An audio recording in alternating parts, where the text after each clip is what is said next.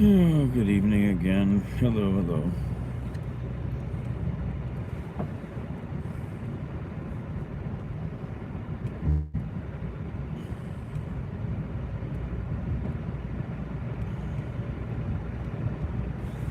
Doggone it. I forgot to call.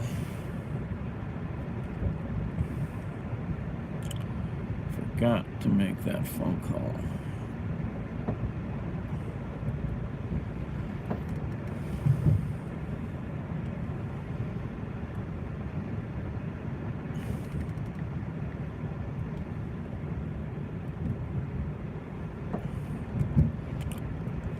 Alright, I'm going to put you guys on mute for a second and make this phone call.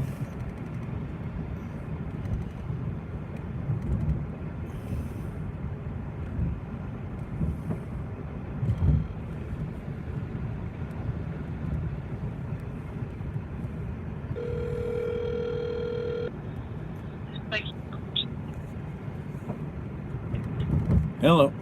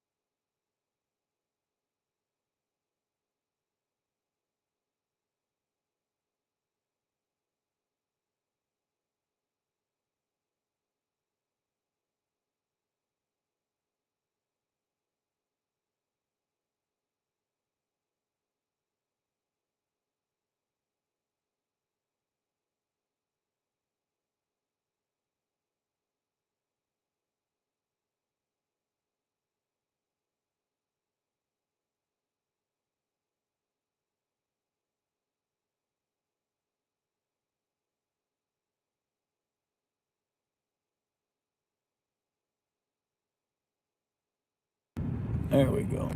Sorry, had you guys muted.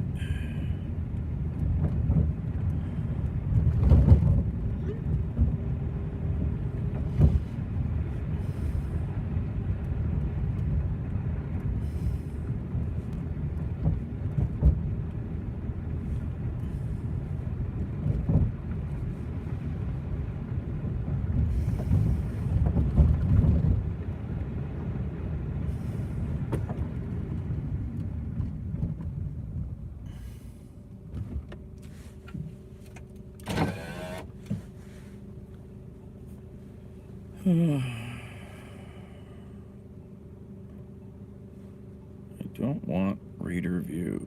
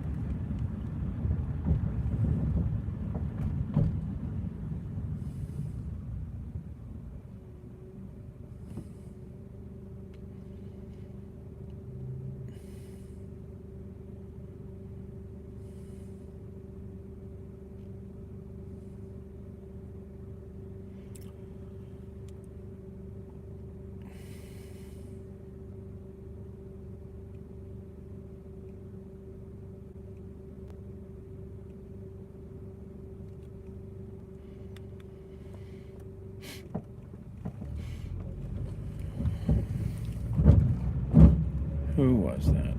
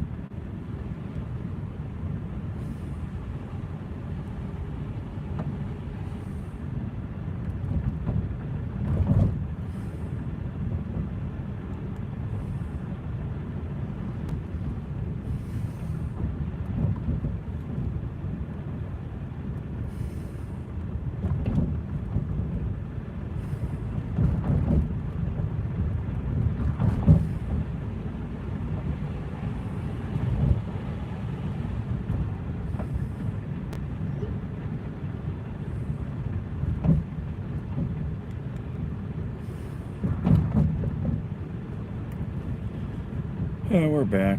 We're back. Okay, made my phone call. Where are we going here?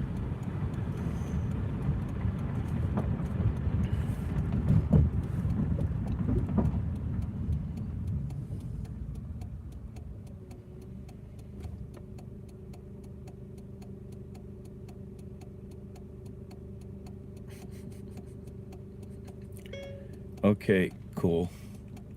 Just a block away.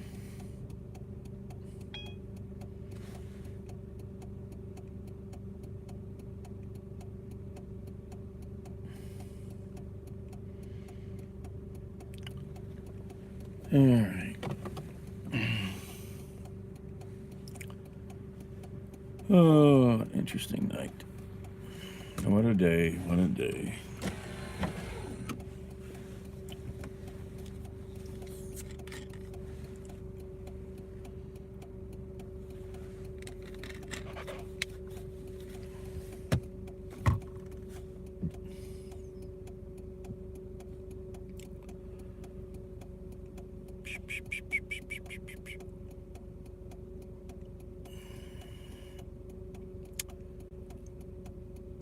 I don't think many notifications are going out tonight.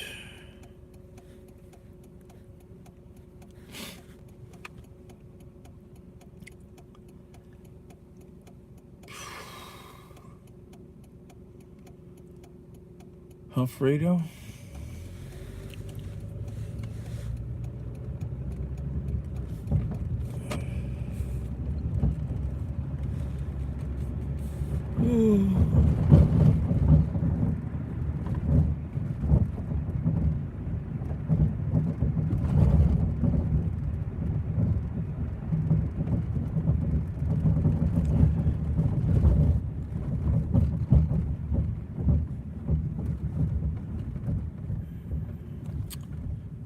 Yeah, it was a bit of a butthead earlier.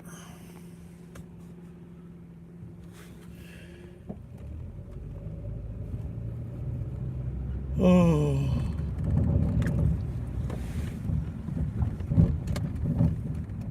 Okay, what are we looking for here? Oh, here we are. Look at the skunk. The skunk getting a drink of water.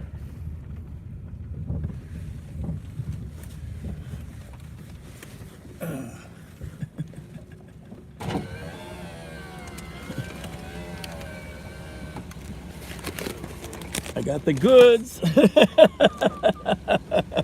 There's a skunk drinking out of the water over there. It's hilarious. I see so much wildlife at night. It's wild.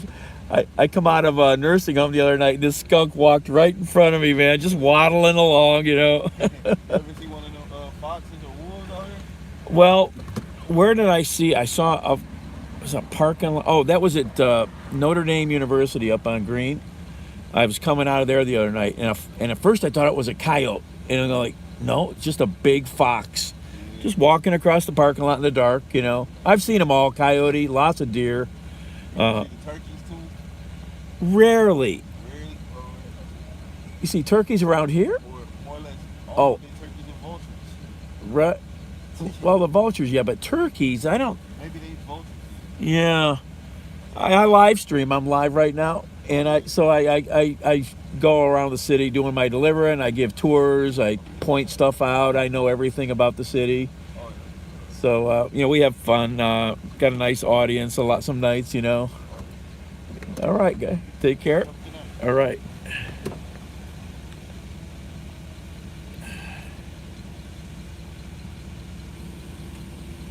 Next. The customer requested you hand them the order. They added the following instructions. Hand it to me. Yeah, well, we already did that. All right. Let's get out of here. Let's see.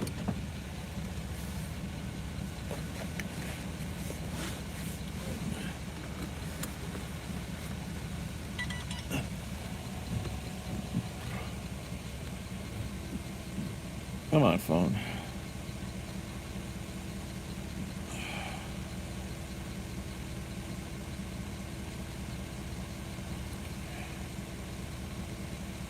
Oh, I guess we'll do that.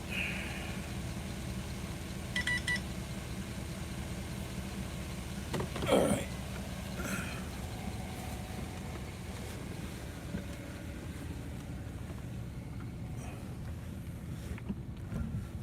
Is the skunk still taking a drink? I wanted to get a picture of him. He took off.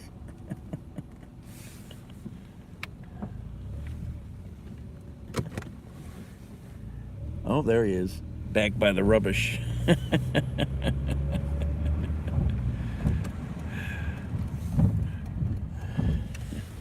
If we only had a good zoom on this phone.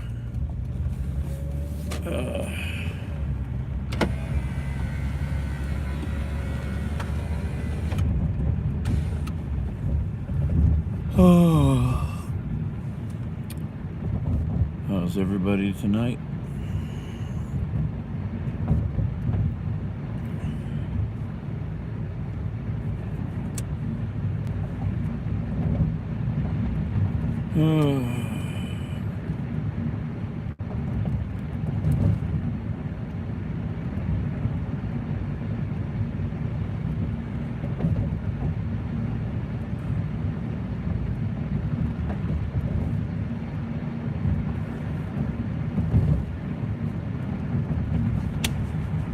Oh, yeah, got the splash of water from the bridge.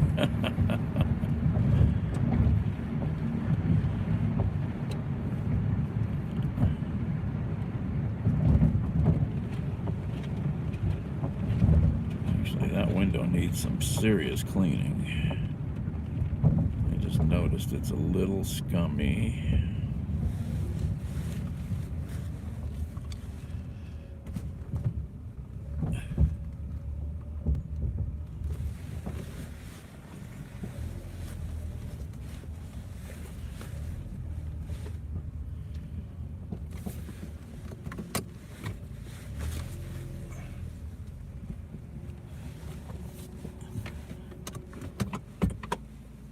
All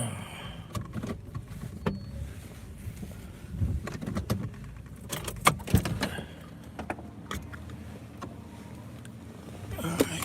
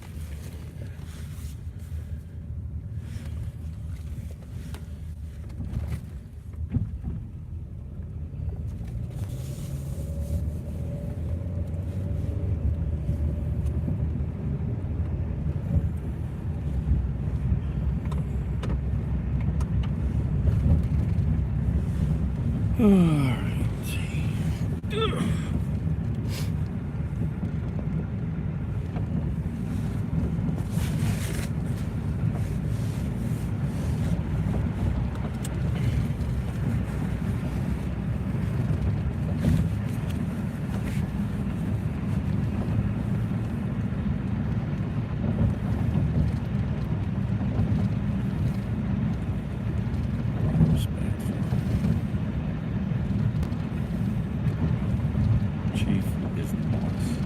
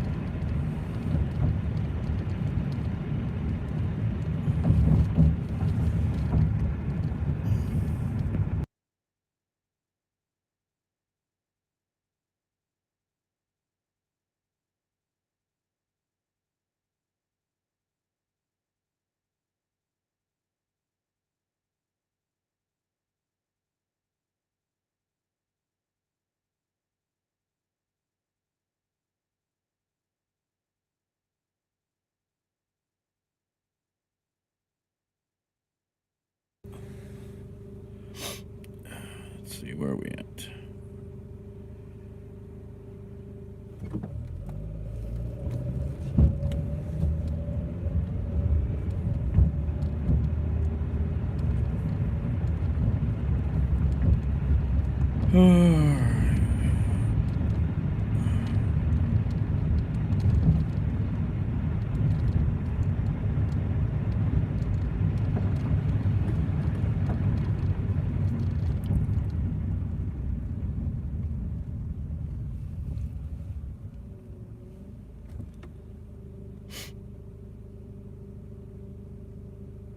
Yep, same route.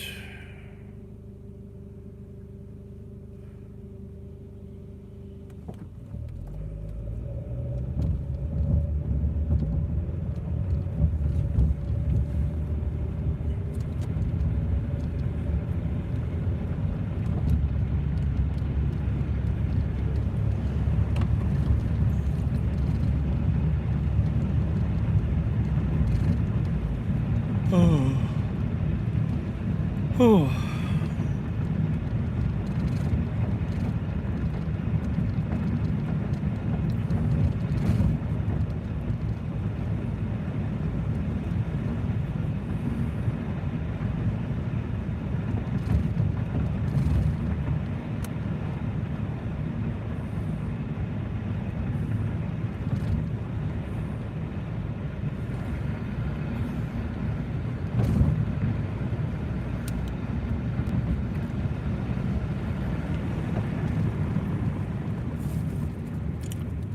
Not having good luck with these lights tonight.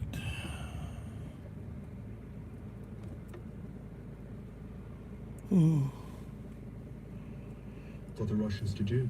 They say that the Russians have kidnapped him and he's now being held in an undisclosed location. I'm gonna let you go and have a glass of water now, Hugo. Thanks for the update. That was Hugo Beshega, who's in Kiev.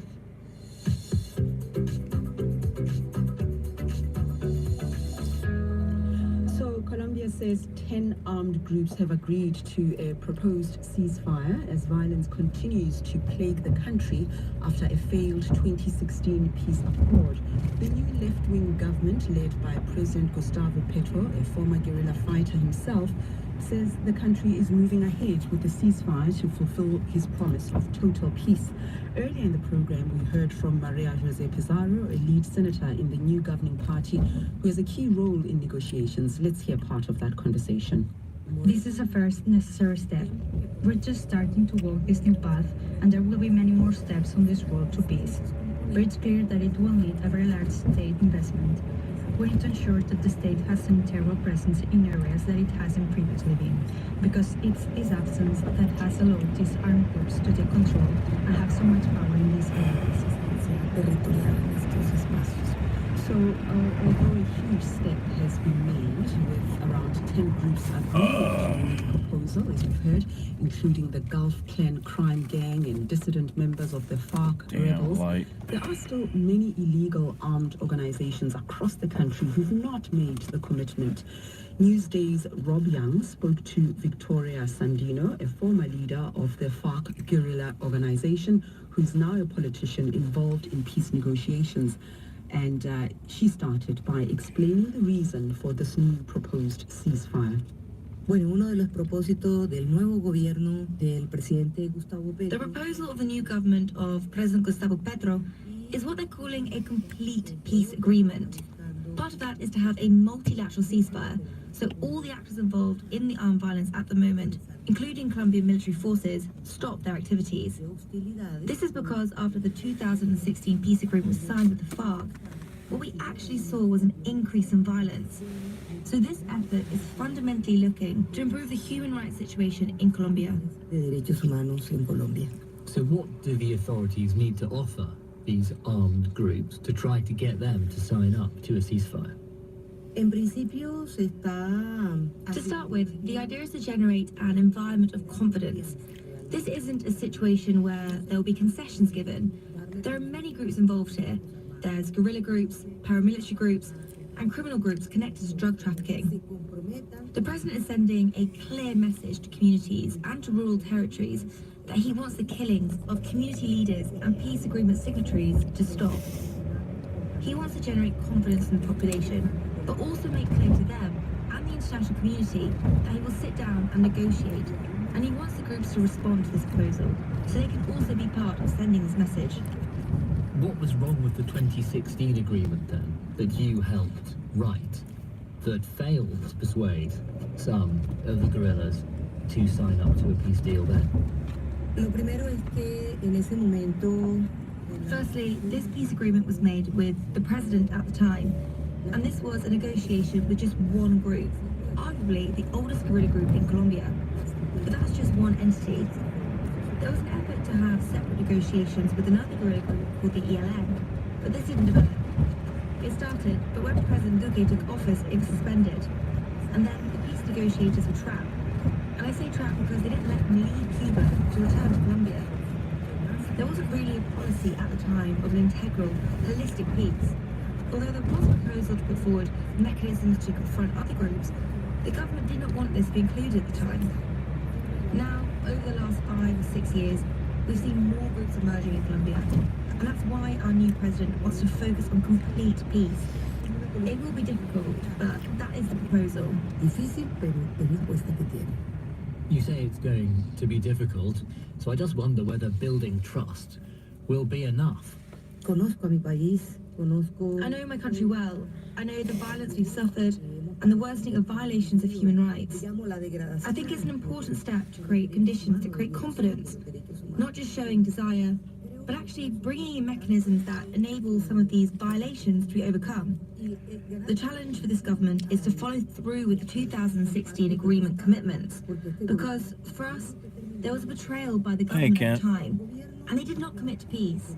So if this new Pretty good, I government think. wants to embark on other groups, they need to start by honoring the 2016 deal. You know, I don't think this was, you know, And that was Newsday's Rob Youngs. I think this is what a lot of people are getting now, just some sort of mild bug, you know. You are listening to Newsday. A friend of mine just sent me a thing to go get some, the new Pfizer pill called Paxlovid or whatever it's called. But the trouble is, you're supposed to take it like when you first figure out you've got symptoms. I was probably mostly through it when I figured out I might have it. So, you know, basically this is like a good booster shot. And, you know, you've got to be able to get that pill early to make it even worth using, I think. But, you know, with you know, it's like, okay, I'm just sneezing and got a sniffly nose, you know. It's like, I get that kind of often, actually. I mean, the sneezing was a little more, but I wasn't coughing, you know, and that was the early one. That was the early part. More like a flu, you know, but I never even had a temperature. You know, I took my temperature, checked my pulse ox, you know, there's nothing, you know. So I'll take another self-test tomorrow, and I'm pretty much thinking it's going to be negative. Well, we'll see. We'll see.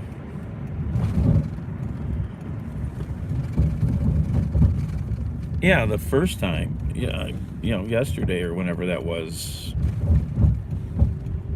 Yep, and it came back very faint.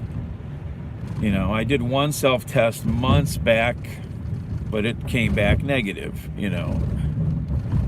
Now I've got a friend, she's managed to catch it multiple times lately. I mean, multiple times. And she works in I think she works in a healthcare, at a hospital.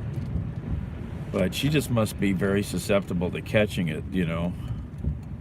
I got a pretty strong constitution and, you know, pretty good immune system, I think. You know, I can eat food anywhere, you know, I can, you know, burn my body burn the candle at both ends still to some degree, you know. But I go around people, you know, I'm not hiding. I'm mixing in crowds and places. And nowadays, with nobody really wearing masks, you know, there's a damn good chance, like me, that even though you've gotten your shots, you're gonna catch it. You know, and if it's just a mild version like this, it's really not a bad thing, because, you know, as the studies prove, now I've got some extra natural immunity. So I'm good with that. You know.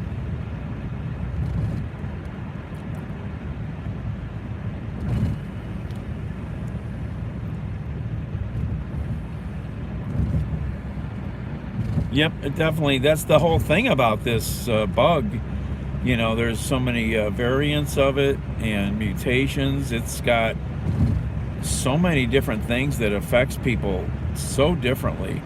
You know, it's a very, very invasive,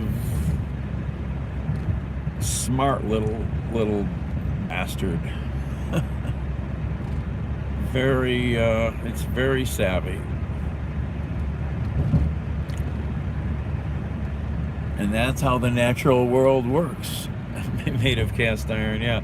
You know, I tell people, I go, people have been asking me privately in you know, private messaging about how I'm feeling. I says, yeah, you know, even during COVID, I was riding the bus and licking the handrails.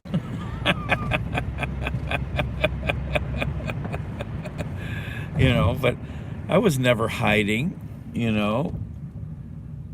I was never even using, you know, hand sanitizer that much like some people, even at the height of COVID. You know, I wore masks. Yeah, I'm not an asshole. You know, and people that won't wear masks, I think they're just, you know, giant dicks.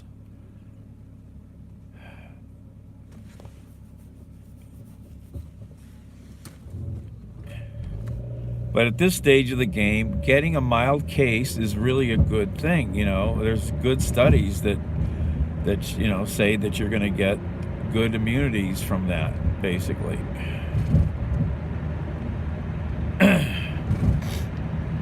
So 2.5 years before I caught something, you know, I think that's pretty good. Or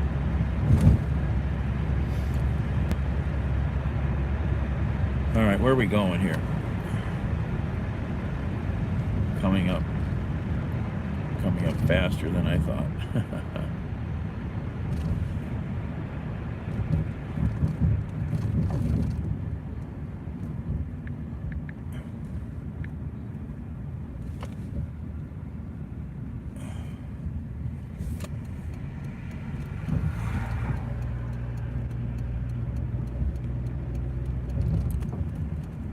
Where are we turning? Is this it? This is it.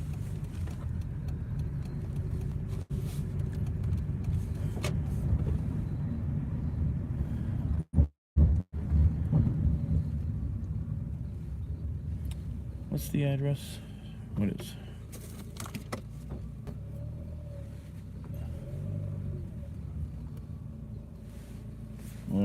Where's my freaking flashlight? Ugh. Where is the big flashlight? I got the bigger flashlight. Okay.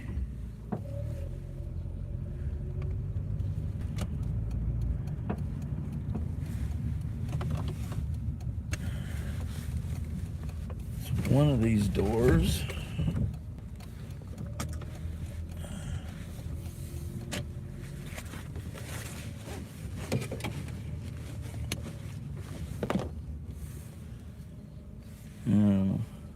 Probably that backside, possibly. The customer requested you hand them the order. They added the following instructions. Hand it to me. Alright, I gotta go walk and figure this out. Too many doors.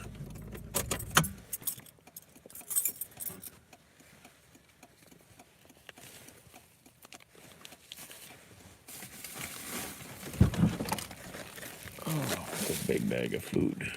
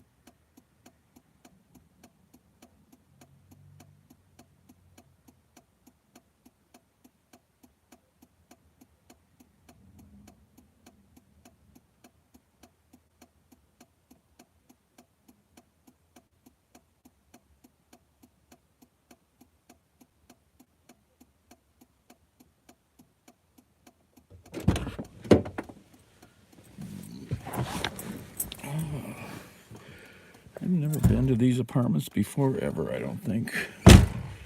They're a bit funky. They're definitely a bit funky for this neighborhood. These are older and they're run down. Where are we at? There's not a lot of work out here tonight. What did I just do?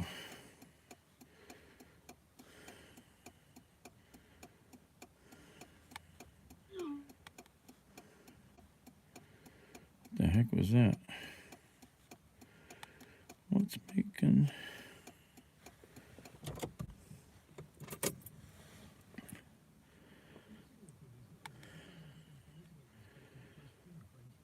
Oh, what am I doing?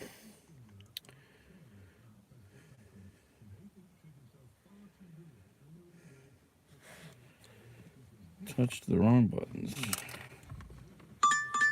Oh, there's a nice. Wow, that's a heck of an order. Wow.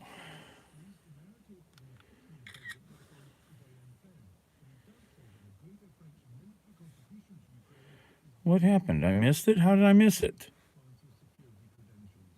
How did I miss that? Freaking stupid ass phone. Jesus. I gotta get another service. Another phone or something. I just lost an order because this phone is so slow. Jesus Christ.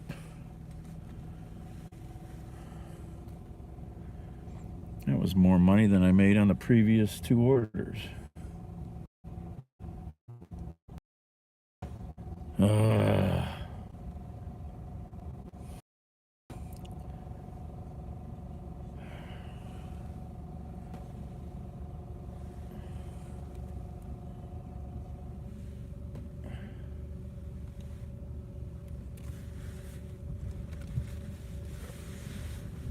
Damn it.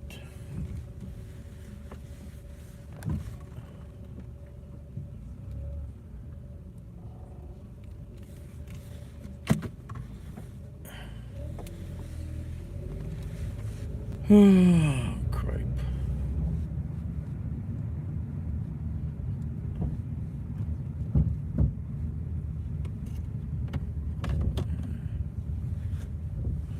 I just gotta have to spend some money here and get that straightened out. I've been complaining forever. Where are we at? We're over here.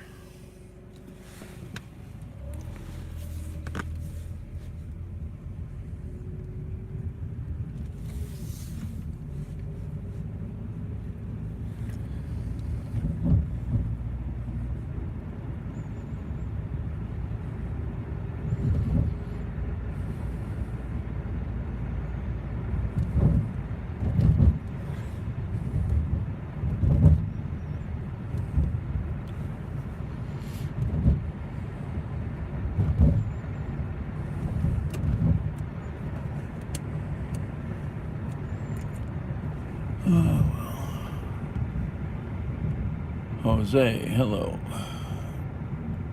Good evening.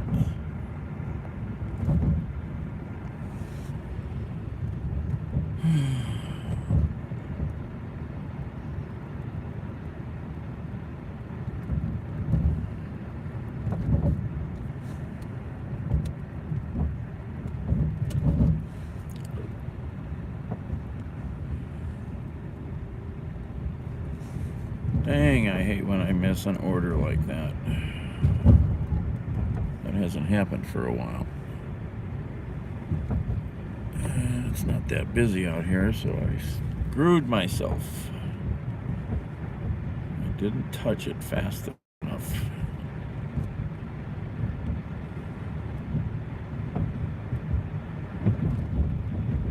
Oh.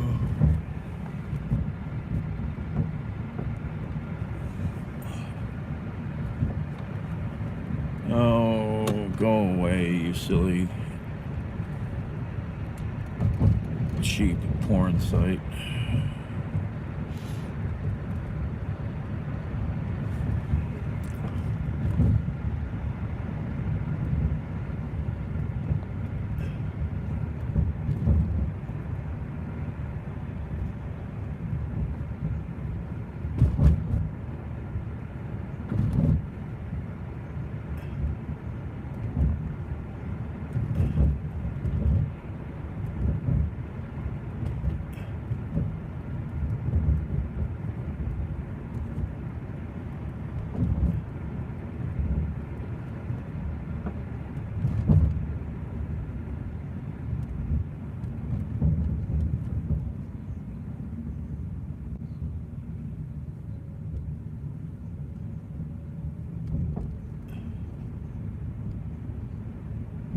There's just no work out here. Yep.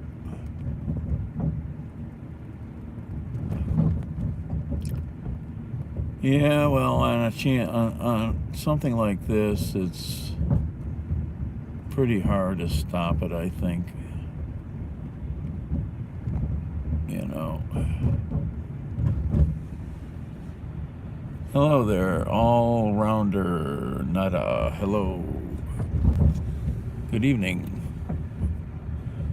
Oh, hi there. Oh, I'm Fredo. Hello.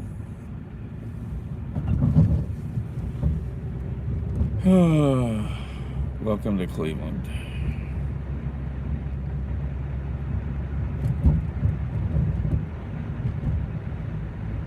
What was I thinking of just doing?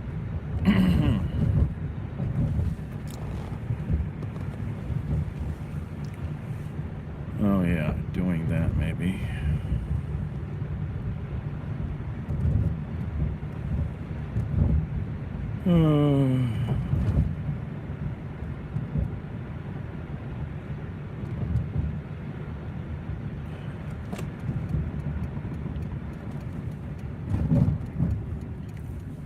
Pay attention, people. Pay attention, cars.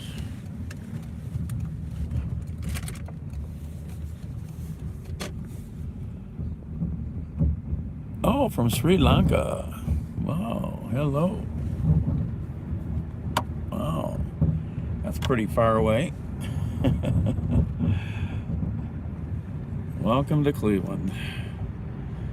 So let's see, Sri Lanka. The time in Sri Lanka. Let me guess. I'm pretty good at international time zones. I'm gonna say, well, it's daylight, and it's like, is it like noon? Is it noon there? Without looking it up.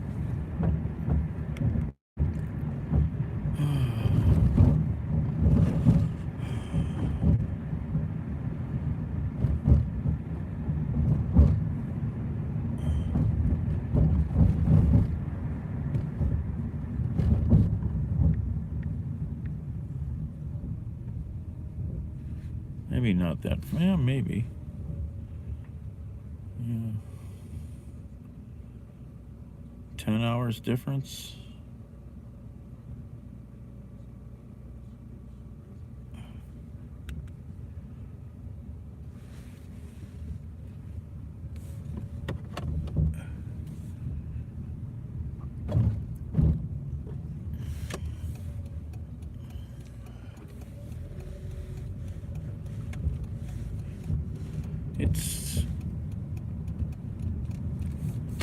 It's almost 2 a.m. here.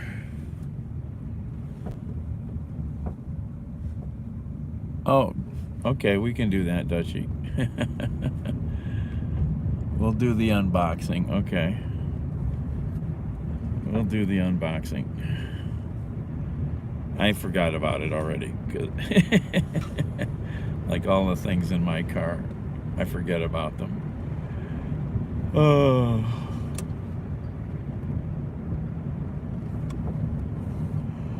Oh.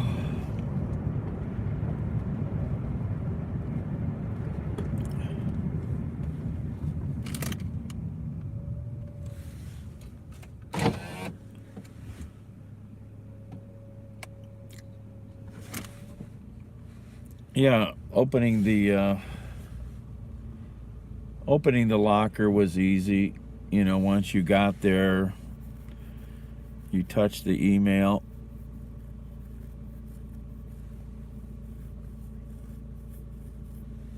And you then follow the steps it says on the screen. You got to open you have to have the Amazon app because it opens the Amazon app.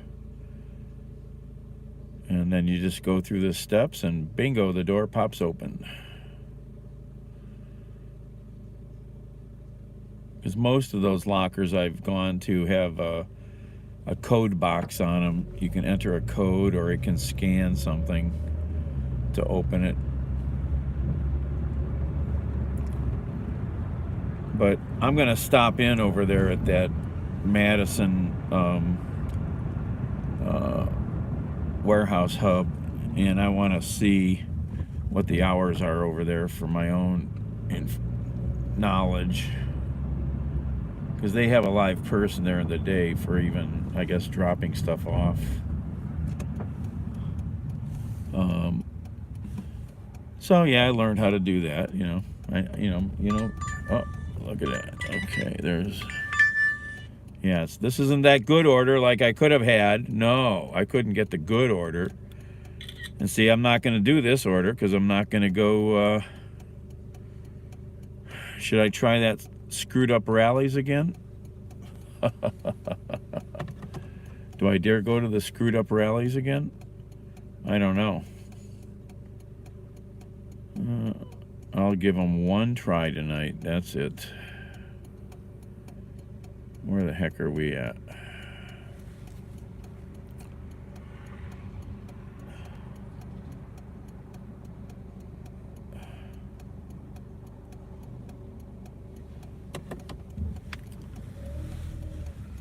I'll give it one shot.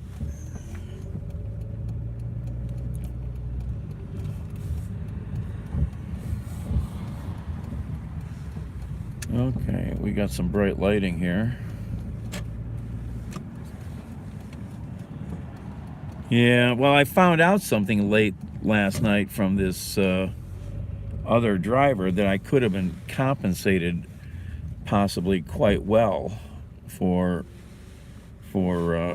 waiting, but I didn't know that. I did not know I could get that. All right, let's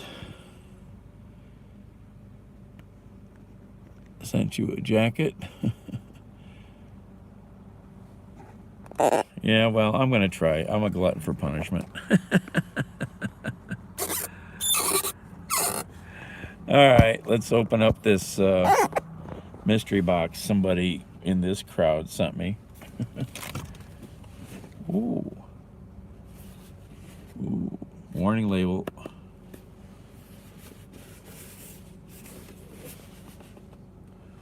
Ooh.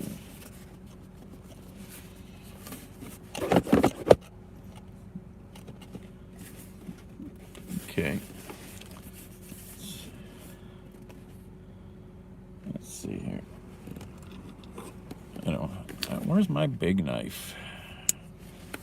Fredo, you been playing with the big knife?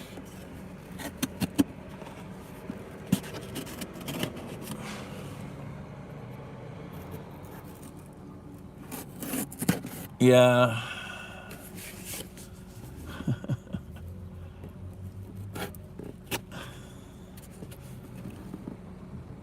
Yes, that's what somebody told me, and I could have gotten paid for that. I didn't know that. So, well, I'm going to look into it more. Ooh, what's in here, Fredo?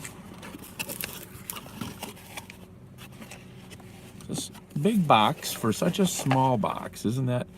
You know, why did they put this in a box? It could have been in an envelope. Oh, what do we got? Nice to meet you. Oh, we got another battery. Another USB battery. Cool. Safe speed, safe power. I'm not a safe person. Let's see here.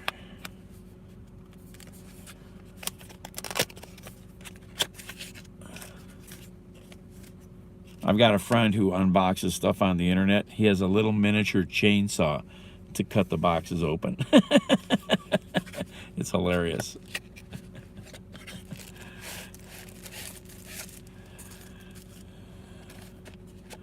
It's freaking hilarious. And we got a cord, and we got a little piece of paper.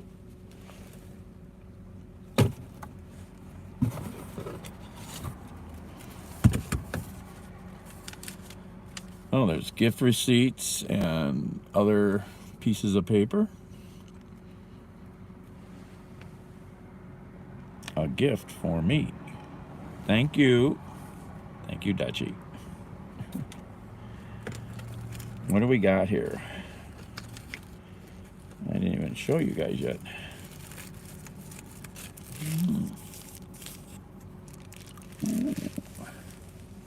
Oh, look at that. It's one of these solar battery banks. Okay.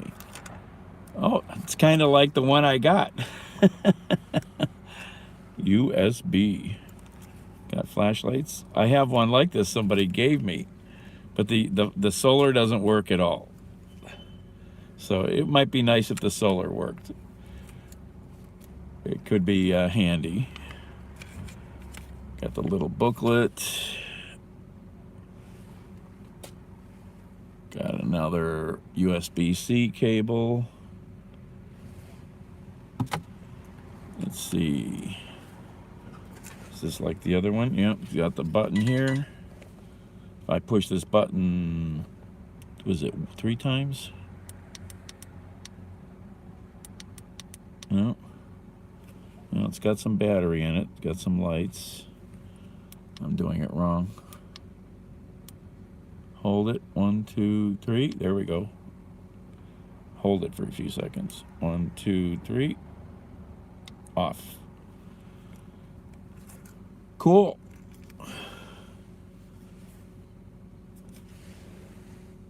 And we'll try and see if it works in the sunlight. How big is this one? It says it's 3,600 milliamp hours. I find that hard to believe. Hey, Jameson, it's a USB battery.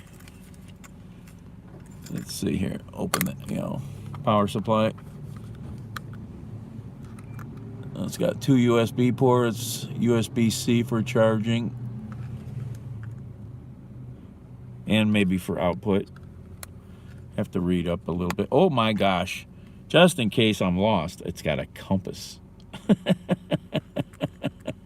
Do you think I'd ever need that?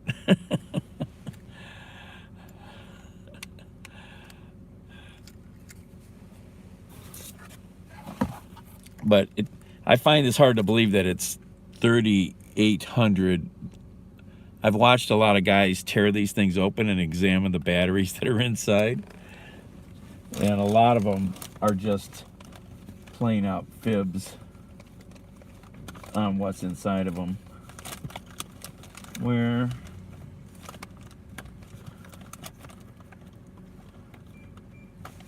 Oh, it's right here. So here's the other one I've got that a friend gave me. Another, and see, it's a little longer. It's definitely heavier. It's bigger, but the solar doesn't work. It's still got the same. These things are all probably coming out of the same factories, somewhat. I don't know if it could really be that many milliamps. This one has a good battery. When it's charged, it definitely has a good battery. Only has 1 USB port. Yes, the compass is pretty hilarious, Let's see, is it pointing north? Yeah, it's pointing north. Kinda. Yeah, I guess it is. I don't know, it's still rotating. Thank you. I can never have enough of these. All right, we're late. Let's get going. Unboxing over.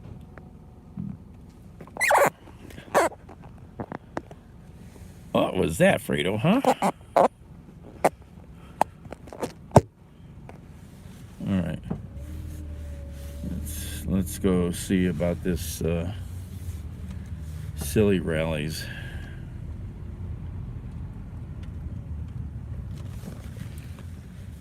Maybe I can get paid to wait in line. Ah, shit. Damn car stalled.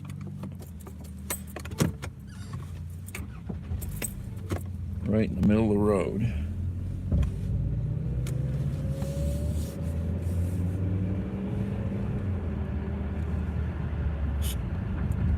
bozo with a giant LED light bar on the front of his car.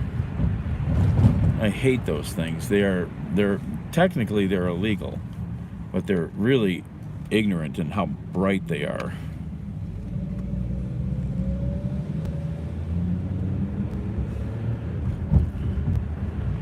Canada, they only will allow you to use those things off-road. And if you're driving on the street, apparently in Canada, they want you to have a cover on it, so you can't turn it on. Should have been 2 boxes? Oh, you know what, Dutchie? I didn't look in the back. It's possible there could have been something locker. I saw the 1 box. It was, you know, that picture, it was in the very top locker, and I did not even look further in there. I didn't even look at the order to see what it said. So interesting. Okay. You mean I left all the cocaine in the locker? I'm going back with a crowbar.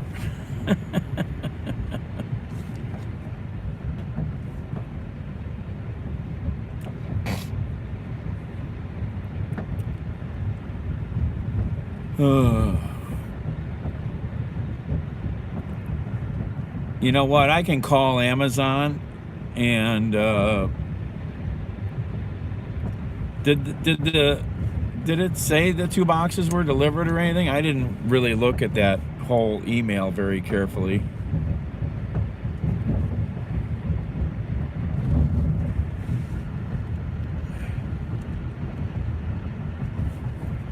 I do remember you now saying the other day boxes, and I don't even remember registering that in my head.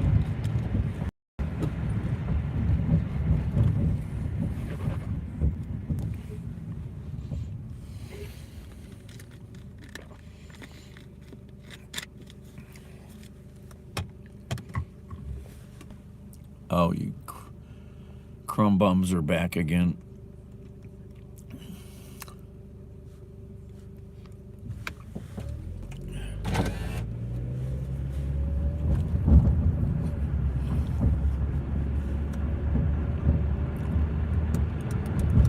I might still have, you know, I just thought about this, the other battery, Dutchie. I wonder, I might even still have the box that one came in. I wonder if there was a gift receipt in there to try to get that one. Oh, there's another email?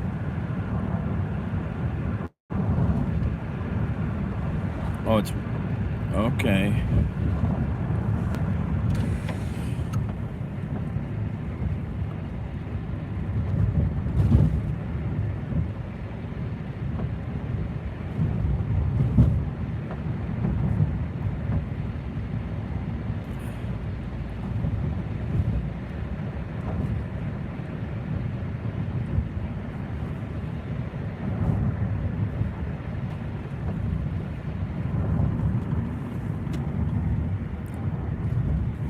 That's the interesting thing about getting into these different apartment buildings, especially like the one I just delivered to. I've driven by that forever.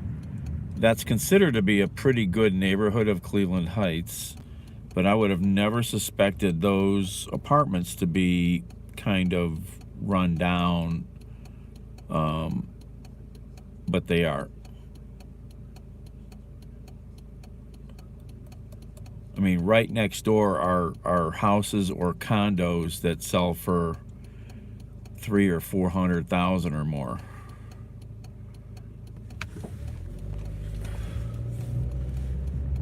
But those have been there a long time. You know, they're just small apartments, no security, able to walk right into the building, you know, kind of run down.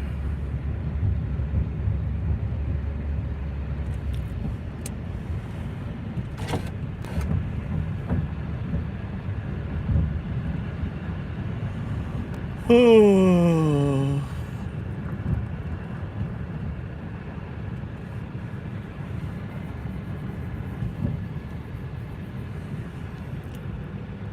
Oh, okay.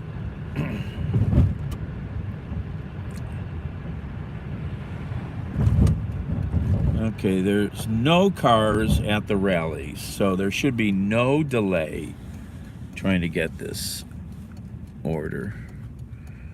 Not that I wouldn't mind being paid for a long wait now that I know you can. Oh, look at a kitty cat. Hey, little kitty cat. Hey, little lady. There she is. What are you doing there? Parking lot kitty. Meow. Hi, baby. Meow.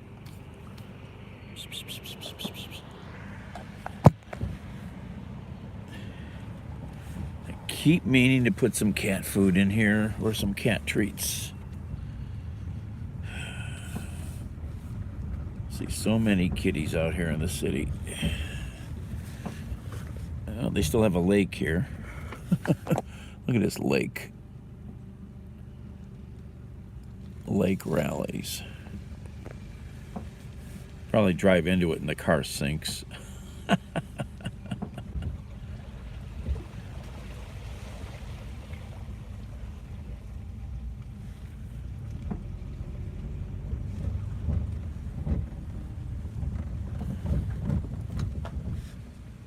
Oh, this place is closed.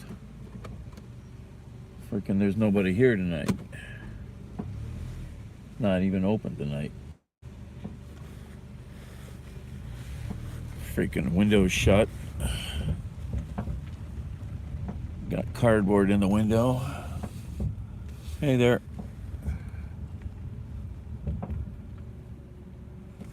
Yeah, this place is closed tonight. Can't even, you know, I'll still collect a few bucks. I'm just pissed I missed that really good order.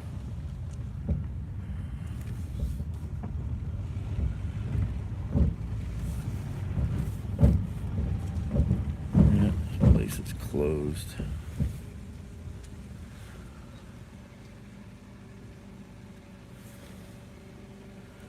Alright, gotta do this stupid shit. Oh, maybe somebody. Are you closed? She's not even looking at me. Are you closed? Okay. I had a DoorDash. I had a DoorDash. I hear you.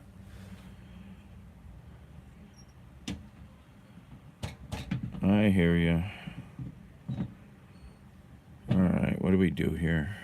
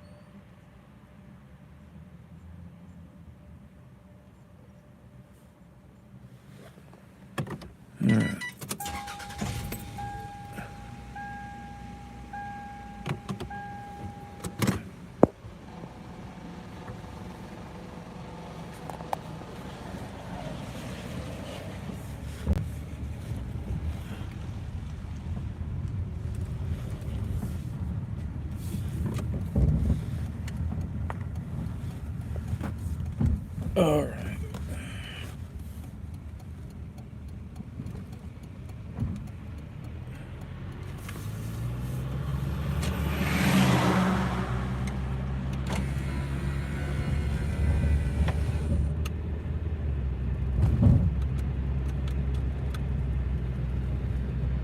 All right, we get to go to the special gas station.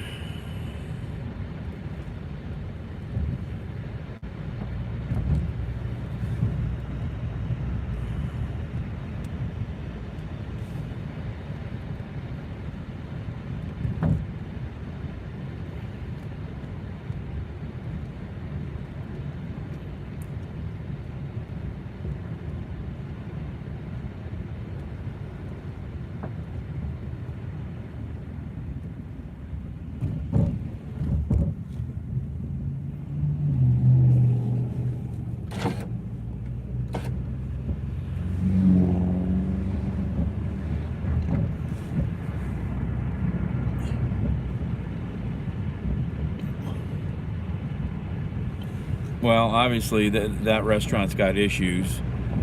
I mean, I got stuck there forever last night, so there's nobody there to work, probably, so they're closed. And that one I just shouldn't go to anymore. I mean, it's just every time I think I go there, it's a shit show.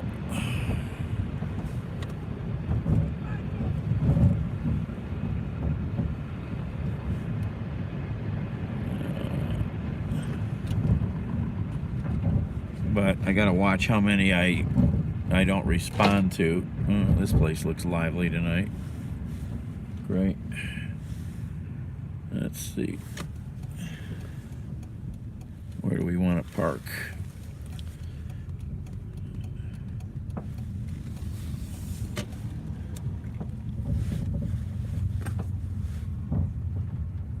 Somewhere where I can get out of here. Never park where you can't get out. Too much maneuvering.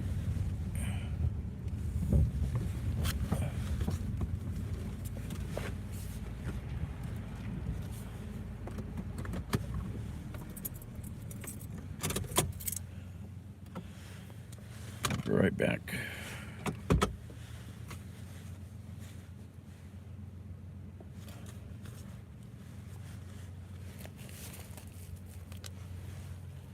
Oh, there's another cat.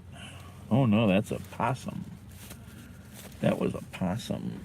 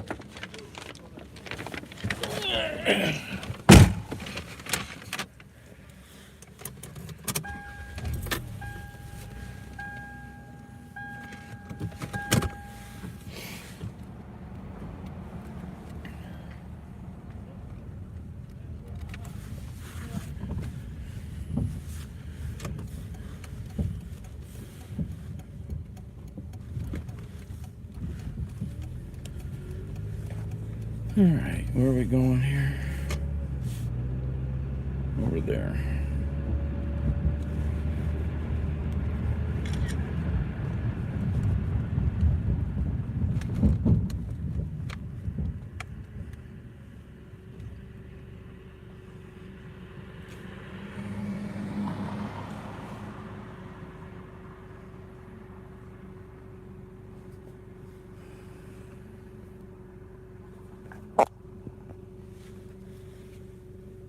Evacuation plan for these thousands of people inside the stadium to go outside if something bad happened.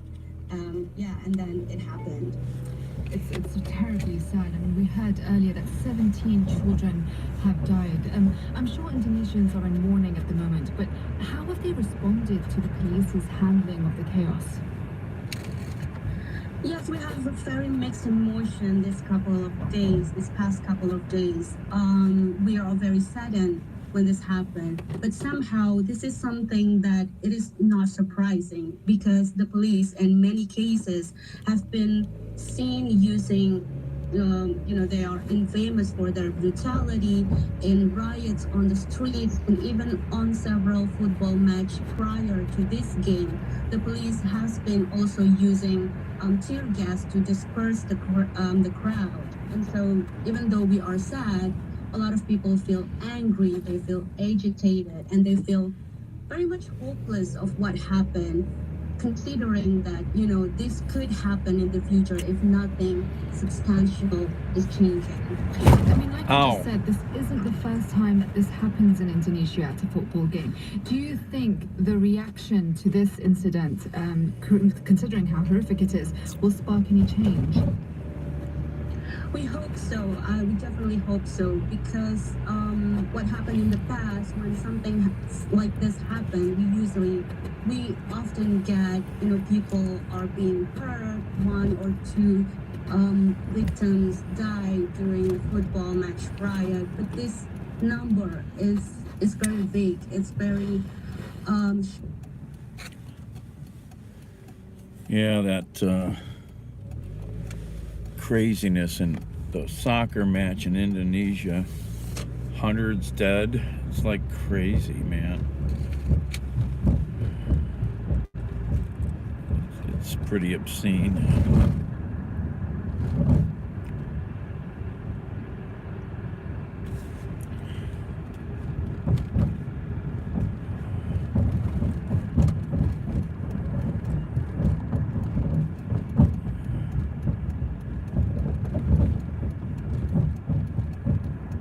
Where are we going here?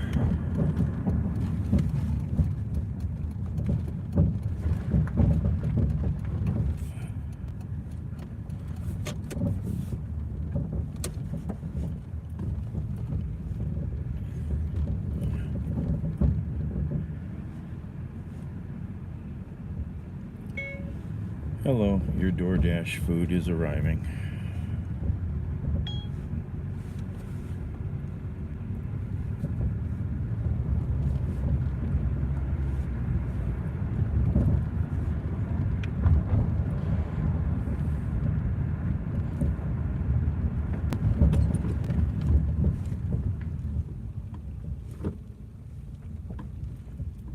Bumpy streets, East Cleveland.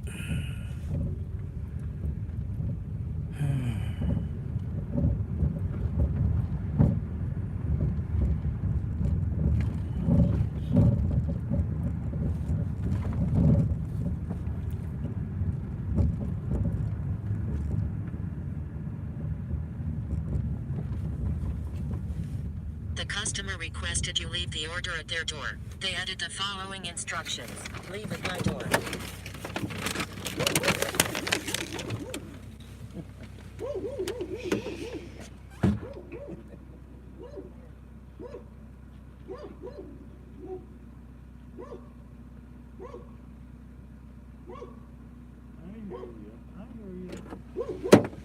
I hear you.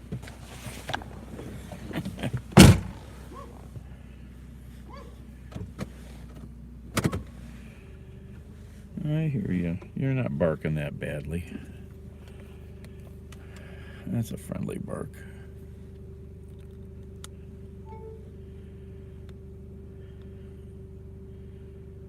That's Manhattan, isn't it? Yep.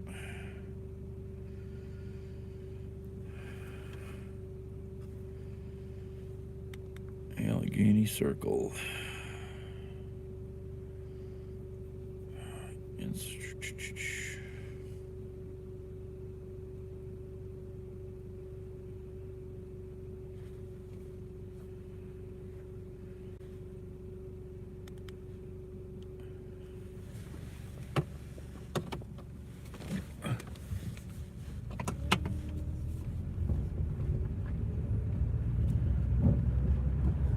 Allegheny Circle.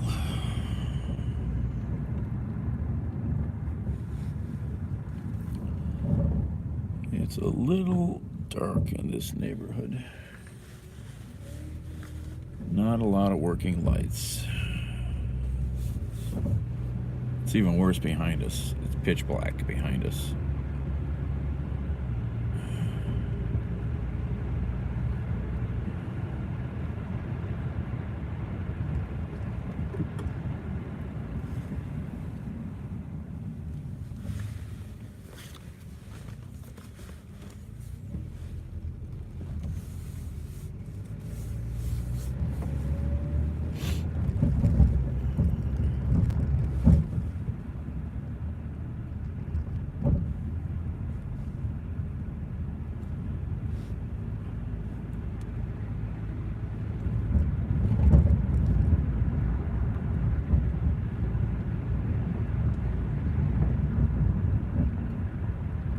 Where we be? There's the high school. Is this Strathmore? Yep, Strathmore.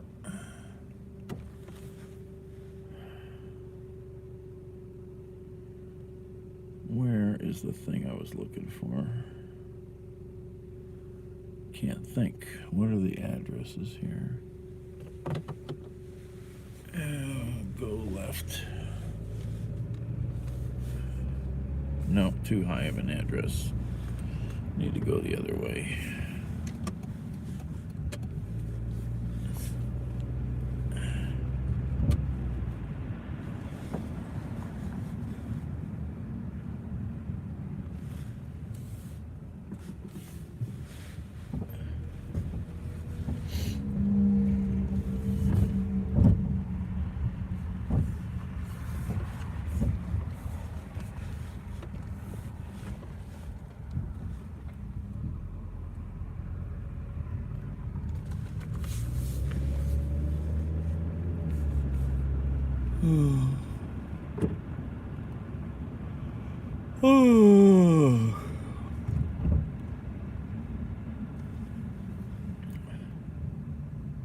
Pushing into Bakhmut. Was kicked out of heaven. He took 1/3 of the angels with him. Now that would be, 333, and the angels and Christians would make up the 666, and that would be his enemy. It's just a theory. Yeah, it's a theory. I love all the people that waste so much time of their life investing in biblical and religious mumbo jumbo, as I put it, because so much of it is so unprovable. It's just written by a bunch of guys in the 16th century. I mean, how do you put, so much, wishing and hoping in something like that? I guess because we're all desperate. Well, I'm not desperate.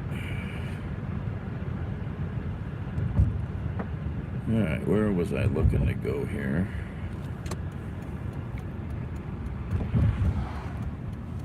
Oh, that place is closed. There's nobody there tonight.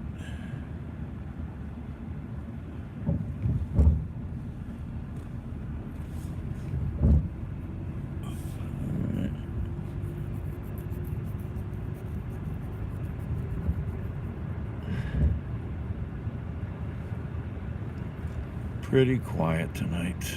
Ain't gonna be no money out here. I missed the one good order, probably.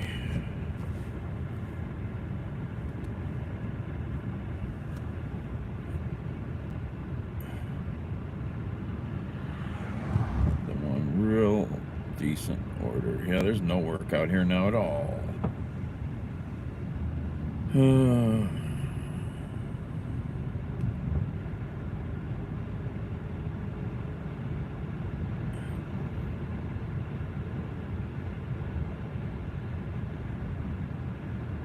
I'd be so glad if I can get back to courier work.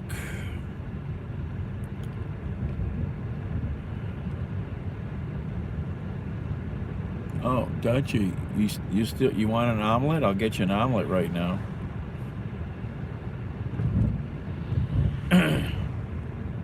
Bring you an omelet since I'm not doing anything else.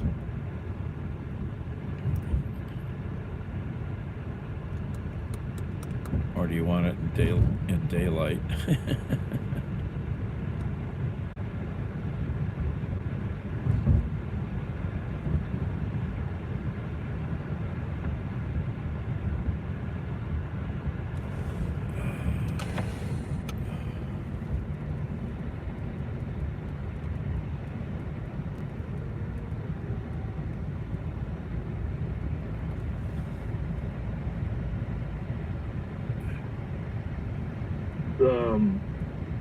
What's this guy, Klaus, in the World Economic Forum, he said within 10 years we're going to have what he calls the mark of the beast. He's going to put chips in everybody's brains like Elon Musk is for controlling everything. And I want to ask you one question, Paul. Do you believe in the rapture? Because I hope you don't. I used to believe in the rapture, but I think we're going to go through this thing just like the first century church, and we're the 21st century church. So I think we're going to go through it. So God bless you, George. Yeah, we're all going to submit to having chips put in our brains. We don't have to do that, people. We already did it. It's right here. We paid for it. Put it in our pocket.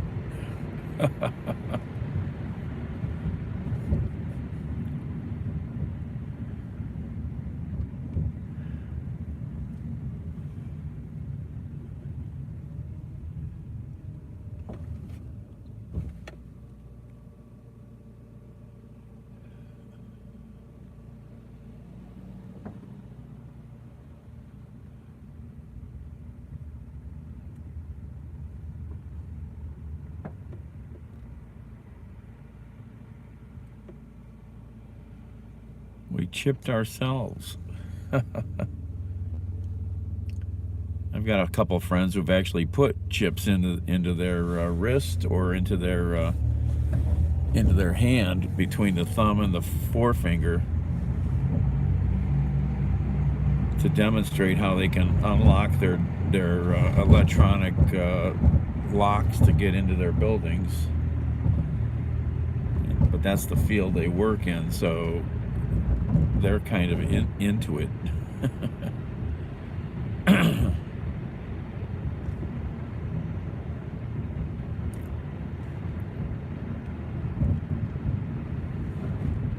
I could see doing it, actually.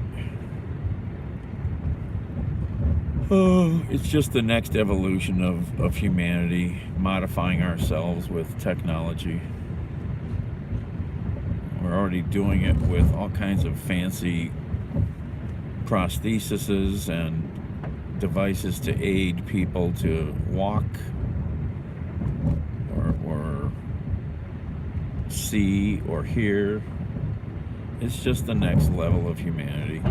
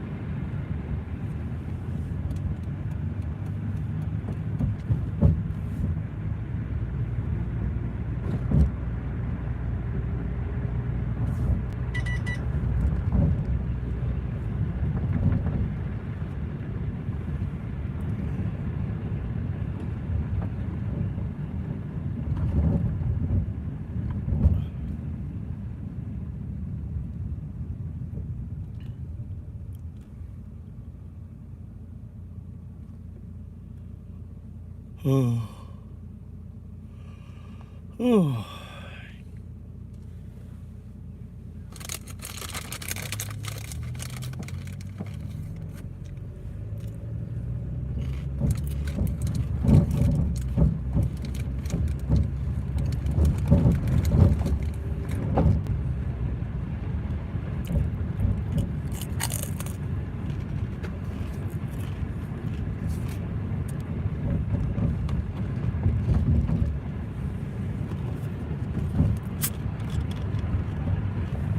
All this lighted things you see are the Cleveland Clinic campus, Cleveland Clinic hospital system.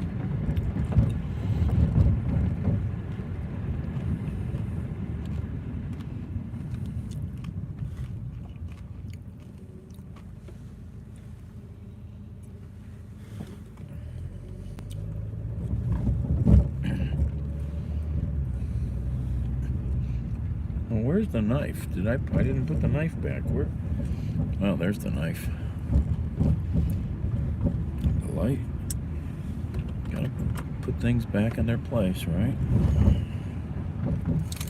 Can you hear me crunching? My pork rinds.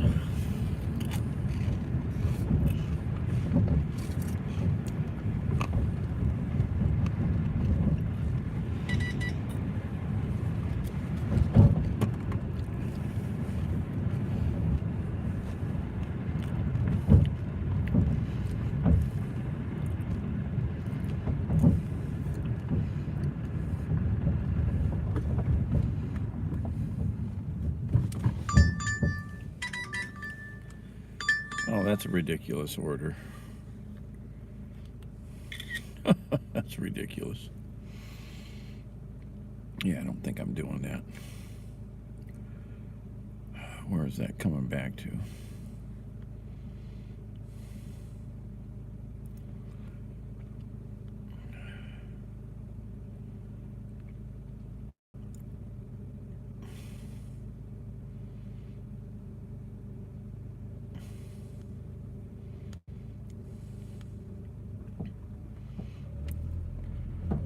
Yep. Yeah.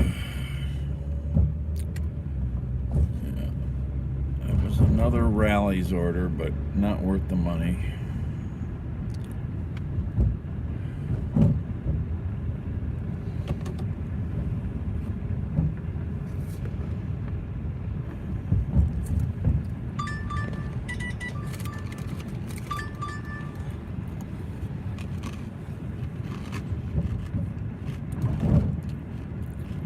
Oh, now they want to pay less for the same order. Oh no, it's a different order from Rally's.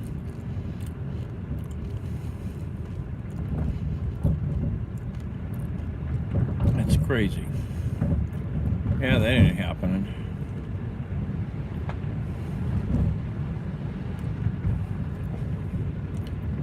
Jesus, not happening.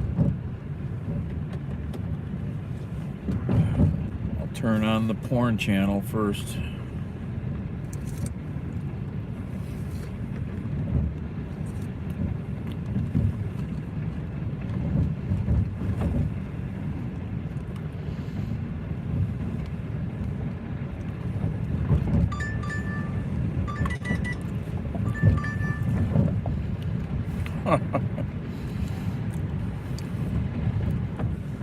Now they're still trying to get me to go to that same order. Not happening. Not happening. Oh no, it's a different order, I think. There's no Rallies open apparently. And I'm not going to deliver that for that.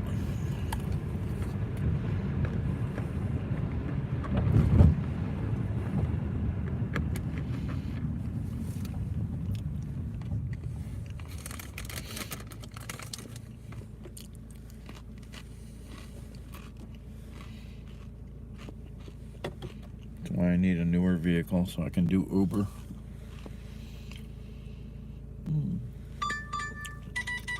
Speaking of porn, here's the porn bots.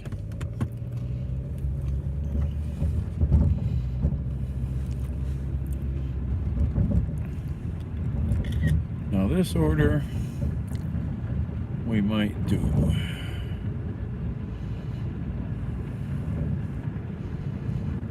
Yeah, we'll do this order. At least it's paying $1 a mile. And it's not going to leave me somewhere out in the boondocks.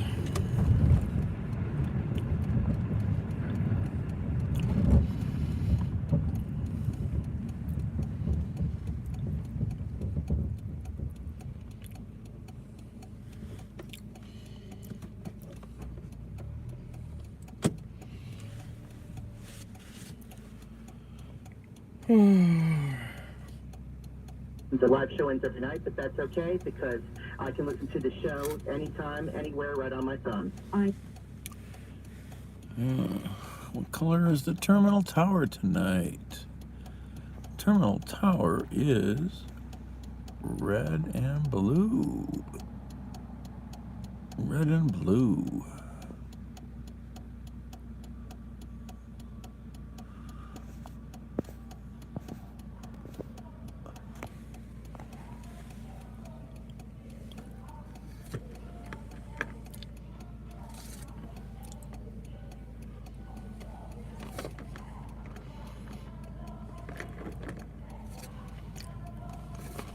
Green light.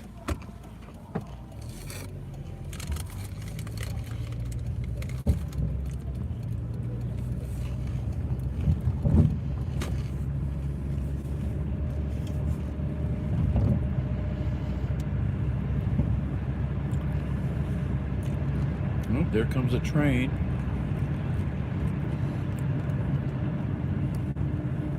Well, here's this guy panhandling again. There's 2 or 3 of them out here all night long. It's very, very different seeing these guys out here.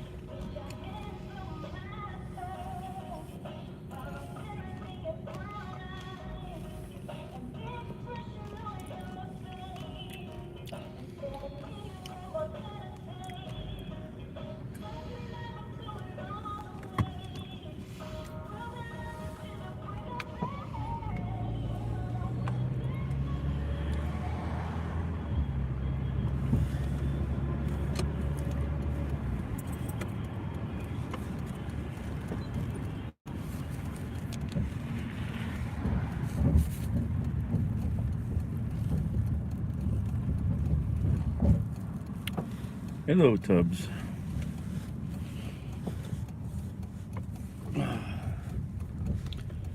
Good evening. Good morning. Well, it's good evening for you. Oh, hello, Beth.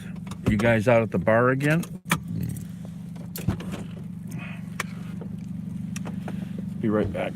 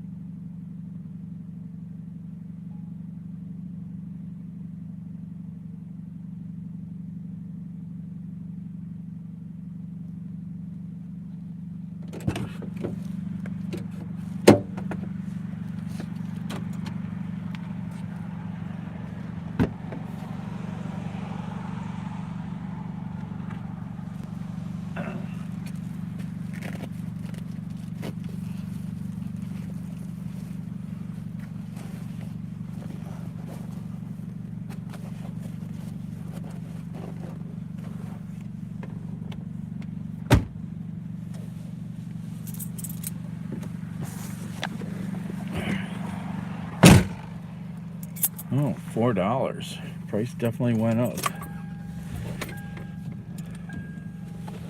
Prices have been going back up around here.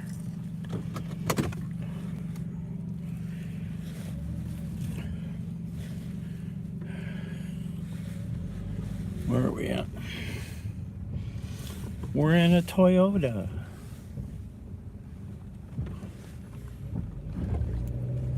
Oh, should have gone that way. Oh well.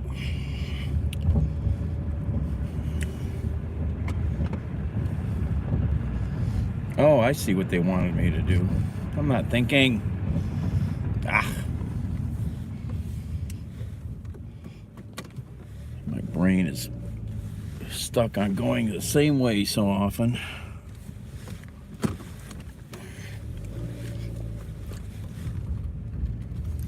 Oh, wait a minute. What did that map say?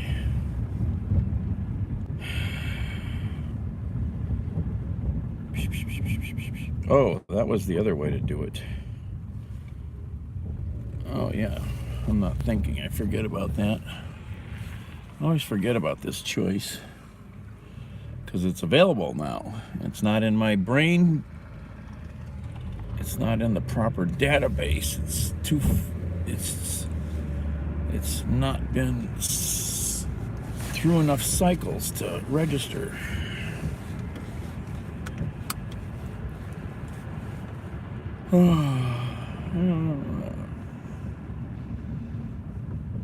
It's Cleveland. You just drive through red lights.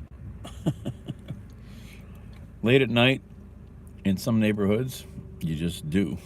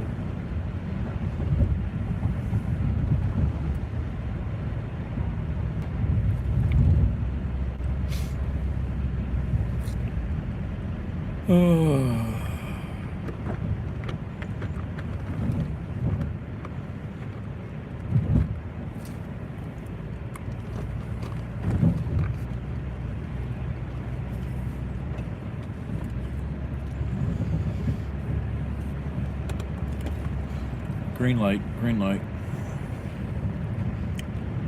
Green light.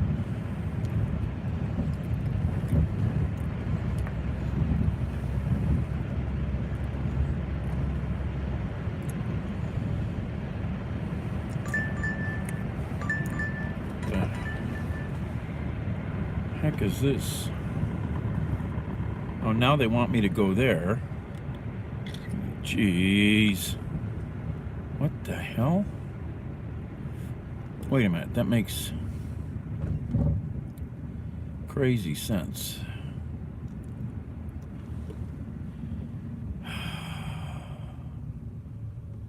What the hell? Hold on, I gotta think about this. Oh shit, way the hell out to where? 152nd? Eddy Road.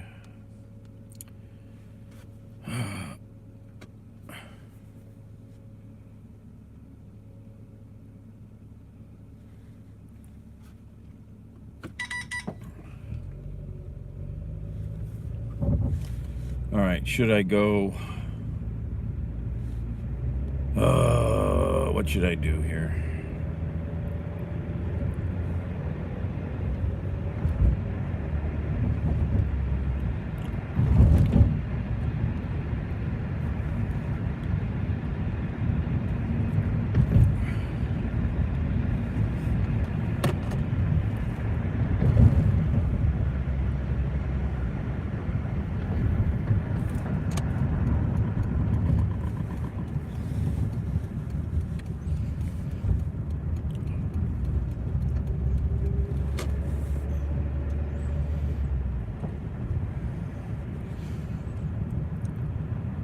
What should I do? Green light. Oh, look at that. I think that guy ran a red light.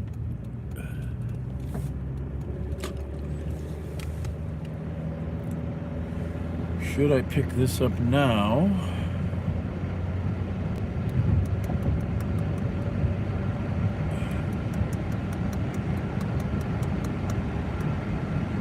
Or pick it up on the way? No, I should probably pick it up now.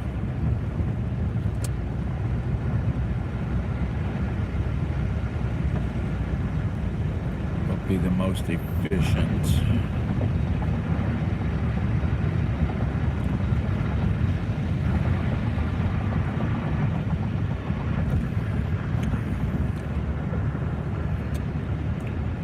This is why you need a supercomputer to figure this stuff out.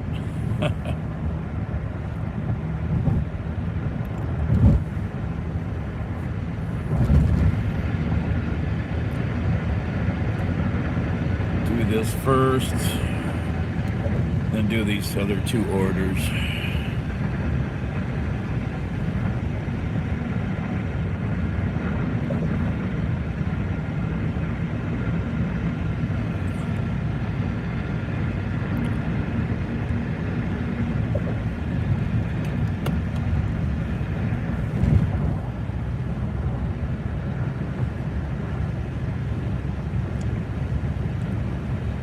Then I'll have just one long stretch of highway to drive instead of breaking it up.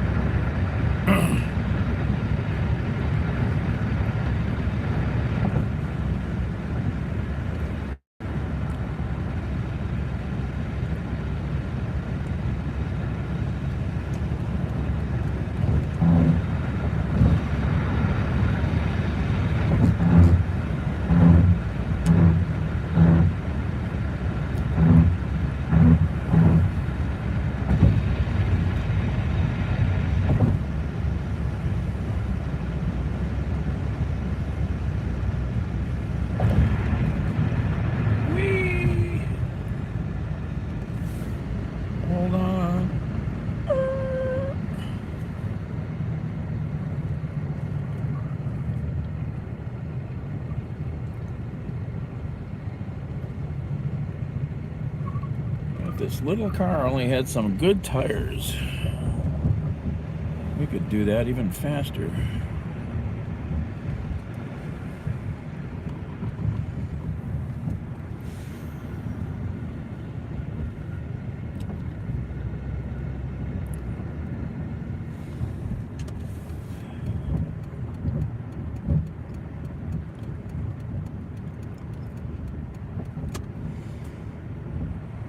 Got some good tires, but I need to buy wheels.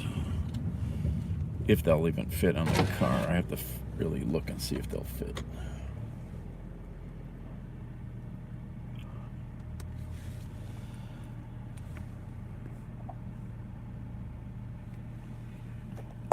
Yesterday, yeah. You were here, weren't you? They canceled it.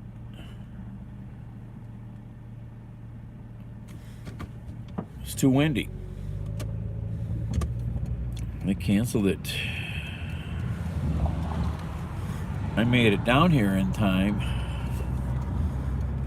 No, they didn't do fireworks today. It was a day game.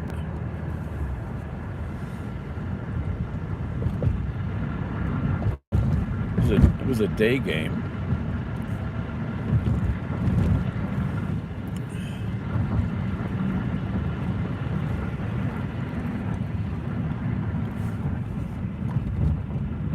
Every evening, yeah. Chicago, I never knew, I mean, well, I didn't know this till I was in Chicago last summer. Chicago does fireworks on the lakefront, like, what is it, twice a week in the summer? It's pretty wild. They do fireworks twice a week. That's pretty cool.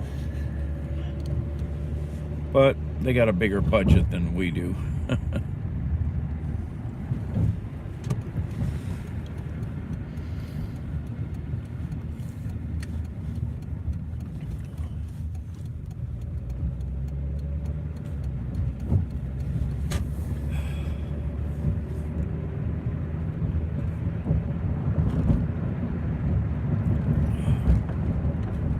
think it's like Wednesday and Saturdays or something like that. I forget.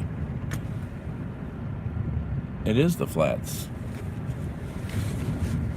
The industrial side more than the party side.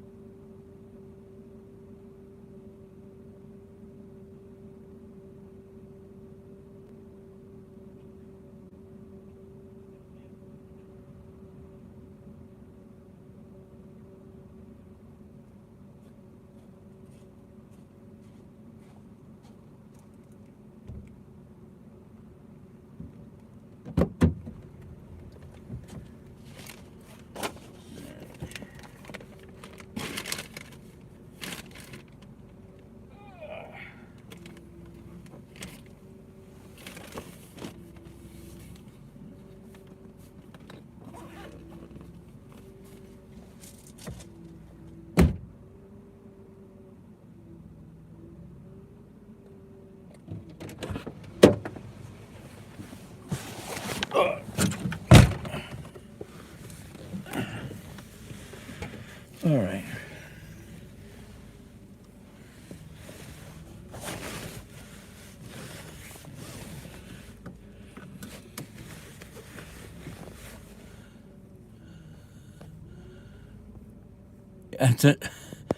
That's a funny little license plate. Yeah, we just canceled front plates, was it last year or whatever? Or 2 years ago? That's a funny license plate. Probably, if you read that in a rearview mirror, I don't know, in rearview mirror, I don't know if it'll look differently, look proper. It's pretty funny.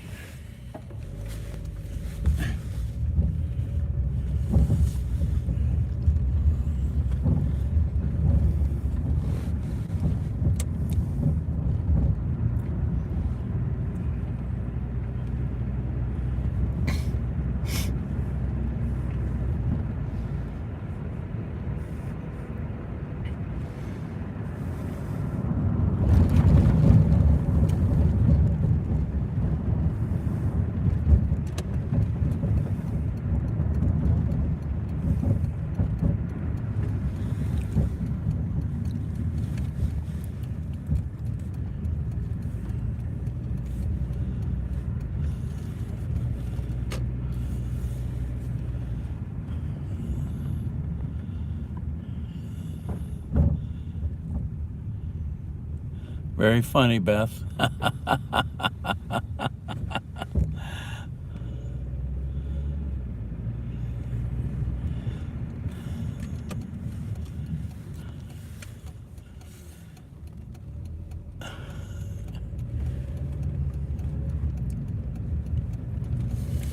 All right, where are we going now? I gotta go. I gotta go west. I gotta go this way.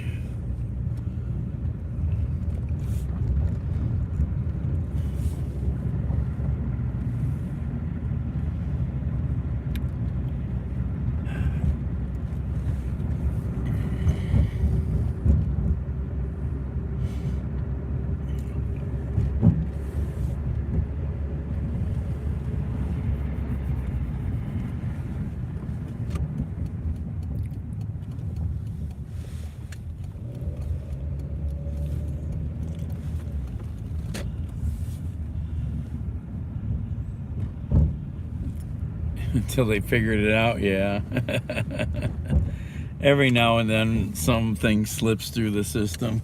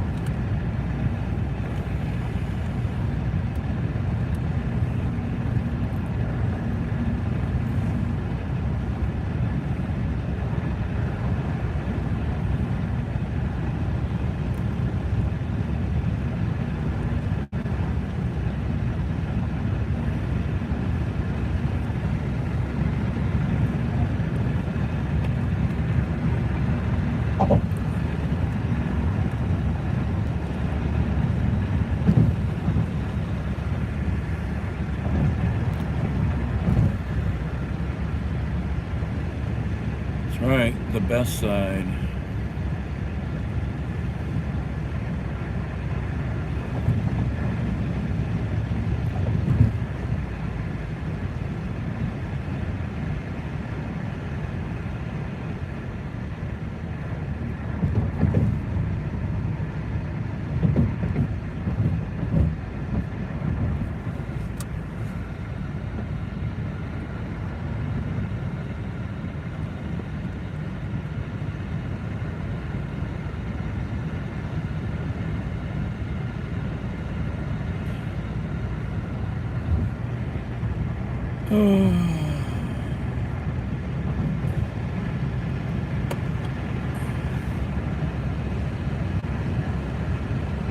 Legislation for 40 years in Native communities is potentially on the chopping block with this conservative court. ABC's Devin Dwyer. Just under 900,000 homes and businesses in Florida remained without electric power days after Hurricane Ian.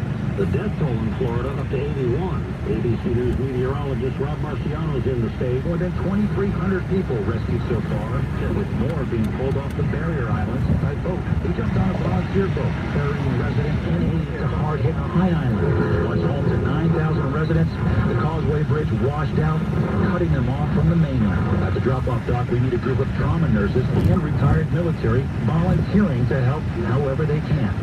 President Biden will visit Florida on Wednesday.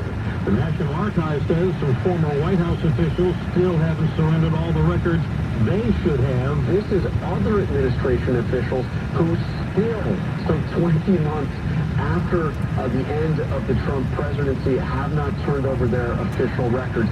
A lot of this is electronic records. This is emails, other electronic messages that were done on personal devices. ABC's Jonathan Carl. In 1973, she declined his Oscar on behalf of Marlon Brando. Sacheen Littlefeather, actress and civil rights activist, died only months after the Motion Picture Academy apologized to her for how she was treated then. Little Feather was 75. You're listening to ABC News. Stress, it never seems to end when you owe money to the IRS. What about the years of unfiled tax returns? Have you tried another tax service and gotten nowhere? Then you need Tax Alliance. Why? Years of being A+ rated with the Better Business Bureau with no consumer complaints sets them apart. Call 800-987-1097. That's 800-987-1097. Don't wait until the IRS attacks your wages, bank account, your home or pension, and even your Social Security check. Tax Alliance specializes in IRS tax relief programs, including the Fresh Start Initiative, which can finally free yourself from IRS debt. Their tax professionals can file returns, fight the IRS to substantially lower your IRS debt, or possibly even have it forgiven. If you owe the IRS $10,000 or more in back taxes, have unfiled tax returns, or have a payment plan and are still frustrated, call 800-987-1097.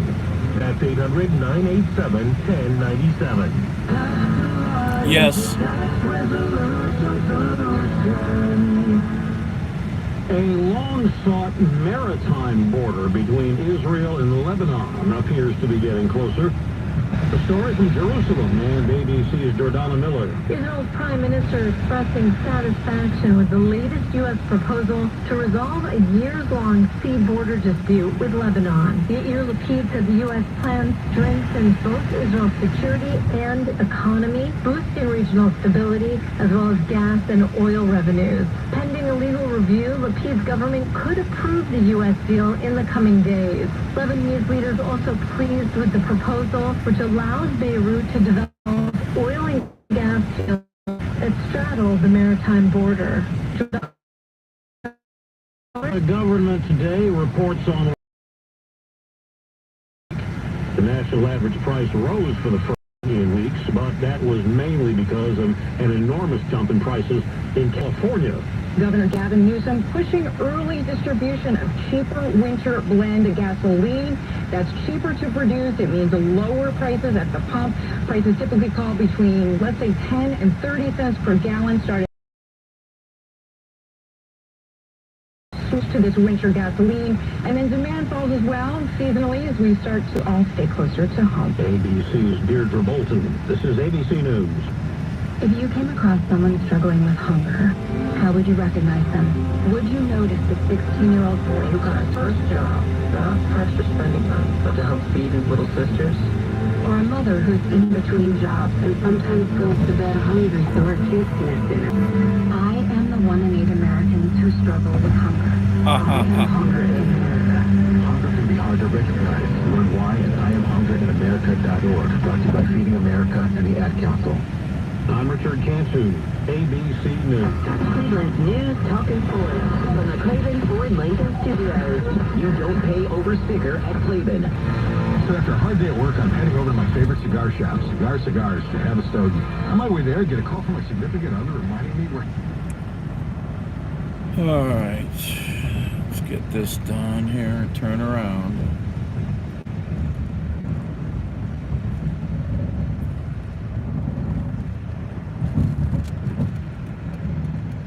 Okay, down there. Okay.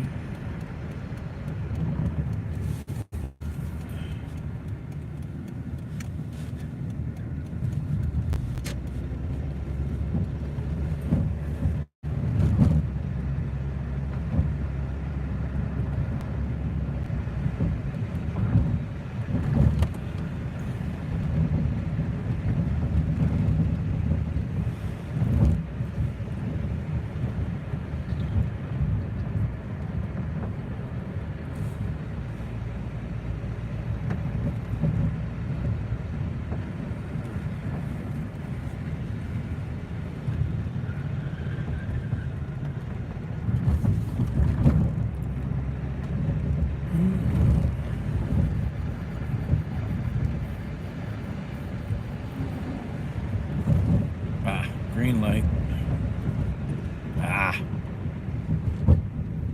This light turns red too early.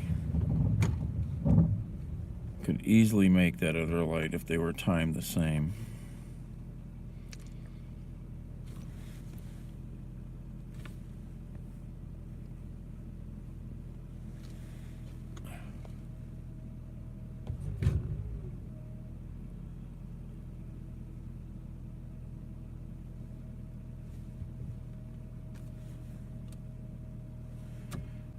dash bulb light out.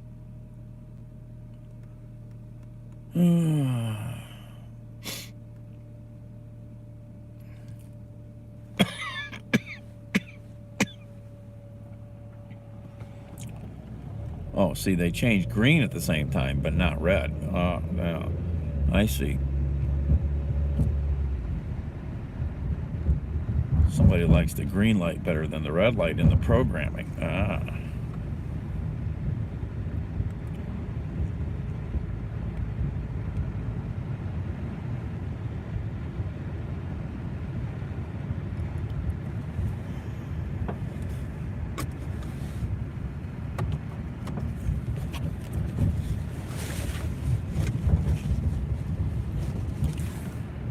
All right, somewhere down here.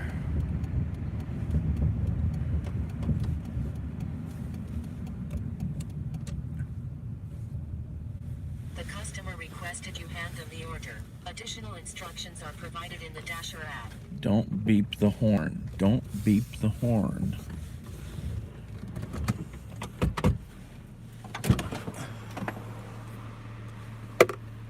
All right, which order is this? Okay. Oh.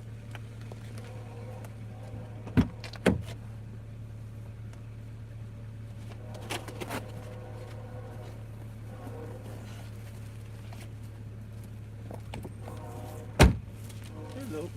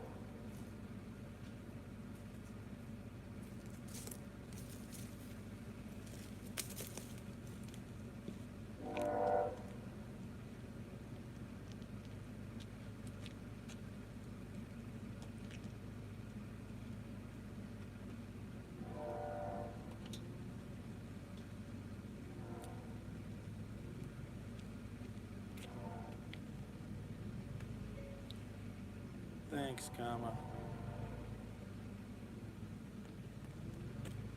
What's with the treadmill on the tree lawn? Is that like free to take?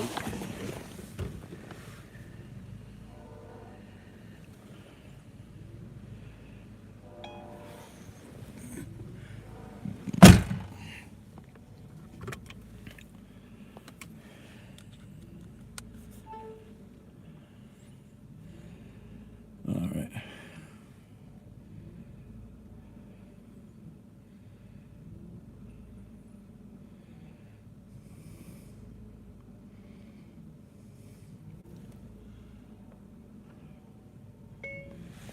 Hello. Your DoorDash order is on the way.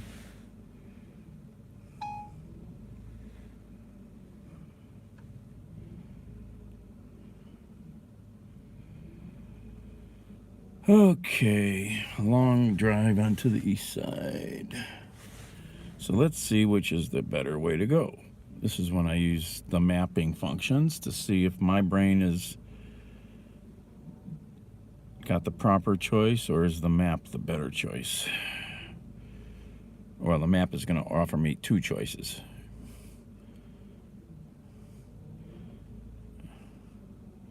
Okay, so that's the better choice, I thought. So, yep. Okay.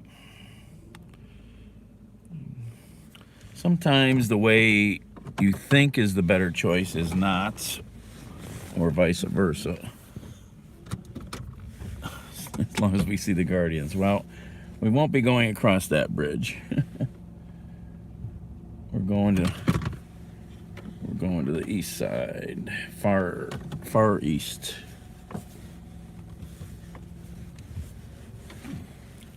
Farther east than downtown.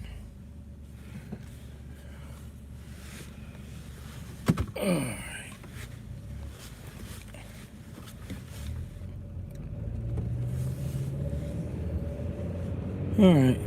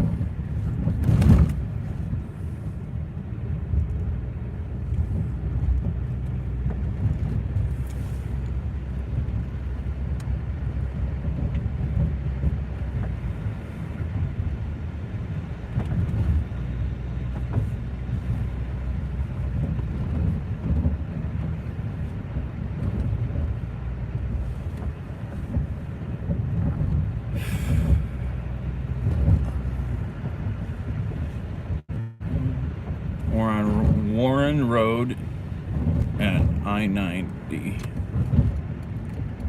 We were in Lakewood. We're in Cleveland. That's a transit cop in front of us.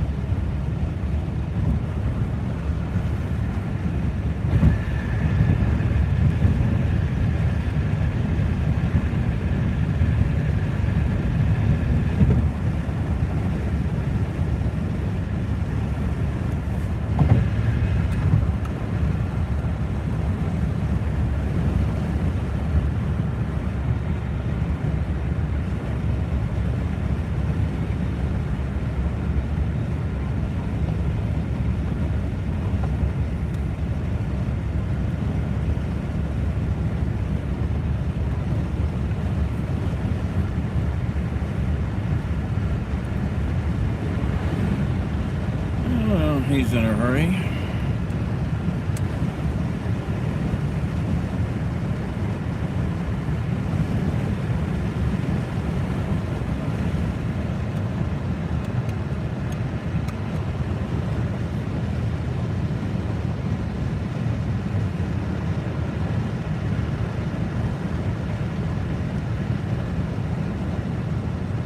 the donor, and how did he pass?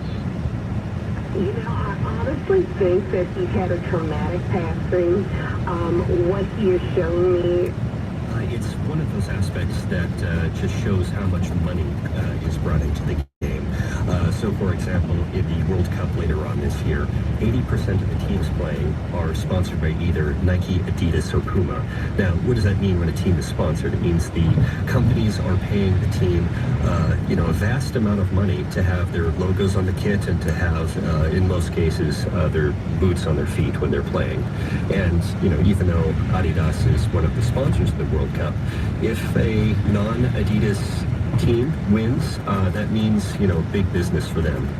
We can't really talk about trainers and the worldwide market for it and the gross prices that some people will pay for a particular item of a particular brand without mentioning the environmental and social aspects which are perhaps negative. The global supply chains, the workers' rights for the people who have to stitch these things together.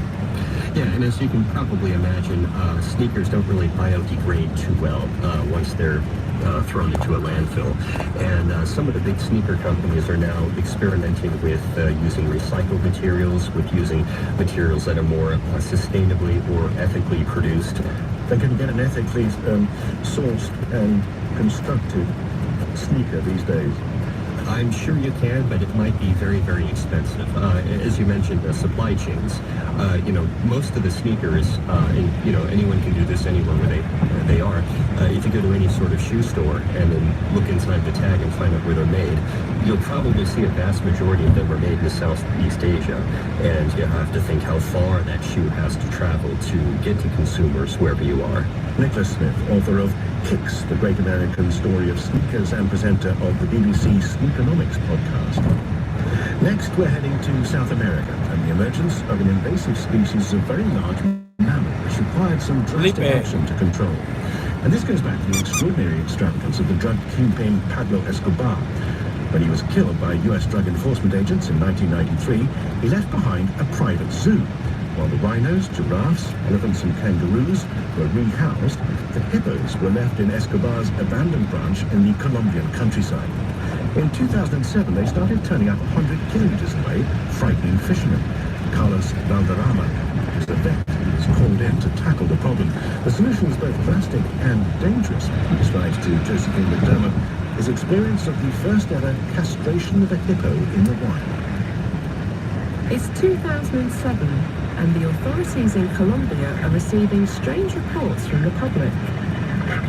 The environmental ministry received a message from a local community that an odd creature was just coming out from the lakes and from the rivers at night time, and it was very odd. The description was a very massive animal, big teeth, yellow eyes and small ears. People were actually very scared and trying just to find out what animal it was. Pablo Escobar was shot dead by police in December 1993. He'd been on the run for over a year. During the 1980s, he'd built a billion-dollar cocaine empire. He and his Medellin cartel murdered an estimated 4,000 people. They terrorized the country, even bombing an airliner in a failed attempt to kill a presidential candidate. News of the shootout with police that finally led to Escobar's death made headlines around the world. Drug king, who was for years one of the world's most wanted men, was gunned down. Cornered in a luxury villa in the city of Medellin, Escobar over the rooftops was gunned down by members of a 500-strong police task force. Siberia, is it true? Is Pablo Escobar really dead? Yes, Pablo Escobar is dead. But what's this got to do with a mysterious creature being reported 15 years later? Escobar had created a fantasy land for himself in the hills between Medellin and the Colombian capital, Bogota. Hacienda La Feliz was his ranch. It was 22 square kilometers. He entertained models, movie stars and politicians there. He had concrete dinosaurs, a bullfighting ring, 2 swimming pools, a vintage car collection, an airstrip, and a zoo. To try and win locals over, the public could visit the animals for free. He'd smuggled into the country rhinos, giraffes, elephants, kangaroos, and 6 hippos. When Escobar was killed, the authorities confiscated the house. The animals were rehoused in zoos, but not all the hippos. Hippos are very difficult to handle. Some of them were moved to private zoos, and some of them, they didn't find them. They're massive, yes, but because they're on the water most of the time, you don't see them really. There was a tale that one of them was captured, put in a trap, and he managed to collapse the trap, tipped it over, and he escaped again. I'm not surprised why they were just left like some that you want to actually forget about and just resume afterwards when they show up again. And now, in 2007, they had showed up again. The strange animal locals reported turned out to be a male hippo. This meant they were no longer contained within Hacienda Nápoles. They had entered the Magdalena River, one of the country's main waterways, and this one had made it 100 kilometers from Escobar's ranch. They moved a lot, and they used the rivers as highways so they could move kilometers in one day. The hippos had multiplied. There were now 28 living in the ranch. They live in a very difficult environment with droughts in Africa.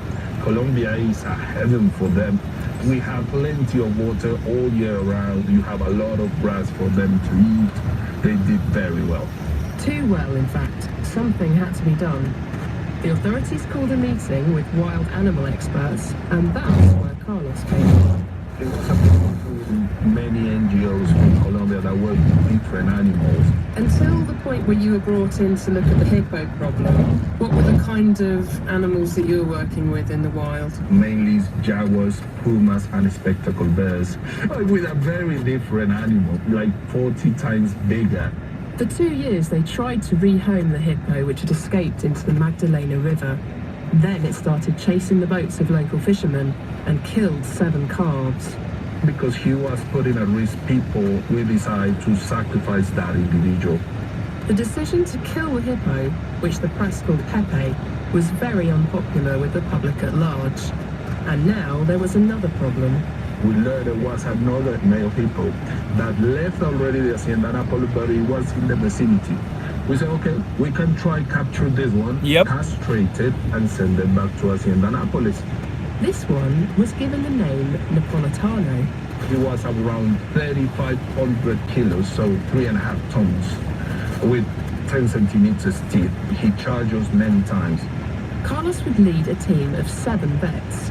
They would use a backhoe digger to lift the animal, and then once the operation was complete, the army would be involved.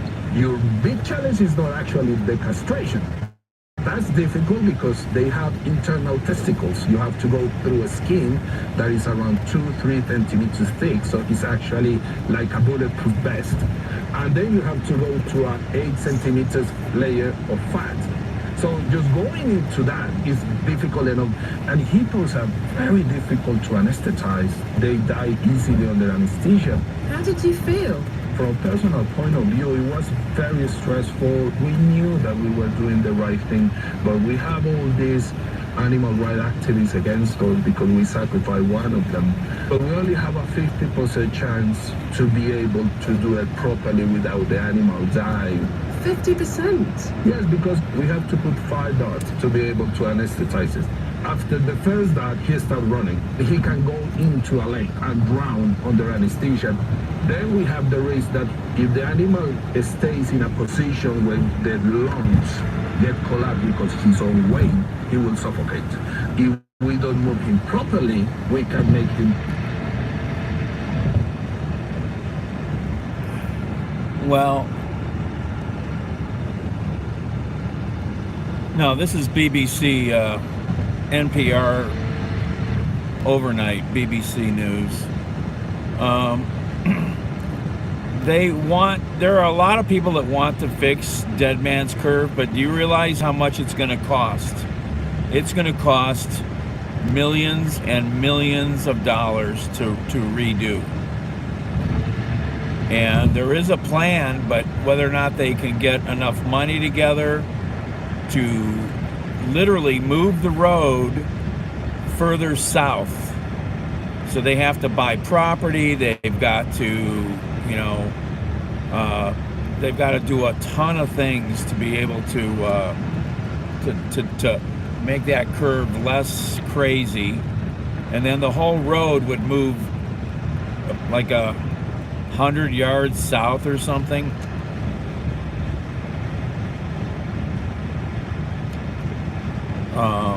And since the power plant is gone now at East 72nd, all that land is available to help to do that, but it's still a giant. You can read about it. There's plenty of articles you can go find.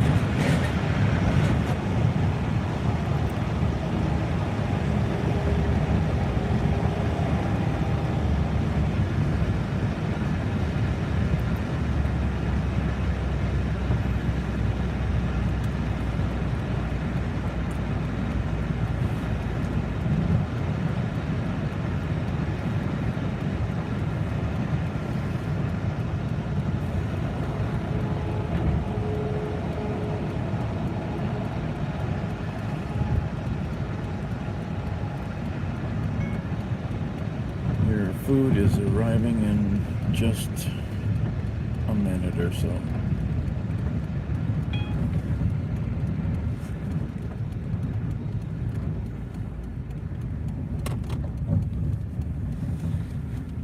Green light, green light.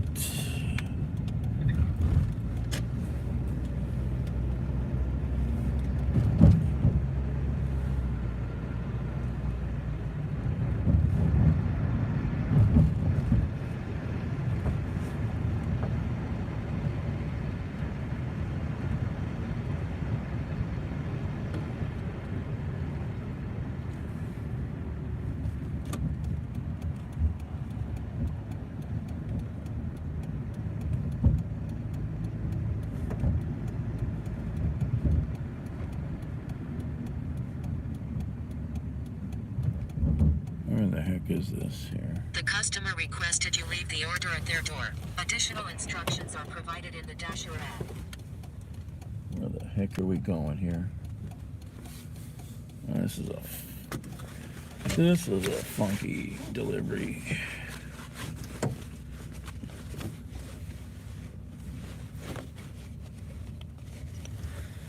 Let's see here. What does it say?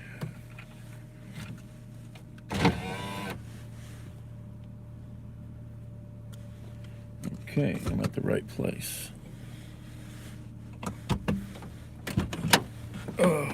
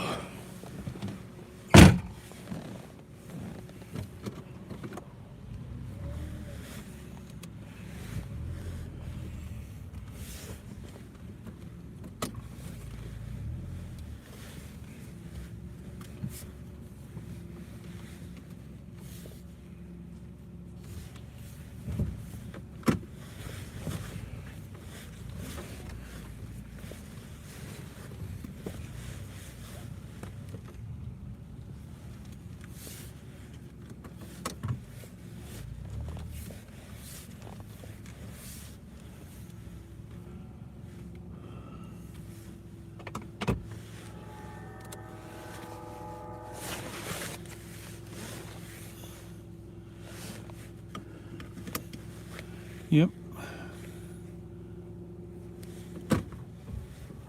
There you go.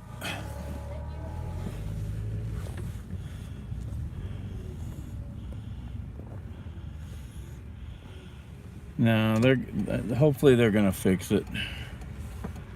The amount of accidents that has caused has been ridiculous. But it's like a 20 million or $100 million thing.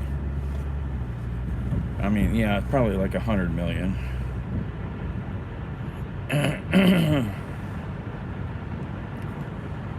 All right, there's no work out here now. It's dried up. Didn't make any money tonight. That's why I need 10,000 subscribers, because then I could supplement my income from YouTube.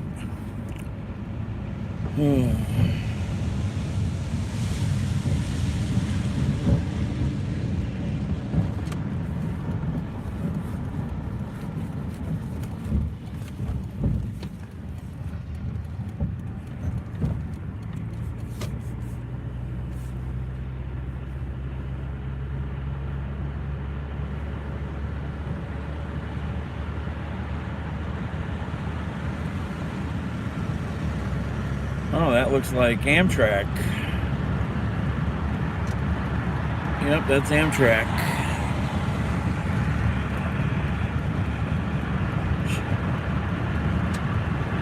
Heading into downtown.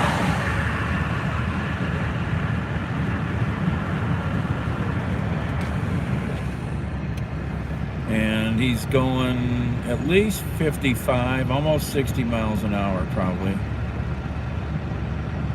He's pulling away from me, so he's doing about 60.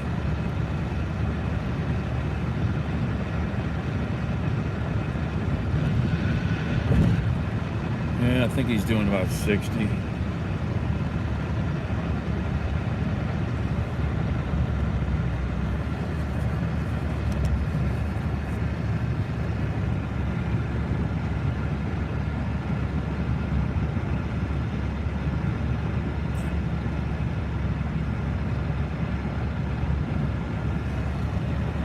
Why am I going to get her excited?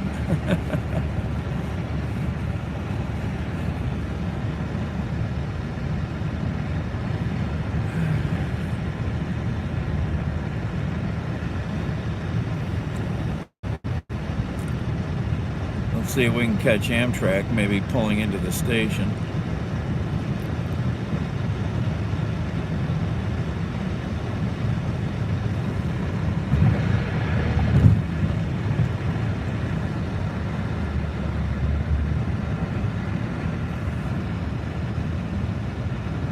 Oh, Amtrak's, yeah, there's always delays. But, a lot of that is not just their fault, but, since Amtrak doesn't really own any track, they have to use the freight line's track, so they're always at the mercy of other issues also.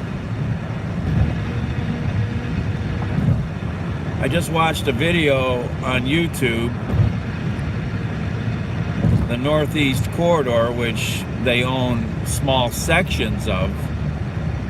They've got brand new Acela trains coming into service.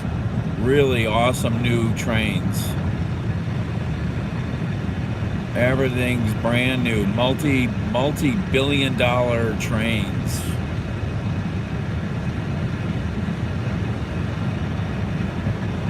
The old Acela trains are 20 years old.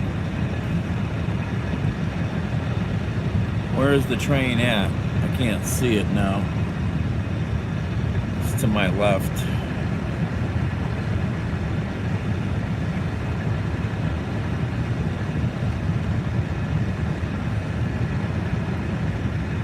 I either passed it or it's ahead of me. I don't know.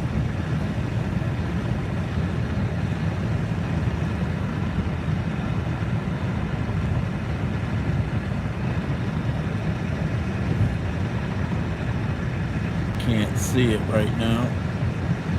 I don't know if I passed it up there.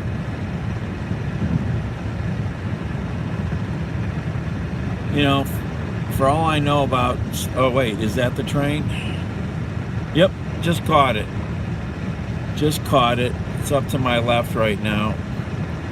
Let's see if we can catch it pulling into the station. It's going to have to start slowing down.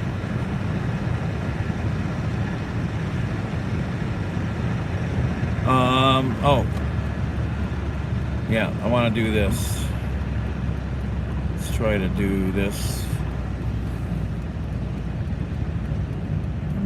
He's gonna pass me up here though, probably, because I'm gonna do this to try to.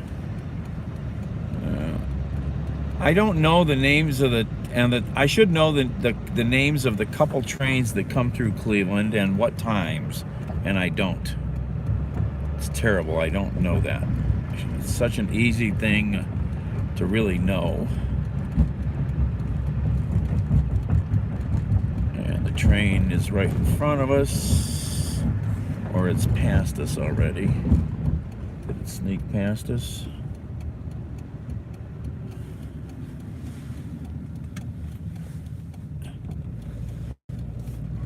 Yeah, it probably did.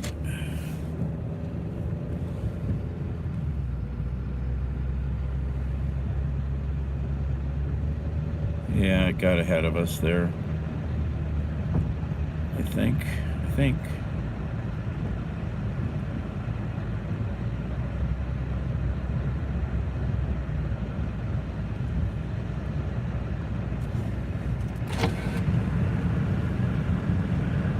Or maybe not. Maybe it's... I think I beat it.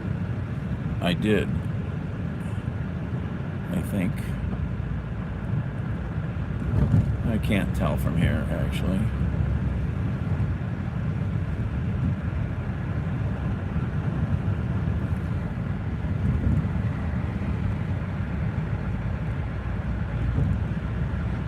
That station we just went by is the local transit. That's the waterfront line, but it's not, it's still out of service. Where is the damn train here? Did he slow down that much? Or did we... Is he up here? Where is he? Maybe we passed him. He's not here.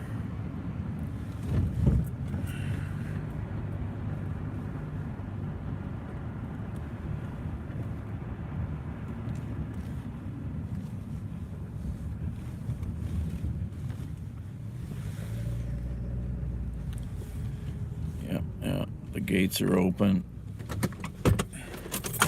He slowed way down.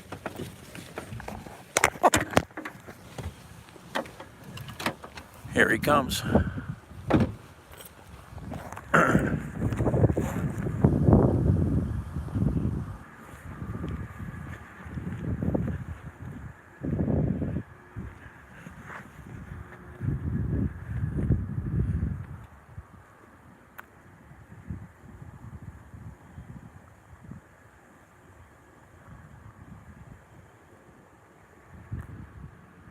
Where the heck is he? Oh, there he is. Here he comes.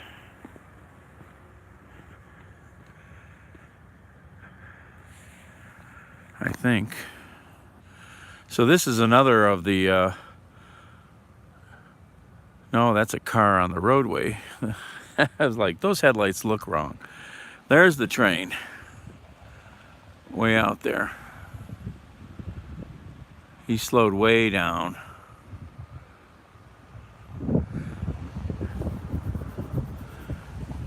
So this is the Waterfront Rail Lines East 9th Street station. But this system has been out of service for like a year because a bridge needed fixing in the flats. Some insane project.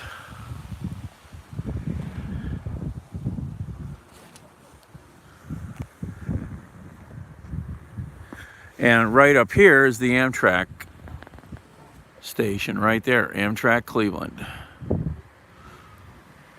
It's in a real hellhole of a location. Real hellhole.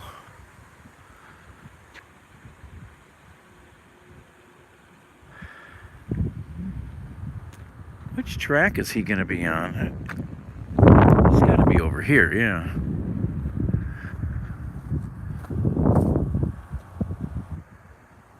Yep.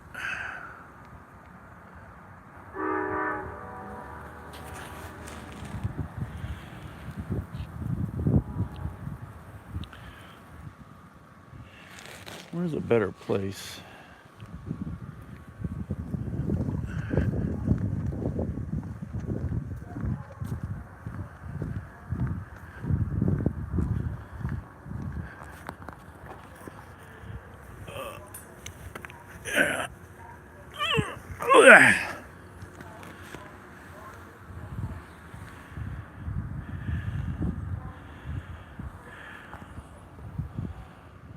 Yep, he's had to slow down a lot for some reason. I don't know why they would have to. You know, they can't be ahead of time. He's going to be early. He's going to be early by a couple minutes.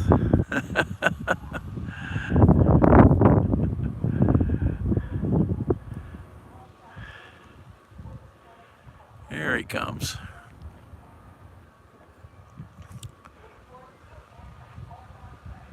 All aboard. Yeah, well, like I said, he's early.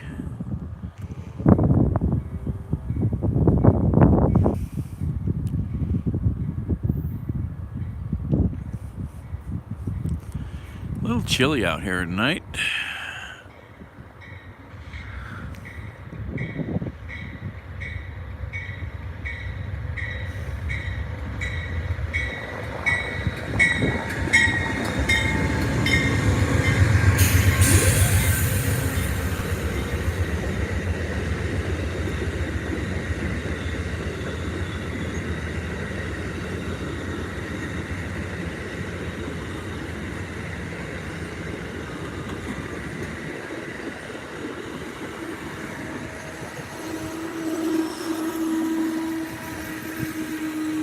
It's a pretty long train tonight.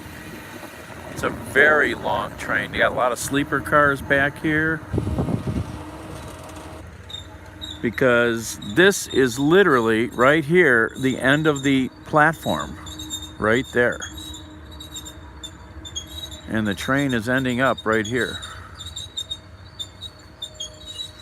This is a big one. I've seen a few come through here, but I see them on the, passing through town all the time, but this is a really long one. How many cars were there? Oh my God. How am I going to get down? How did I get up here?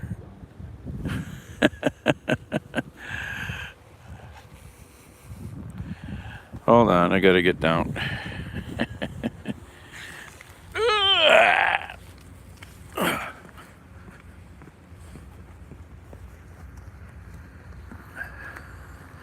How many cars they got tonight? They got a lot of cars. Can I leave the lights on in my car? There's the whole train. Baggage car.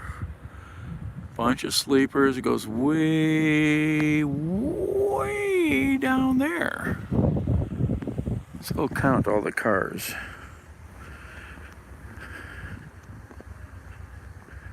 I didn't close my door. I think the seatbelt got caught.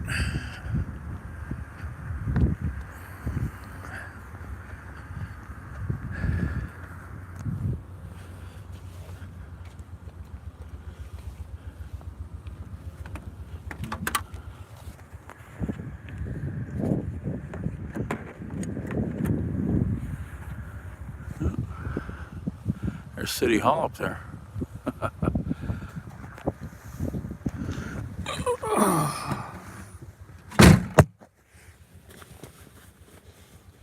Oof, it's chilly. What is the temperature?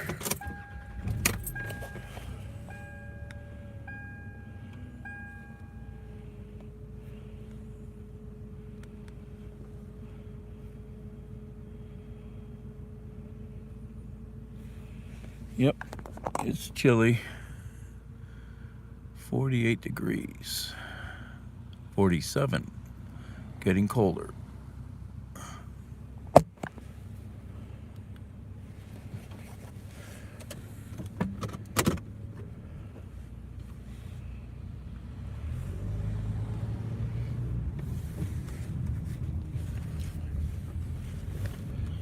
Yeah, this is a crunky little place. It's very hard to get to down here.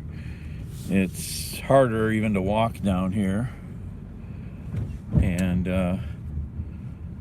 they actually repaved the parking lot like a couple years ago. The parking lot was like a bomb zone. It was terrible.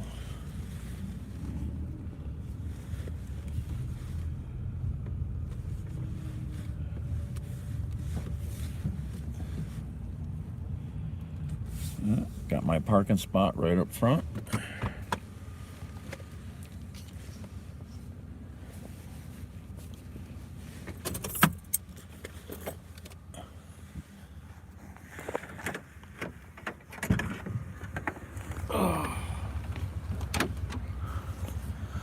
Yeah, it's just a funky little, this is in a hellhole of a place. It's really in a bad location. Look at all the people waiting to get on. Big load of people getting on tonight. Look at all that. We got, yeah, look at all those refugees. I see a bunch of Amish. A lot of Amish. Everybody there is Amish. 1, 2, 3.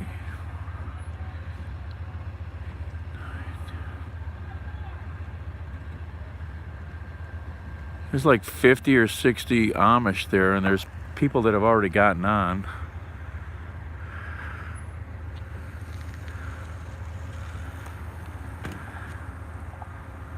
So we got the baggage car down there.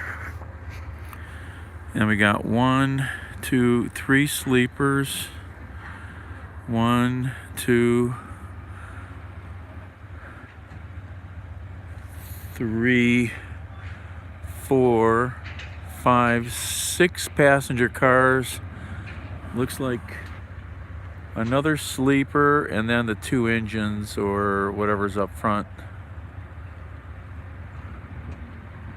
So all together tonight they've got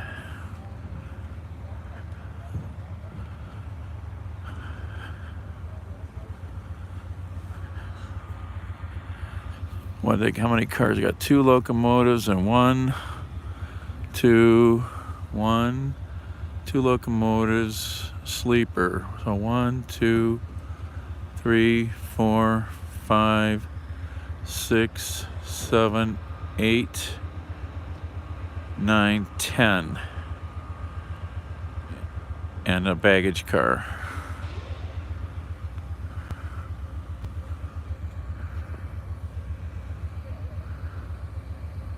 Hello, unedited. Hurley, Wisconsin. Oh, there's the Brown Stadium. Right there, right behind this, right above the. There's the stadium.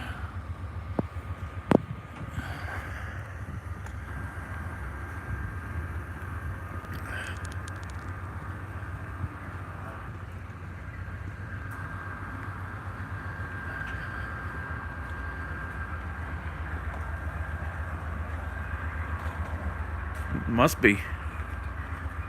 be. We got a doggy. Doggy gonna take a train ride.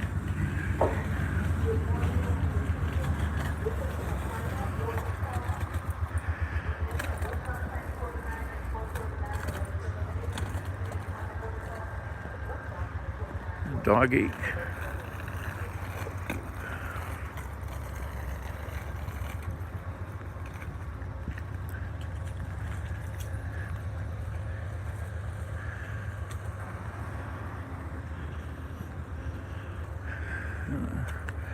A lot of people boarding.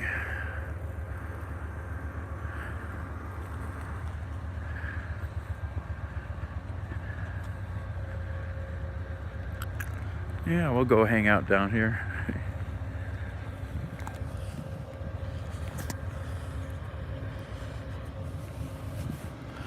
Oh, should we sneak aboard? Stow away. Howdy.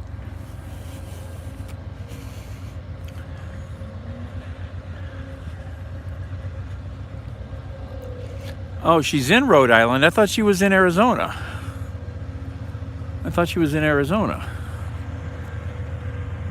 I guess I was mistaken then, huh?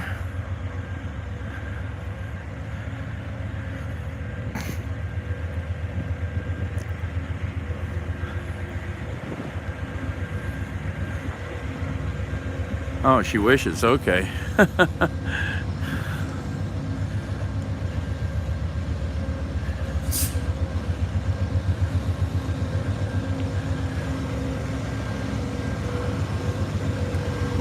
There's a person.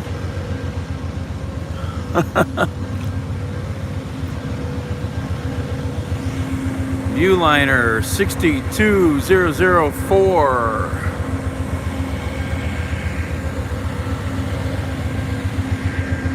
There's your stadium.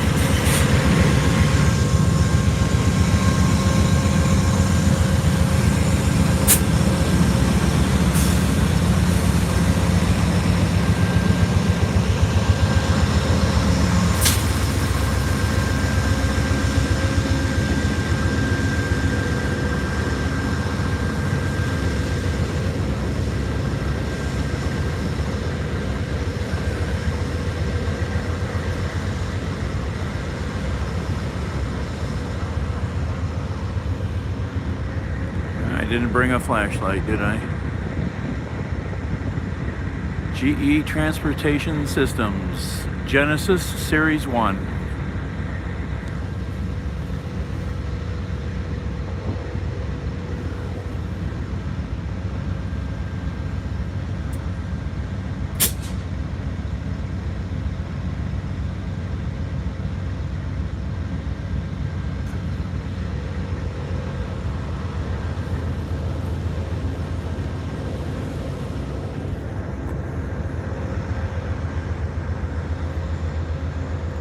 Yeah, this thing could really only could handle like one more car. It would fill the whole platform up.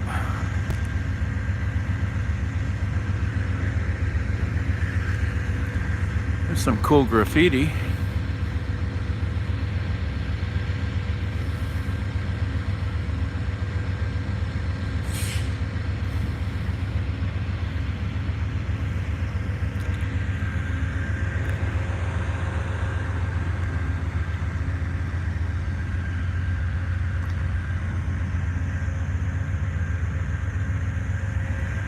So we're gonna stay here until this thing leaves.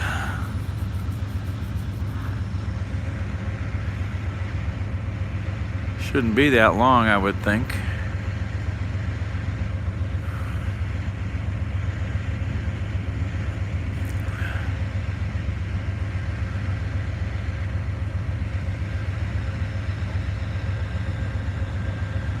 I'm going to try to have to make a separate clip of this for the train fans out there. I shoot trains occasionally.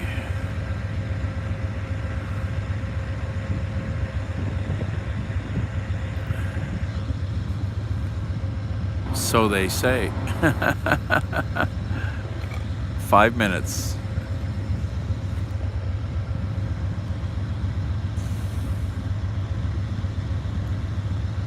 (3:58 a.m. Monday, October 3rd.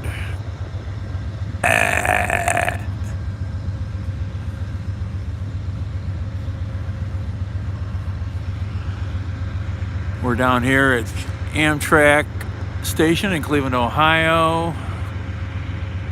Downtown buildings, you can't see many of them. We're buried down here in this chasm of Nowhereville. That's the Hilton Hotel up there, but you can't see it.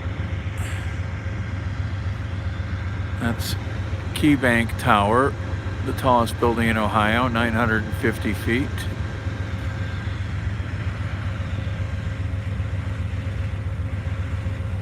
That's the Lake Shore Limited, heading to Chicago. It arrived 7 minutes early. And over there, you can't really see, is the Cleveland Browns Stadium.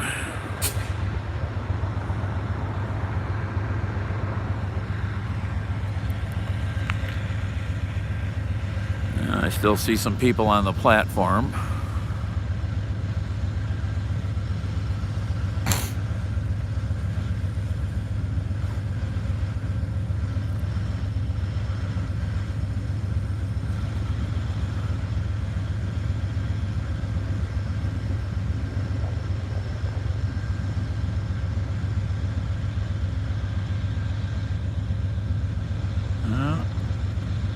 Platform is looking empty now, except for one person.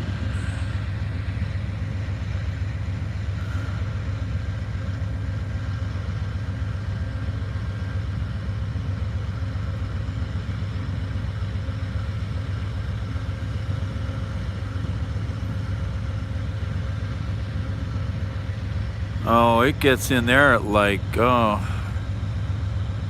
it's a long trip. It's quicker to drive, if I remember, because of the stops. It's going to make a couple stops. Okay, here we go. Lakeshore Limited on the way to Chicago. All aboard.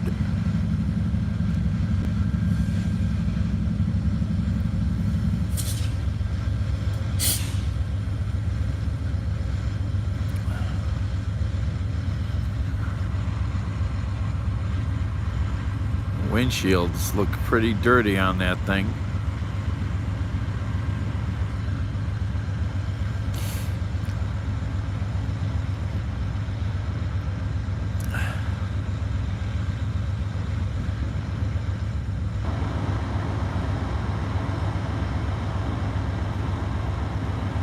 Oh, right, because you could have somebody trying to make a connection or get here on time, right?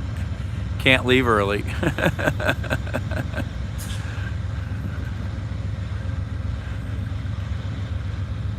Well, it was good they got here early because they had so many people that had to get on board. Okay, the last people are on the train. Platform is empty.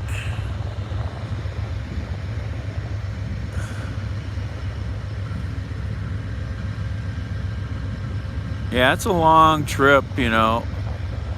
10-12 in Chicago, so that's, you know, 7 hours really. Wait, 7 or 6 hours? Wait a minute. 6 hours, we gain an hour. So it's 7 hour trip, right? Yeah.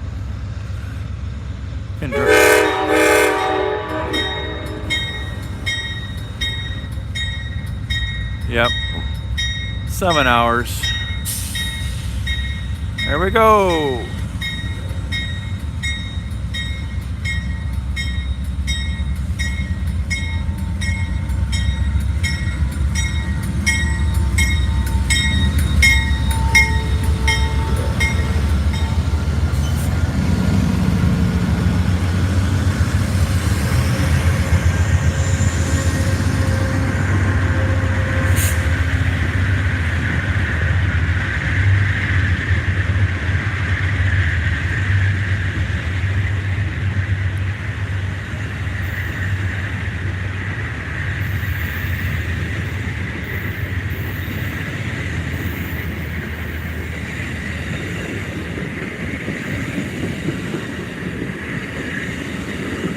Dining car.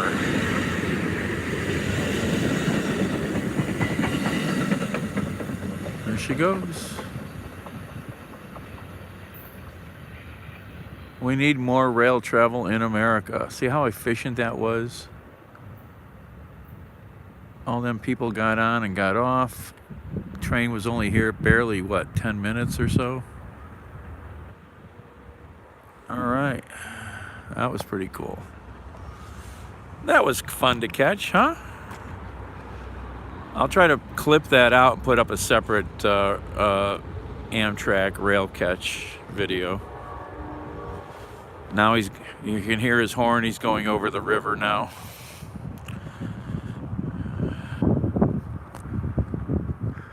That was fun to catch. I like to catch random shit, you know, but you have to be aware of it, you know. Everybody wouldn't have even noticed that train going along us on the highway, you know. 7 stops, yeah. So the stops are going to be, let's see. I don't remember if it stops in Elyria anymore, but there's a stop in Sandusky, I think. They do that. Toledo. They might stop in Elyria still, I forget. Yeah, probably Indiana. Toledo, Sandusky, Toledo. Gary, or somewhere near there.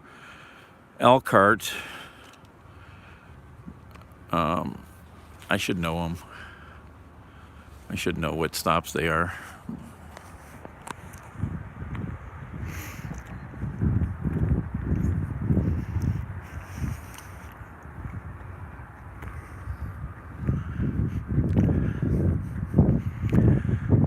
So you can't see it in the dark here. But these windows are the back of the convention center, the downtown's convention center. And below those windows, out here in the middle of nowhere, is the downtown Cleveland urban farm. You can look at it on Google Satellite View. There's a farm over there. They got chickens. Bryan, Ohio. Bryan, Ohio?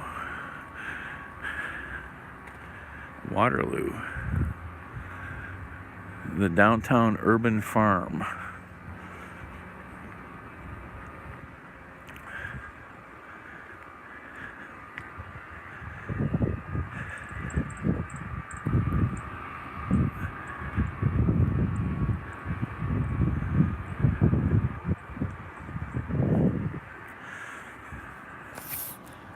You can get up on Mall C up here and you can look down right into it.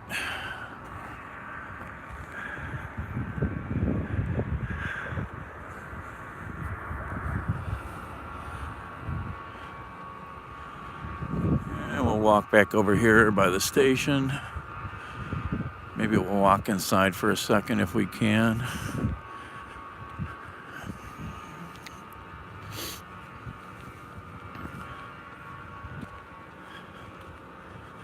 Hello there, unedited.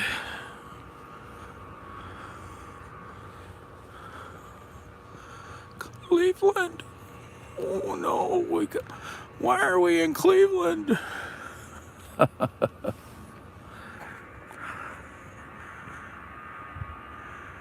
I would think, I don't know where this train actually goes. You would maybe have to change in Chicago at Union Station.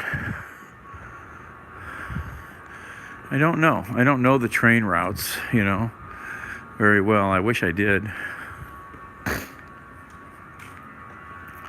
Cleveland Station. Ooh. Can we get in? Just give you a quick overview of the station here. It's very little. Vending area, restrooms, people. It's a very small little space. Here's the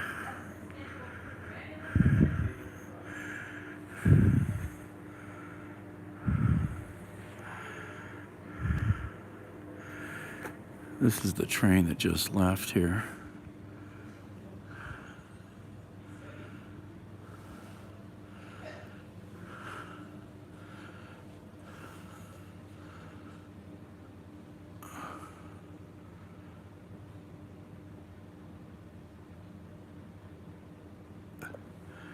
Ticket booth. Baggage claim. That's it. Passenger drop off.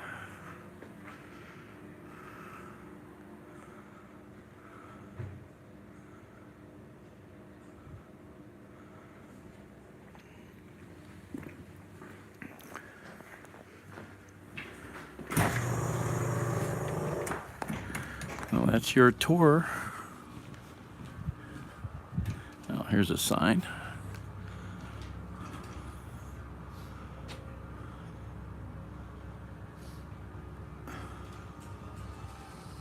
Oh, that was cool. I haven't been inside there in a long time, let alone watch the train come and go. There's a better view of the city now. It's the Huntington Bank building, Key Bank Tower, Hilton Hotel, County Court Tower, and that's the Huntington Convention Center, the Downtown Convention Center. Oh, into filming or live streaming? I've always done camera stuff since junior high, and I started putting stuff on YouTube pretty long time ago. How far does my channel go back? Goes back. I've always owned a lot of cameras, but I don't have any good cameras anymore. They all got borrowed. So, yeah.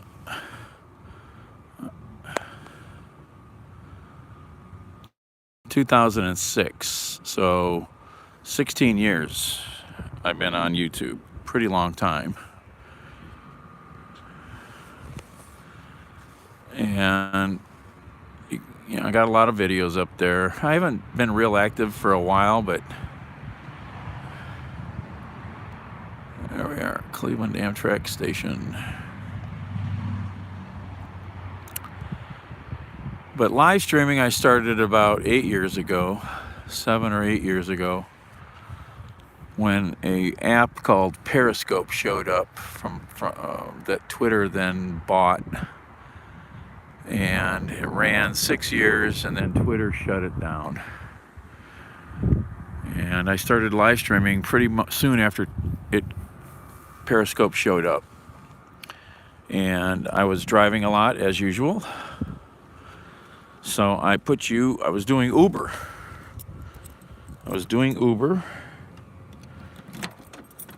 And I said, well, let's check this out. I'm into the technology, and I said, let's put you up here on the dash. So I started having you guys be the dash cam.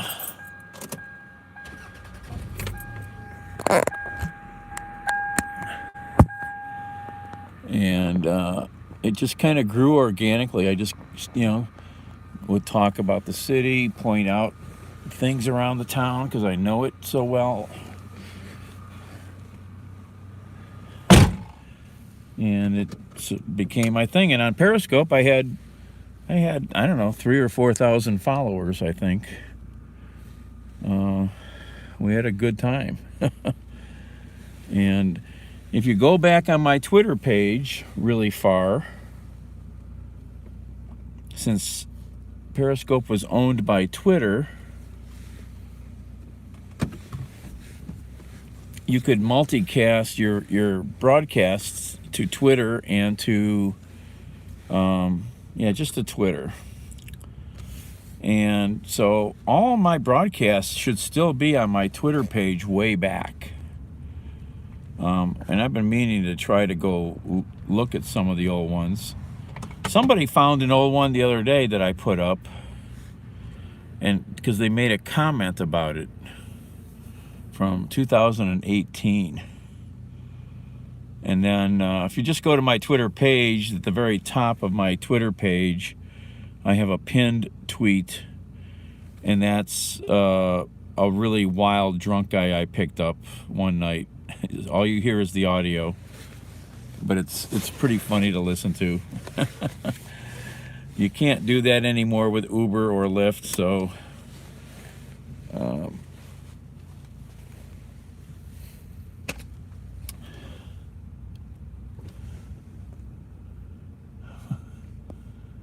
my parents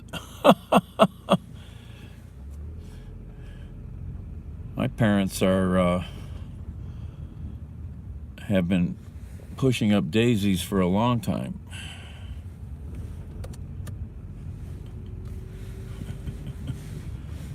You think I'm 12 or something?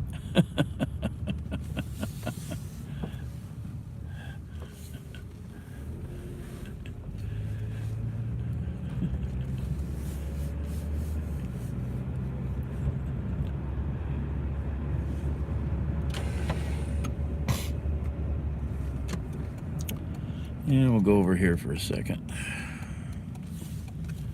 Show you the Rock Hall of Fame.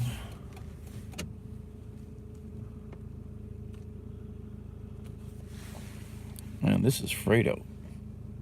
Hi, everybody.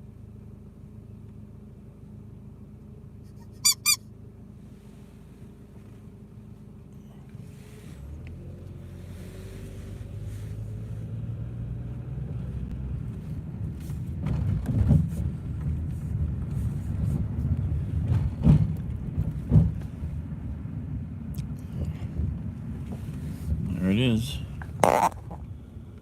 They got all the lights off tonight. Just the sign out front lit up. Long live Rock.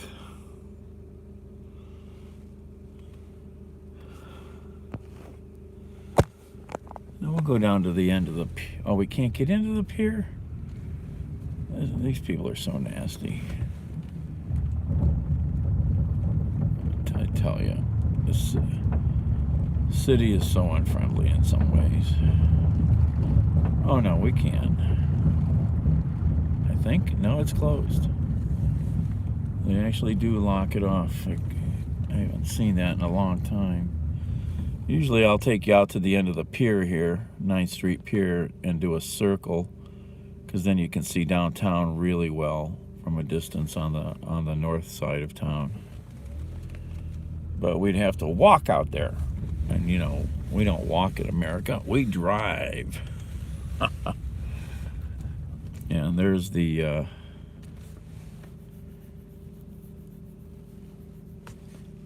you know, we should go for a walk. Let's go for a walk. I haven't walked back here in the dark in a long time.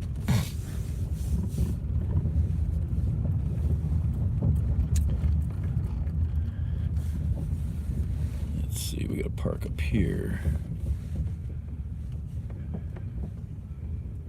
This is legal, I think.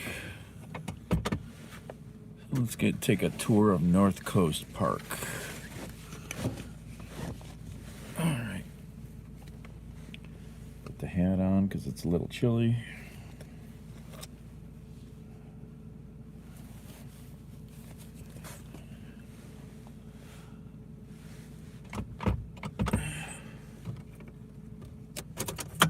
Now I gotta take a battery.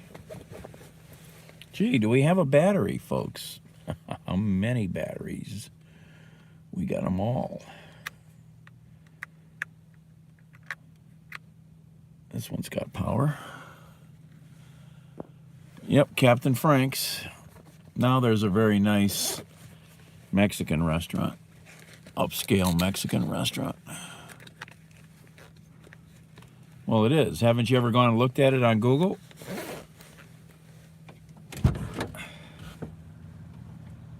Haven't you ever looked at it on Google Street View or Satellite View?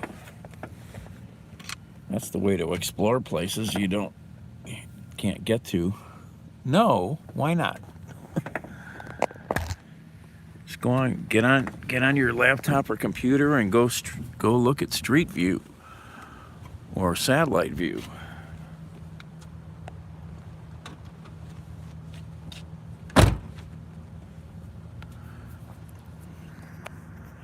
So, Okay, let's turn the battery on. Oh my God, yes. I wish I could demonstrate it for you. On a computer, it's much different than the what you can do on the phone. So this is a new building that got built here a few years ago. It's a 3-story apartment or condo building. I think they're apartments. They're very pricey. But if you had money and you wanted to live on the lakefront in downtown Cleveland, now you can. There's this little bakery in here now, Simply Vintage Bakery Cafe. I still haven't gotten in there. Right across the street is the Coast Guard Cleveland Division. And this is the Corps of Engineers, Cleveland office. Army Corps of Engineers. Yeah, so this, somebody looked up the prices here. It was expensive. It's called, what is this place called? I always forget. Veranda something. But this is this new cafe, soup, bakery, cafe, sandwiches, cupcake, salads. I gotta check it out. Oh, that's too bright, huh?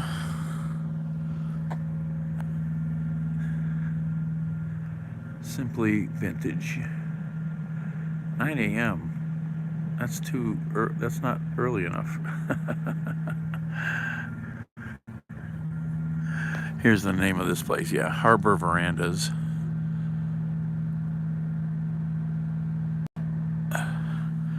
This is the entrance.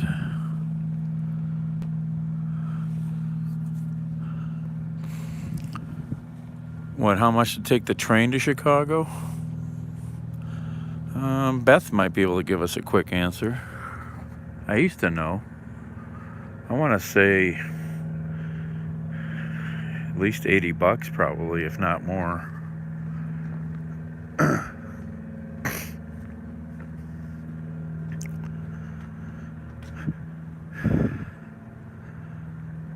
So now they redid this, I don't know how long ago, decades ago, and this is all new. Okay, the pier is new. Now there's this little harbor here for boats to dock. So you could bring your boat here off on Lake Erie and dock your boat, pay a fee. And then there's private secure entrance to get there so nobody can get down there. And if you did bring your boat, you also get access to the little boathouse where there is restrooms and showers and I think a laundry. And then down there, that's the big new restaurant, Nuevo, modern Mexican and tequila. And it's a big 2-story restaurant, does parties upstairs, very good food.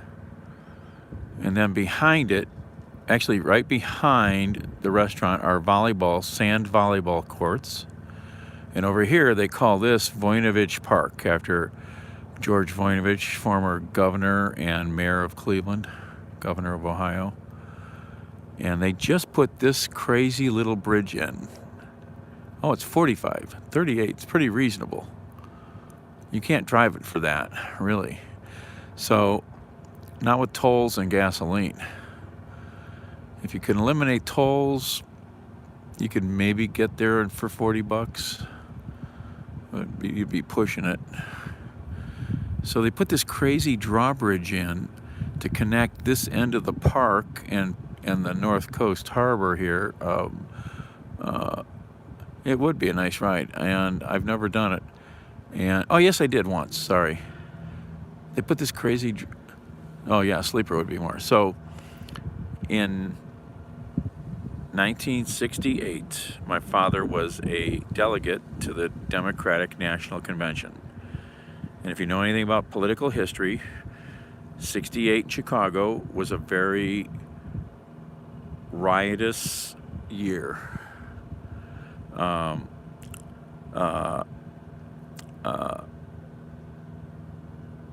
There was a lot of protests at that convention. You know, the country was in the middle of the Vietnam War. So anyway, we took the train, the old Penn Central Railroad, from the Terminal Tower, the tall building with the lights. And Penn Central trains in '68 were like just toilets on wheels. They were pretty bad. This is before Amtrak, because Amtrak is now 50 years old. And we stayed at the Palmer House, still a very fine hotel in Chicago. And me and my brother ran around and caused a lot of vandalism because we were unsupervised. And I wish we had gone down near the protests. You know, I wish I had witnessed that. But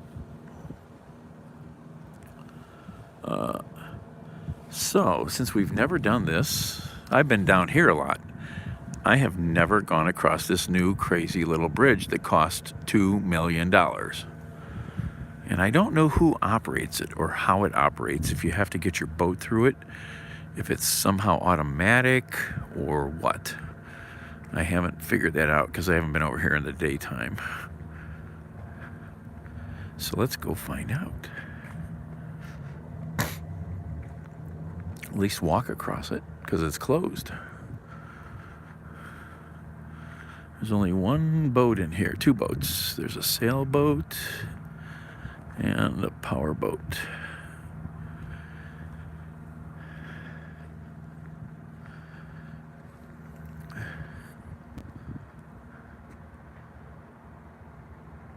Oh, Tony Vera, yes.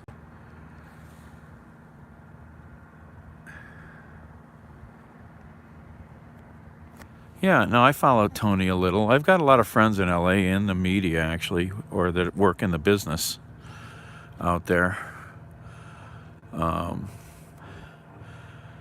One friend said I should come out there and try to be a stringer like he is. Yeah, Tony, you know, he's got that whole thing figured out at the LA airport. Yeah, he's pretty, so you know him? That's pretty cool.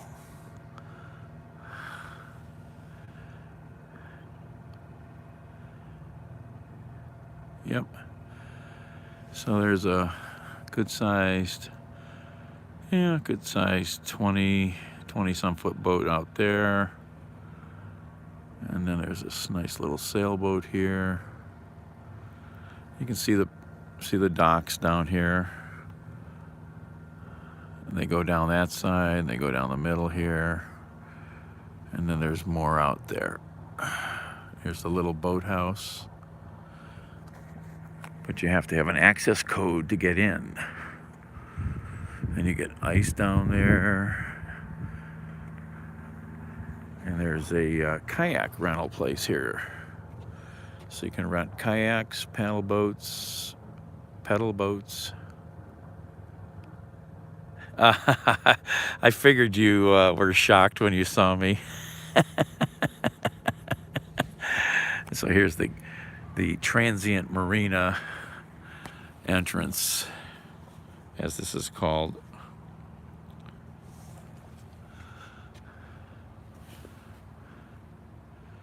This project was funded in cooperation with the ODNR, Ohio Department of Natural Resources, Division of Parks and Watercraft, and U.S. Fish and Wildlife Services.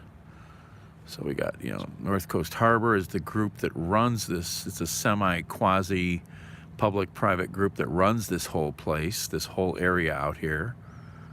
So it's sort of a private space out here in that they can control the hours of public access and whatnot. Sport fishing restoration, U.S. Fish and Wildlife Service, and then ODNR. And you got to have a fob or, oh, they have a doorbell. We won't ring that. North Coast. It doesn't show up real good. North Coast Harbor, Cleveland, Ohio. So that's how you get down to the docks.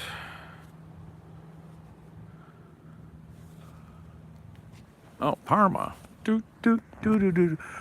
So this is the rock hall back here. I should have brought the big flashlight. Oh, shoot. I have a flashlight that can light that building up. Should I go get the big flashlight?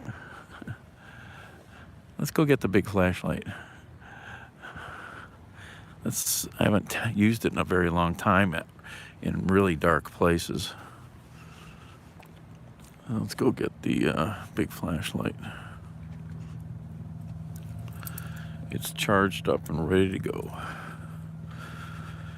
I wondered why my pants felt so weird today. I forgot to put my belt on. I don't feel comfortable without a belt.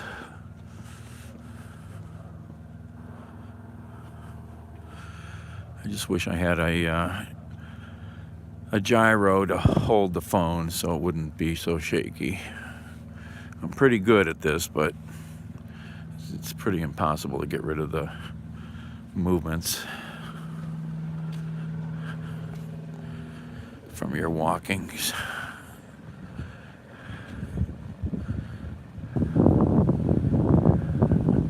No, they won't fall down, but I like a belt cinched up around my belly because of my bad back a little bit, so.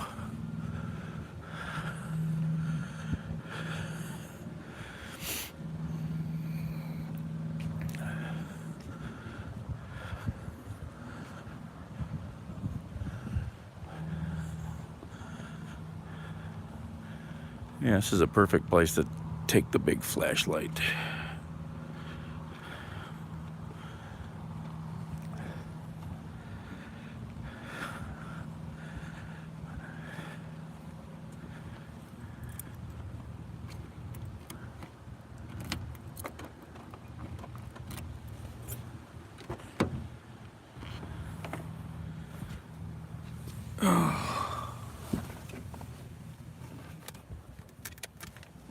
Oh, there's Fredo.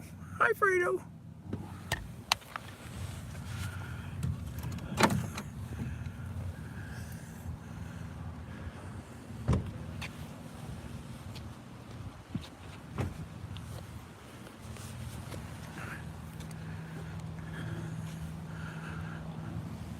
Big flashlight. I bought this thing one day at Walmart, and I was very impressed with it. I think it was on sale. And I just needed a big light to light up addresses in the dark.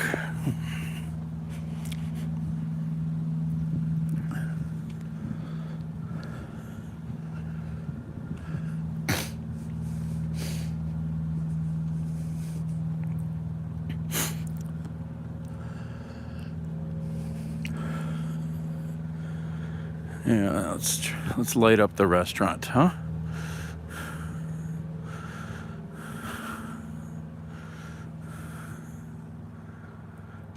There we go.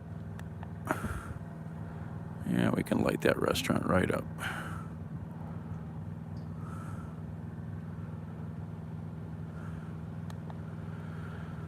That's probably 300 feet, maybe.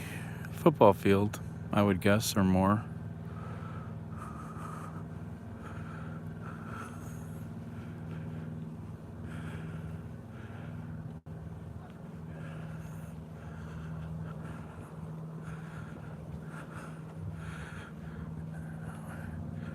This thing goes pretty far. Oh yeah, somebody will report me, you know. What are you doing with that flashlight, man?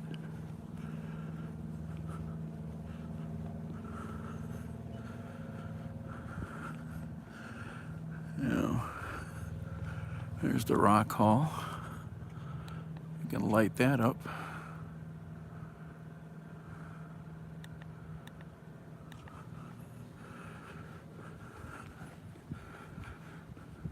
We're not shining it in anybody's windows. No bedrooms, at least. So we got to get to that drawbridge. We got to walk all the way around the harbor here.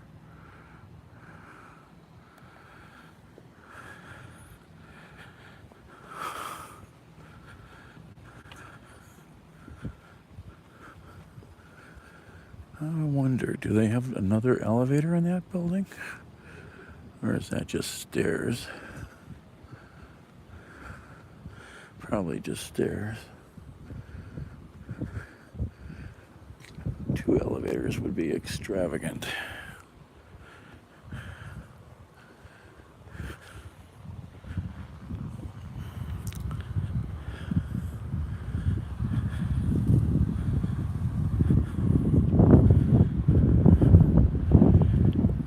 And please, if you're new here or whatever, like, subscribe, hit the thumbs up, ring that bell, get the notifications, and share this if you think it's something somebody would like.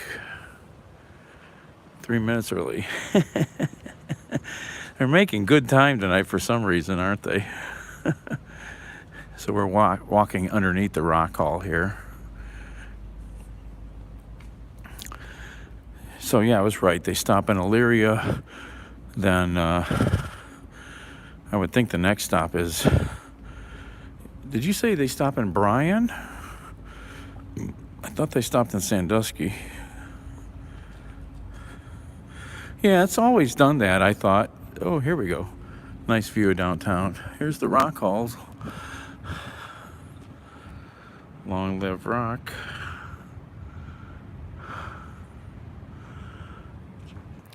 I need to bring you guys in here. I haven't been inside in a long time.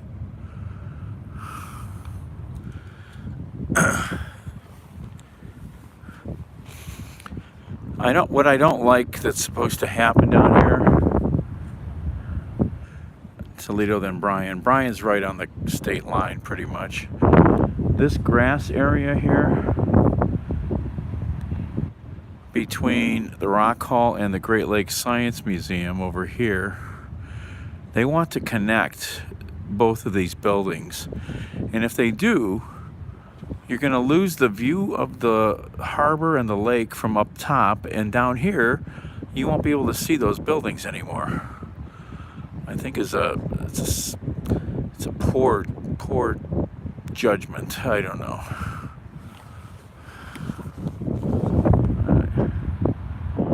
There's the terminal tower in red tonight.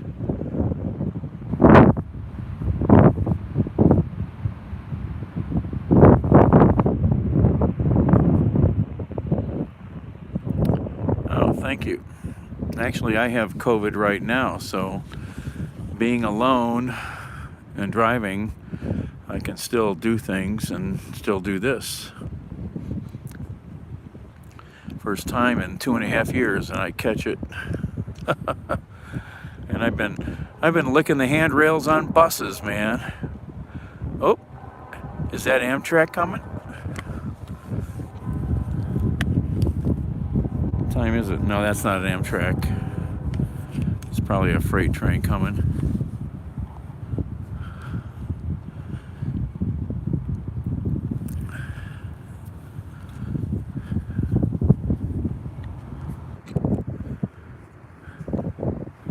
So here's the harbor looking north. Canada out there somewhere.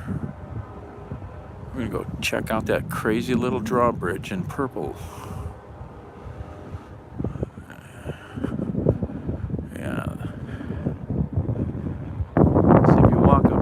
Here in between the Rock Hall and the Science Museum. This is a nice hunk of grass. I always hate when they take stuff out like this, but some wise people think they have the smartest answer always, you know.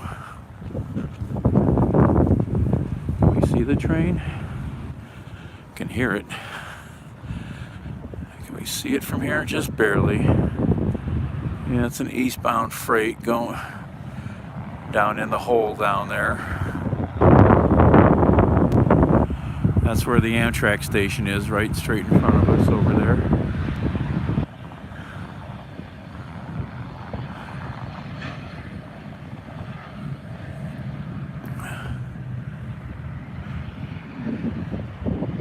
Here's the Rock Hall.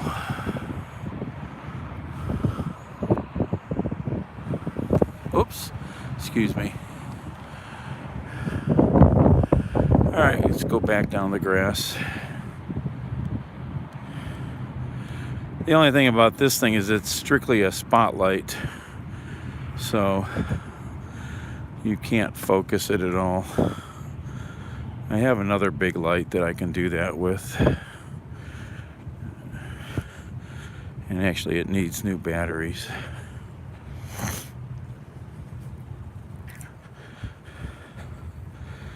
I'd like to get one that's really powerful again, that's rechargeable, that's focusable. But again, I don't have probably about $100 for a good one at least, if not more. I have not walked down here in forever. Not on this side behind the Great Lakes Science Museum. And also inside the Science Museum now is we have a NASA facility out on the west side next to the airport, the Glenn Research Center.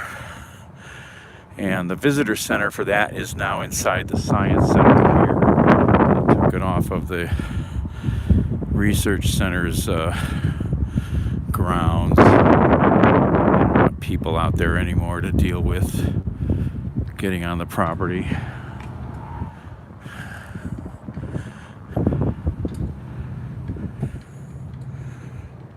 North Coast Harbor.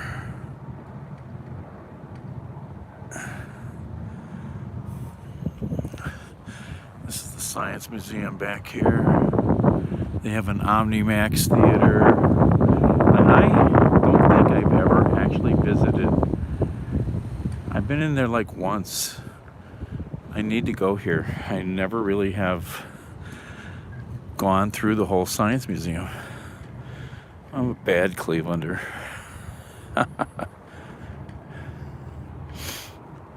Oh, there's a good sized boat over there docked. Look at that. Here's the rock hall from this side.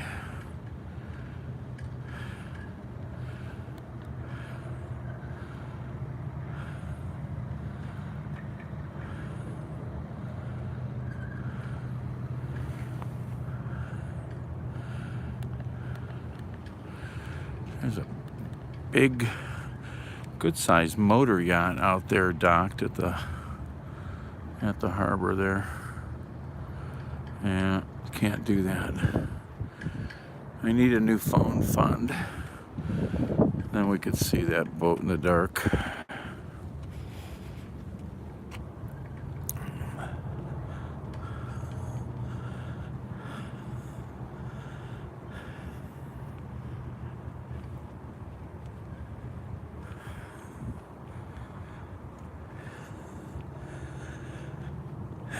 And right in front of us, which you can't see, is a very cool museum, but it's like not used anymore.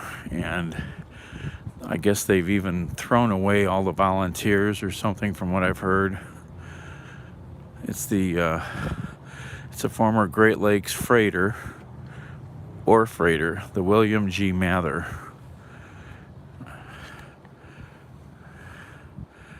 There she is. And it's a museum, and the Science Museum, I guess, owns it now or controls it, but they don't do a lot with it anymore. There used to be hundreds of volunteers involved, and apparently there's a number of people who think, again, that they are the best answers for everything. They want it removed. They don't want it here anymore.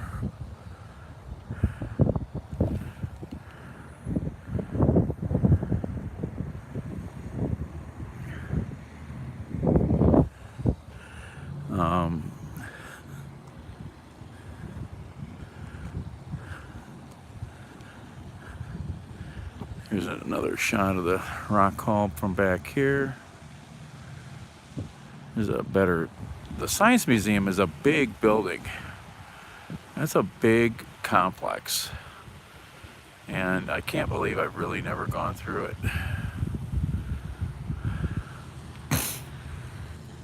I have to get some money together and go do that. Got a couple water spouts out here.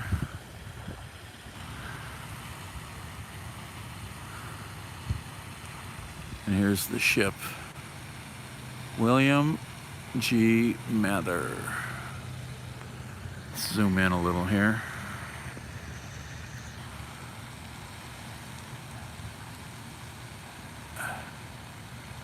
Cleveland Cliffs Company, which is still in business, running freighters on the lakes. This is a 600 and some foot freighter.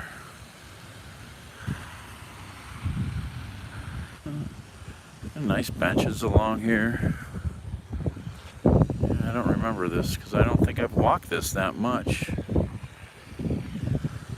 Feeding birds on city property is prohibited. Don't feed the birds.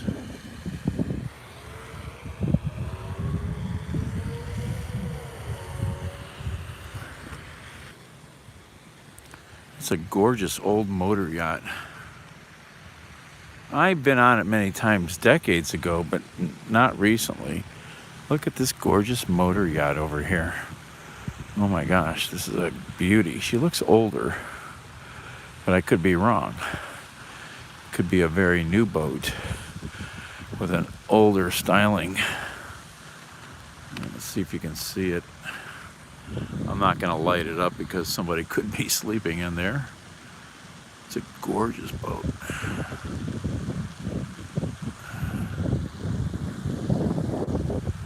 I'm not sure if I'll be able to see the name of it or not. And here's the ship. The name down the side down there, Cleveland Cliffs.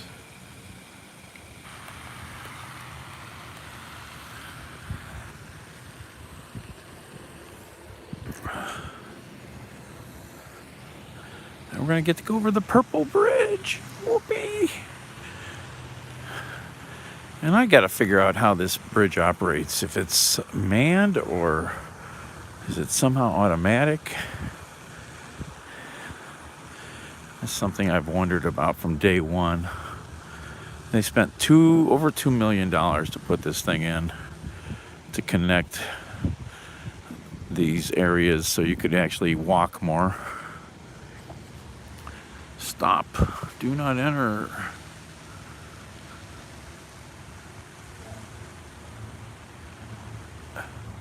And here's the ship again.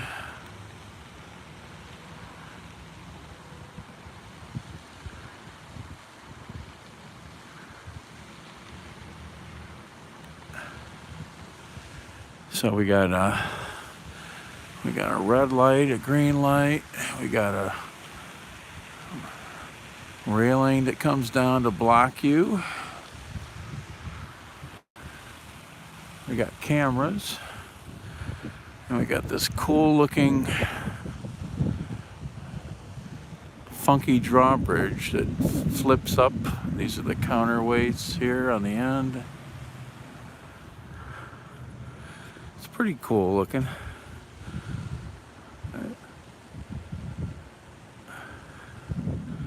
Oh, there's a little building on the other side. How did I never see that? Maybe that's the operator station. Maybe. Danger, moving parts.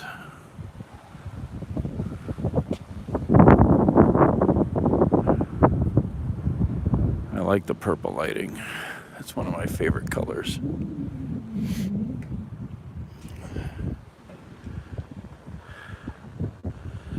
Wish I could read the name on that boat.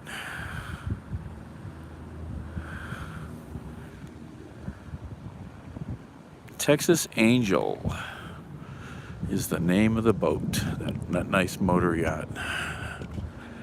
Texas Angel. Yeah, this must be the control station for the bridge. Apparently it's a person-operated bridge.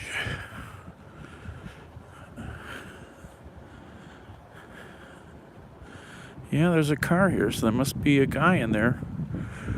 There must be a bridge tender, as they're called. So the bridge is able to be used 24/7, I guess. That's cool.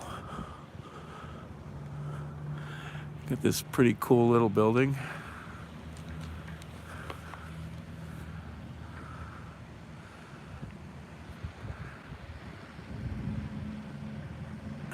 Not Betty DeVos's? No. Yeah, she wouldn't come to Cleveland. And we don't want her. How did I never notice this cool little building? That's cool. So this is a fully manned 24-hour bridge during boating season. That's pretty cool. Yeah. There's a guy in there. He's looking at me. I don't see him though. They've got it shielded pretty well so you can't see in. If I had a selfie stick with me, we could look. Oh yeah, look at all the cameras he's got. There's all the camera views. So he can make sure it's safe to operate and whatnot.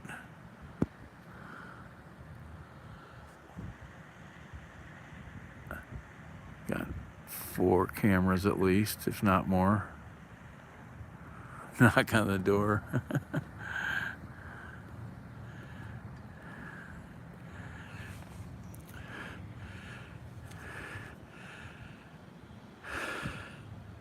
Yeah, I don't see anybody moving around in there really. No, haven't seen a rat scurry around or anything. I see a rat occasionally up in the city some places now and then, but not too often. And I see skunks and possums and cats and dogs and deer and raccoons all the time, and coyotes and foxes. Don't see that many rats.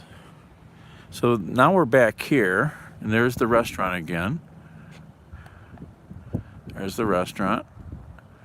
And there's volleyball courts over here behind the restaurant, and this big grassy expanse back here that's got some levels to it, kind of, is called Voinovich Park. And we have something over here that's very famous around Cleveland now. There's 7 of them. 7 of them, I think, now.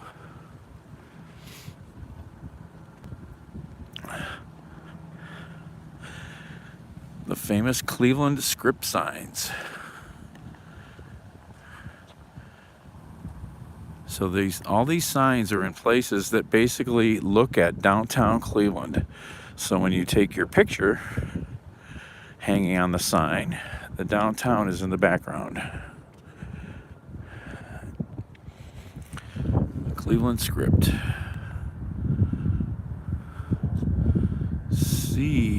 CLEVELAND.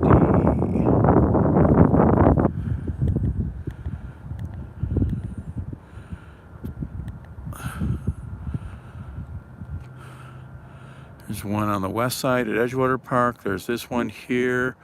There's one on the east side at Euclid Beach Park. There's one in the flats behind the Foundry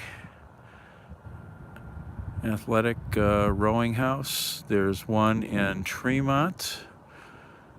That's 5. There's one at the airport I've never seen because it's inside. And there's a 7th one somewhere. It used to be downtown by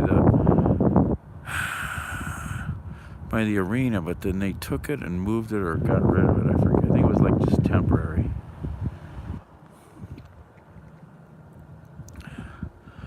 That bridge is pretty cool.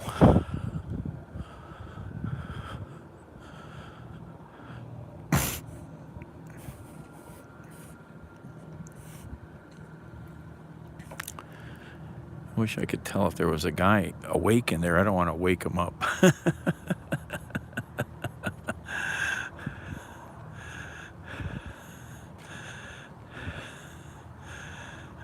I wouldn't mind taking a peek inside if he would let me, but it's probably very verboten.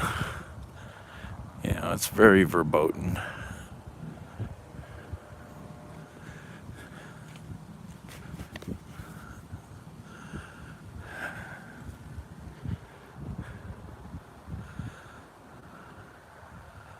DoorDash, yeah, I could do that someday.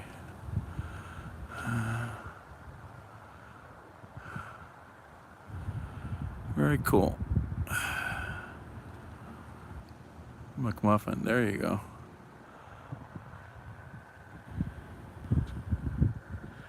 It's a cool little bridge tender's house. Definitely nicer than the ones that are on the flats bridges. Those are some old places to hang out.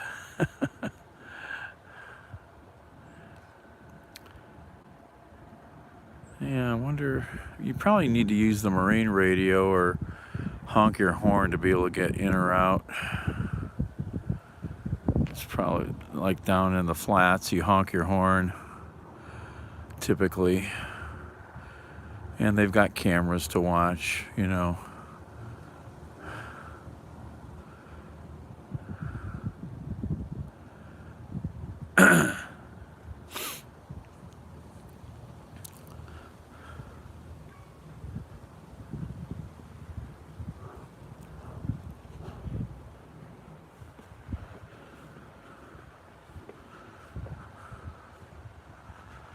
Yeah, it's pretty neat. There's City Hall right there.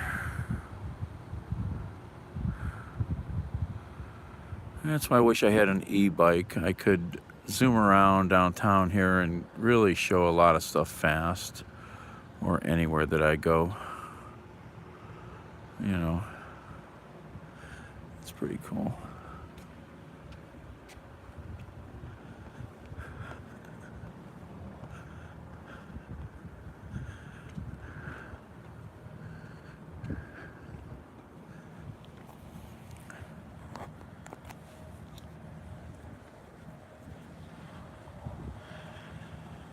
Oh, then you can walk down here right up to the water.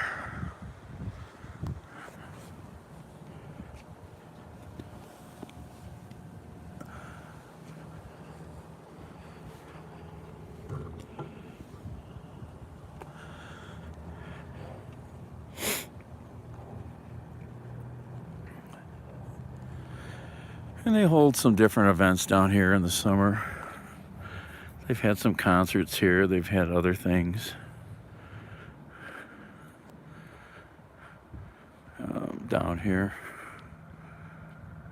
It's a nice hunk of grass. They got a raised area out here.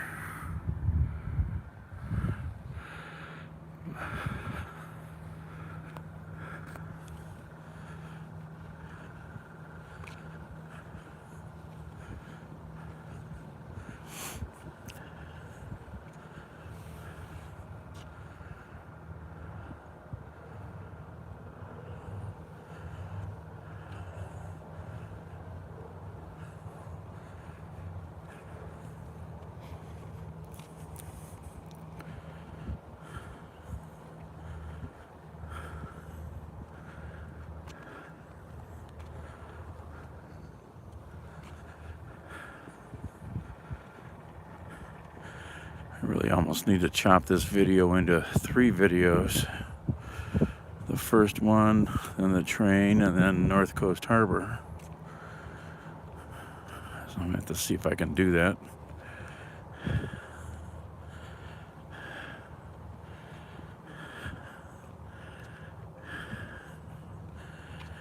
And out here's the water. 50 miles to Canada.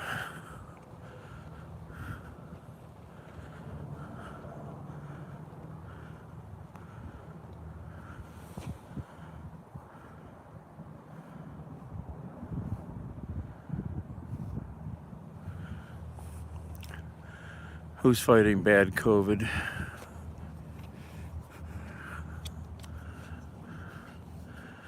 There's the water. Here's the back of the ship. Oh, you are. Oh, I'm sorry. Here's the back of the William G. Mather flag.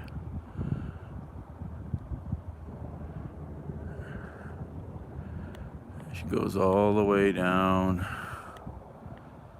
All the way down.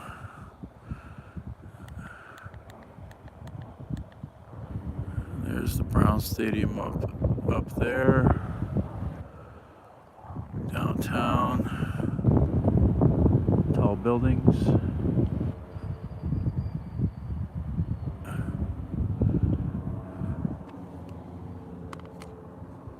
I don't know if you can see or not, but see my finger here.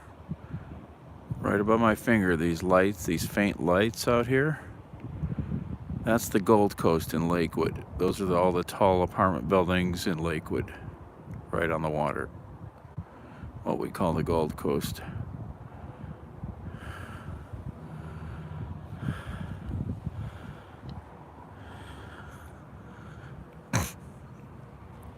And then we walk around again, back here.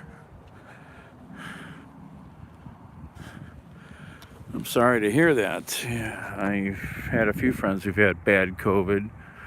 I finally just caught it, even though I've been vaxxed and all that. But, you know, these variants are very, very smart. And that's why a lot of people are still getting it. There's still a lot of COVID out here.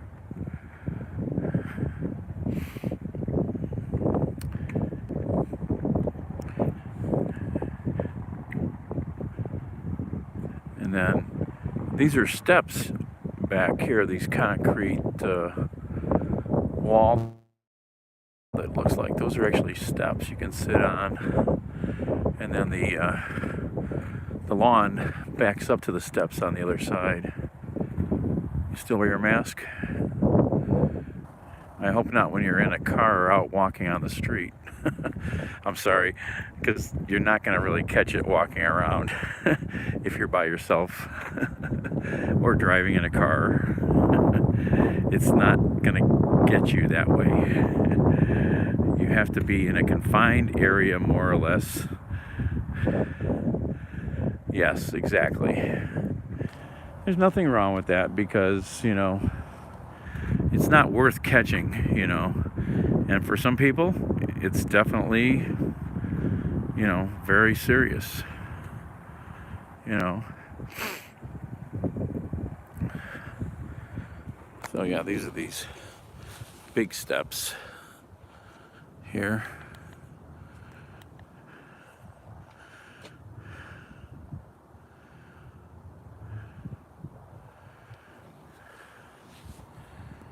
No one is tell people that they have it up here. They don't care and give it to everyone. Where are you at, unedited? So we'll go up the big steps. See, gotta step way up. Oof. Oof. Don't trip. Oh, that's right. You said Upper Hurley, Wisconsin. Upper Wisconsin. Okay, I'll look on the map later. And then when you get up here, there's the green grass. It slopes downhill to the big lawn down there. And this is the view of the city I show you in the car all the time when we drive down here.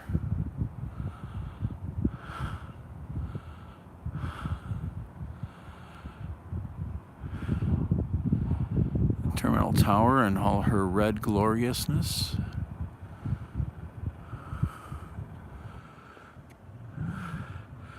And out there is Burke Lakefront Airport, our downtown airport. Those are runway lights and whatnot out there.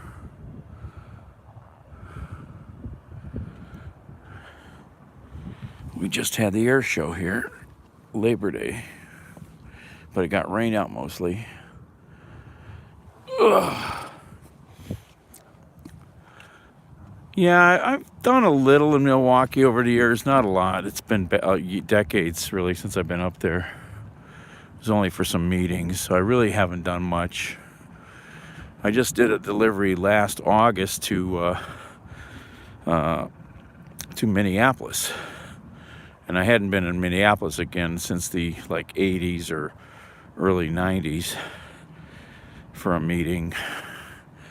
And now this is parking lot area right here, because all down the 9th Street entrance and then this little L dogleg down here is all parking.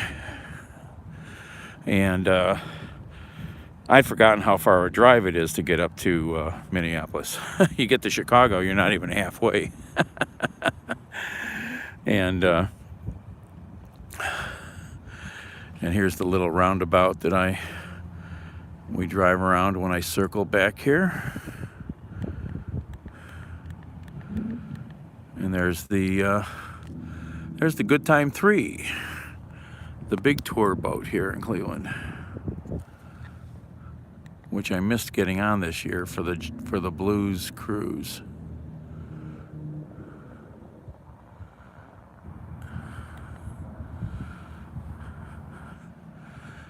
Missed the Blues cruise this year. I totally just forgot. I'm terrible. That's why I need a minder.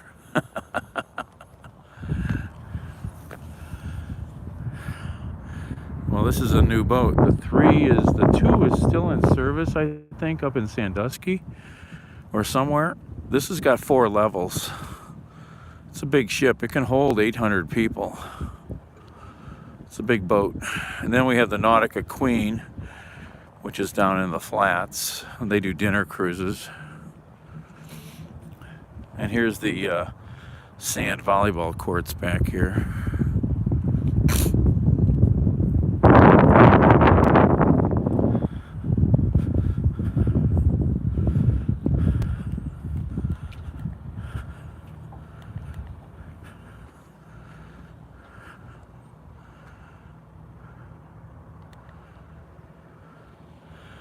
They got 1, 2, 3 courts here. And then there's more patio on the back of the restaurant on this side. There's patio in the front. They've got gorgeous views from the 2nd floor, if you can ever get up there. But that's mostly party space up there, I think.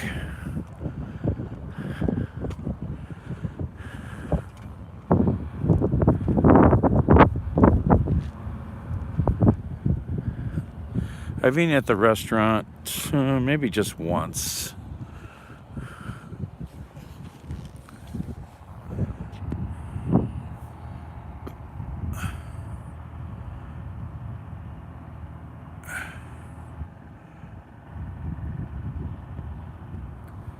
Bob in Minneapolis, huh?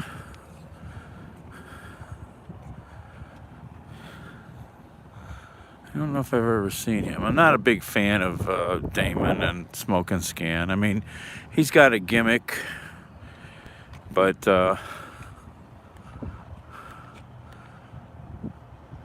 know, I'm not into watching people smoke pot.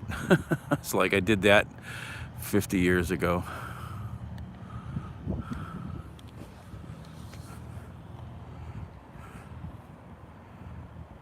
Sheriff Bob. Yeah, I may have seen him. Because I do. I mean, I do, you know, fires and accidents here. Sometimes we chase some radio calls, but mostly it's just fires and accidents. I don't really go to shooting scenes and stuff too often, things like that.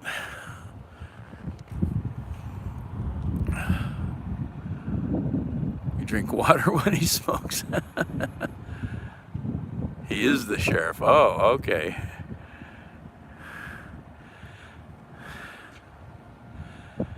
So yeah, there's 4 levels to the boat. There's the main cabin downstairs, which is fully enclosed and has a stage and the snack bar. Then there's the 2nd deck there that's just open. It has another bar. Then there's the 3rd deck up here, and I think there's a bar there.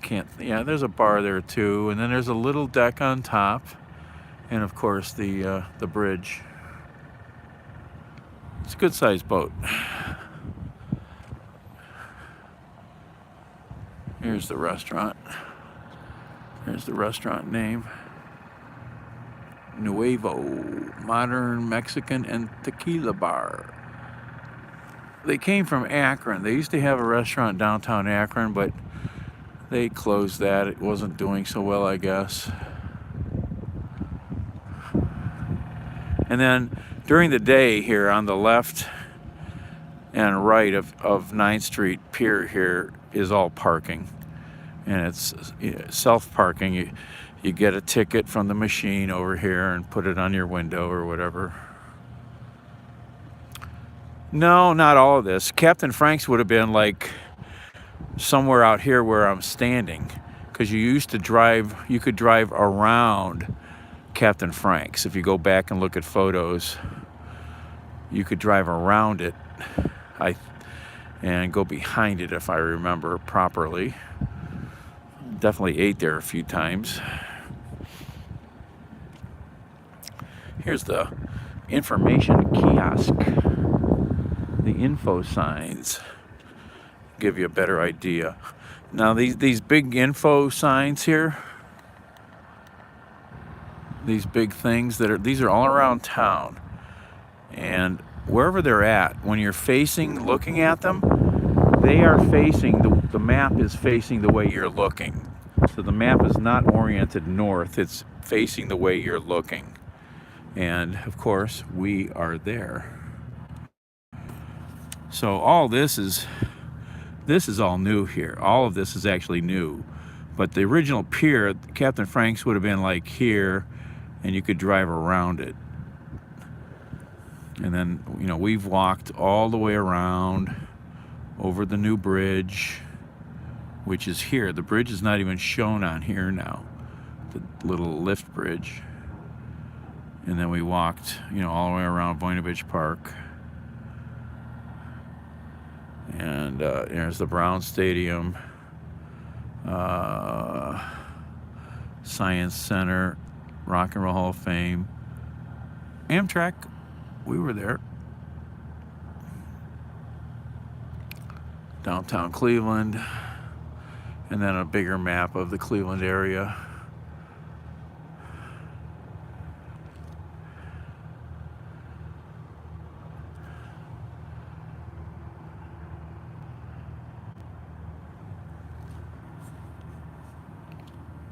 There's the bridge. Here, let's look inside the restaurant. The restaurant's really cool, very decorated, very cool.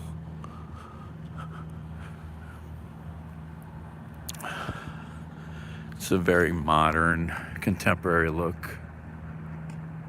Big patio outside here.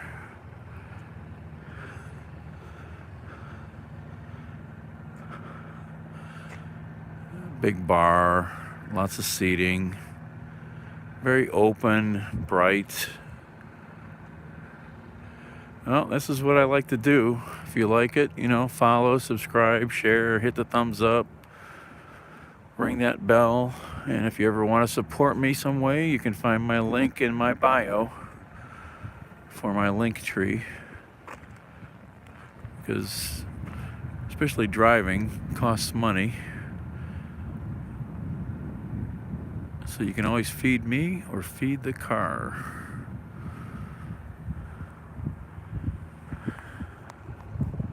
Oh yeah, they have these bocce ball courts here. I forgot. They have a couple bocce ball courts here.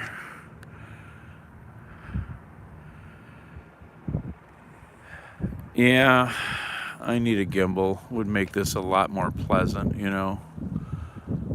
I mean, I'm pretty good, but you can't beat a device that can do that. A much more modern phone would have some, would eliminate some of the shakiness. This is an iPhone 5. It's an iPhone 5. I need newer cameras. We would have a much better image if I had new phones. I look at my friends' 14s or their fancy Samsungs and I go, crap.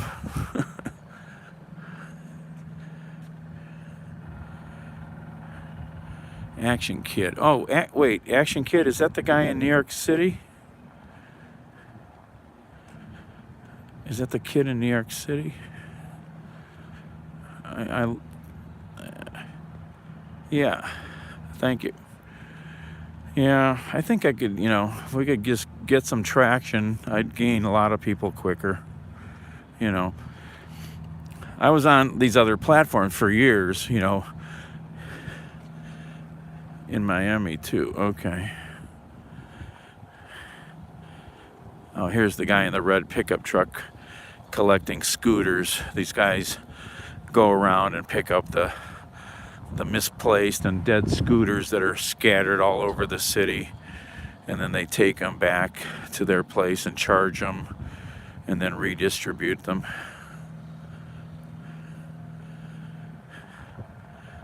All right, Beth.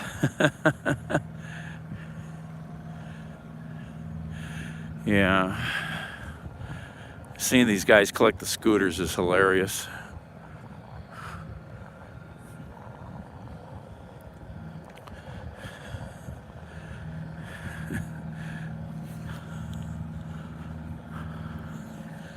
This guy's got a generator running here in the back of his truck.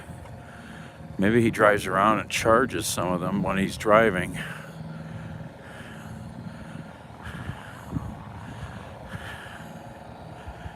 There was a big concert here the other day. You should have seen all the scooters.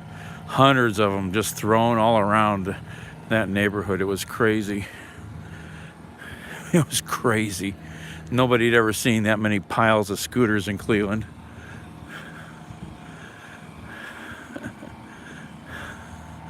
Yeah, he's charging while he's driving. He's got his doggy with him.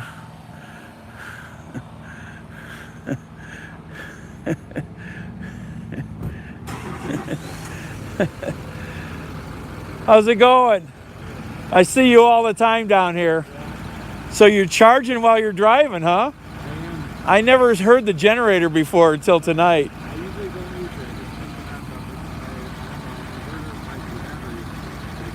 it. Right. Oh, you got three doggies, or huh? 3 of them. Oh, that's so cute. I'm live. I just did a whole walking tour of North Coast Harbor. Okay. And yeah, I'm here. I'll show you my channel name, and if you ever want to watch, sure. I drive all over the city doing all kinds of stuff. I do fires and accidents. There's my channel name. Whoops, sorry. My palm touches stuff, Yeah. Come on, phone, go back. There, if you want to take a picture, if you can remember, or just grab a photo. And yeah, I've talked to a couple of the other guys that do your gig. The wildest thing was the other day after the big concert, all the hundreds of scooters. Oh my goodness. It was hilarious. At the bottom of the bridge and that, and then all the way down Main. Oh, I was like laughing like hell. I took some video, but it came out bad because I held my phone out the window. And even driving slow, it picked up all this wind noise. Oh, yeah. And I was like, crap. They didn't even trigger tasks for us to pick them up for days, Oh, that's so many to pick up. Well, I mean, like, there were a handful every day. Right. The batteries would slowly discharge, or they'd be sitting for so long, and then they get picked up. But I see, yeah. I asked another guy how this gig works, and he kind of told me how much you get paid, but you got to buy all these chargers. And he goes, they can be anywhere from, like, I think he said 100 to 250 each. I don't know. That sounded wrong. They're $5. Oh, really? Inexpensive. Yeah, I thought that. Because I'm an electrician. I'm like, they're just basic chargers. There's nothing fancy about it. I mean, if you get a super fast charger like pulling up one that will do it in 2 hours. Right. Sure, but that's cheap. Still 30. Yeah, because you got to invest in that and then have enough plugs to plug in and room to pile these things into somewhere, and right. I had today just to check failure. My inverter died. Oh, okay. Generator it is for today. Gotcha. So. Right. Yeah, I've got hundreds of videos up. I drive. I go to, like I said, fires, accidents. I'm trying to get back into the walking tours again. I just did Van Aken District. I did Chagrin Falls a week or so ago. I I did this. I'm going to break this up because I was driving, and then I was coming in from the east side, and I saw the Lake Shore Limited coming in. So I raced it down to the station, parked, went up onto the waterfront station right there, and got it coming into the station. Then I went down and we walked and filmed people getting on the train. There were 60 Amish getting on. Oh, really? And then at least, and then I walked down to the very front of the train and waited for him to leave. Got the whole train leaving, and then I did a walk through the station, and then I came over here and we walked this. It'll be up as one whole thing, but I'm gonna try and break it up into the Amtrak thing because there's train freaks, you know. And then one for just this, because I finally walked over the bridge. I wanted to walk over there, and I just never have. And I wondered how it operated, and for the life of me, I never realized there's a building over there. You can barely see it at the end of it. See that little building? It's hard through your window. It's got the three lights. You'll see it's the sloped roof. Yeah, that's the bridge operator, the tender as they call him. It's a nice little building, and it faces right into the bridge, and you can see inside. You can't see him. They get the windows tricked up so you can't really see his console. But when I went around the far side, you can look in. He's got big monitors of the cameras that are monitoring it all. So I always wondered how it operated. Was it an automatic thing, or because it's not going to operate that often, you know. But so they have a real bridge tender there for the whole boating season. Yeah, you know, there's still 3 boats in the dock here. So anyway, I'm Daniel. Michael, nice to meet you. Hey guys, look at that's so cute. Oh, they're all little ones. Yeah. What are those called? They're chugs. They're 12 chugs. What do they call them? Chugs. Chugs. Can I show them real quick? I won't show you. Yeah. Look at the puppies. Hey guys, say hi. Hey, look at the puppies. They're skeptical. Very cute. I've got a kitty cat. I don't have a life that can give me a dog right now, you know. Getting up there. I hear you. You know, they're having pets like that is amazing. There's a guy I follow on YouTube who's a plumber, HVAC guy, Peter, in Jersey. He's got this great accent. He's a real wild man. Drives his big old bread truck, his step van around, and he's got his little Miss Molly, and she sits right here at this window. She's got a seat here to watch. She's been with him forever also. His name is Steve Lavinamore. It's a really weird long name, but you know, he's funny to watch him with the dog driving around.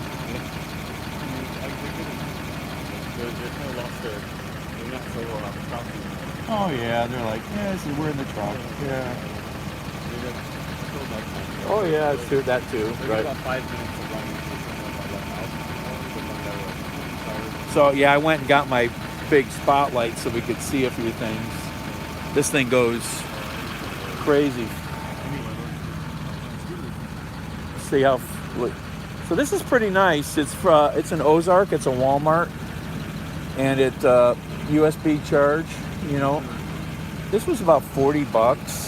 It's got these weird side light things that they don't do anything really. They give a little more area light, but it's really just a plain spot. You know, I have a big flashlight that has takes like D cells, and it's focusable. Oh yeah. And it's got when it's got fresh batteries, it's pretty good. But the nice thing is it's a flood. I can really floodlight, you know, right. But I like this because it's a pistol grip. It's easy to operate, you know, when you just want to grab it quickly. And it's been good. This thing was sitting for a year or more, and I finally found it. And when it does light up when you charge it. It's the old style USB, you know, the little one. And it didn't take long. It still had charge in it. It had, because it's lithium, you know. So it's a good one. I do delivering and stuff. So when you're trying to find addresses out in the dark. I mean, I can light up that address, you know. Oh, now let you go, yeah. Right. Never let me hold you up, you know. You know how to find me. I'm the same on Twitter and Instagram. Okay, I'll check it out. You can always find me in chat. Take care. There goes the scooter man. I've seen this guy forever doing that. Oh, hello, Steve. Steve, I don't remember if I know your name or not. Welcome.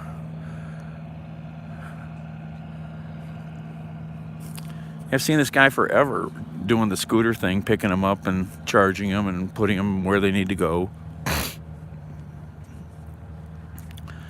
Well, that was fun to run into him. I've met this other guy who's kind of wild with his pickup truck also.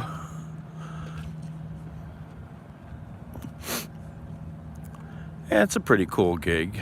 You know, you gotta not mind being out in the weather to do that, though.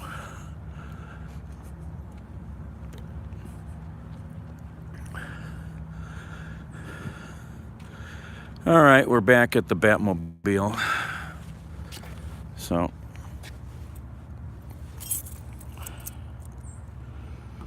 I'm gonna end this and go get some shut-eye probably, unless there's some deliveries that might be worthy. Oh, my back is killing me from all the walking. Oh, there's Fredo.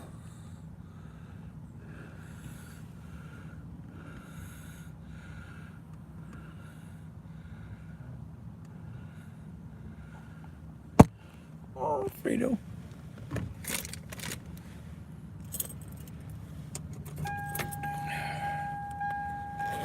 Okay, it's a good thing I took a battery. That was a long walk.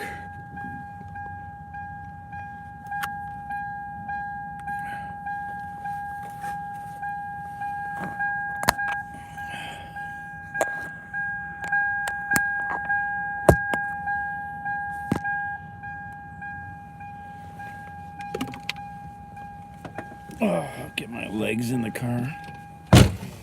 Oh. Well, yeah. Well, when you don't have a belt on and you've got kind of a bad back and you really need new shoes. Hey, the other Amtrak train's coming. Should we go check it out? Is it on time?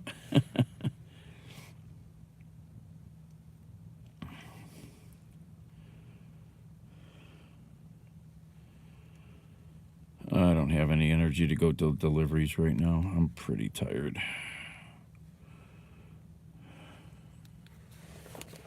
Pretty tired.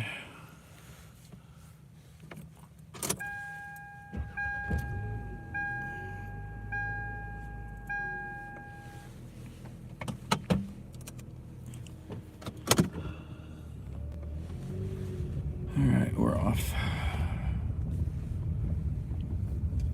Well, that was kind of fun. I like having places all to my own and at night. It's something most people never do, is get to experience places with nobody around.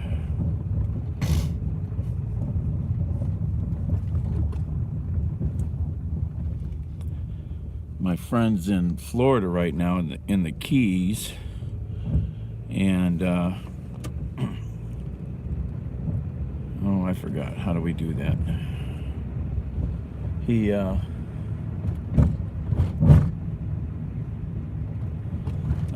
we can go this way. Oh, Amtrak is already here, I think. Amtrak is already here. And the eastbound train.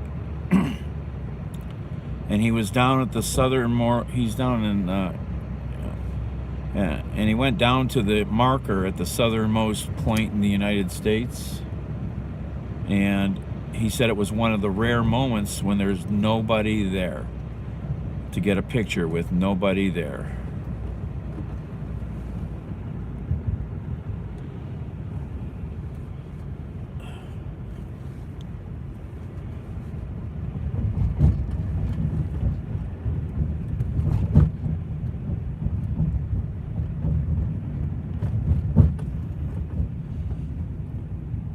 He goes, almost any time of the time he's ever gone down there, there's usually at least 5 or 10 people, no matter what time. He said that was a rare little moment. But it was probably because of the storm coming in. It was just before Ian hit.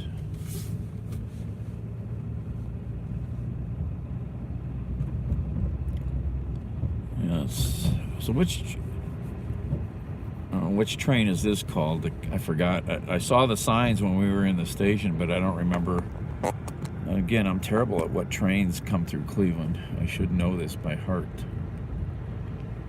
It's kind of easy.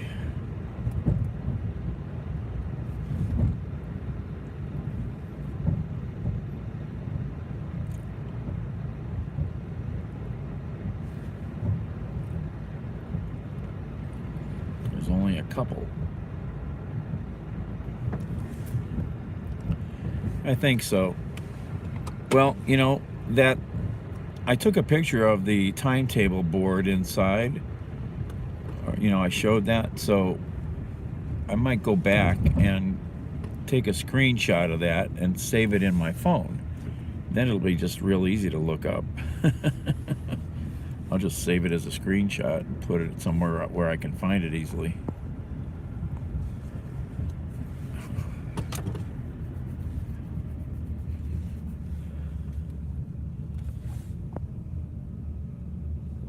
Oh, here's the train.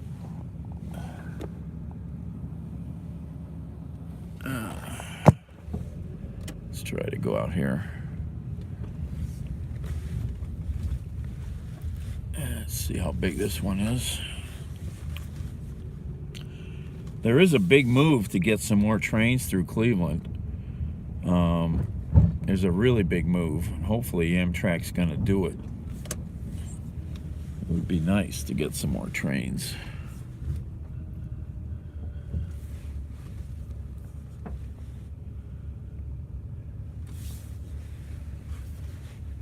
How big is this train? Is it pretty much the same? I see at least one sleeper or whatever up front, then 1, 2, 3, 4, 5, 6 regular cars.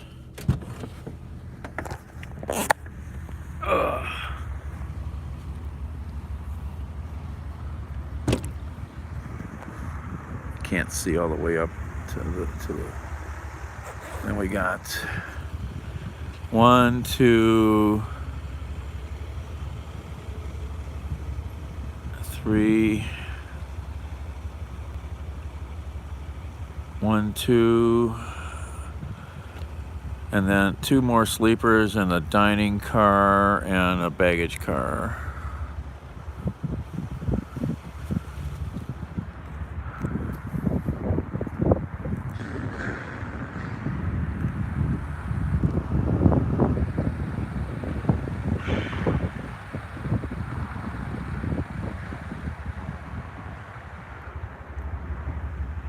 Probably gonna get ready to go pretty soon, I think.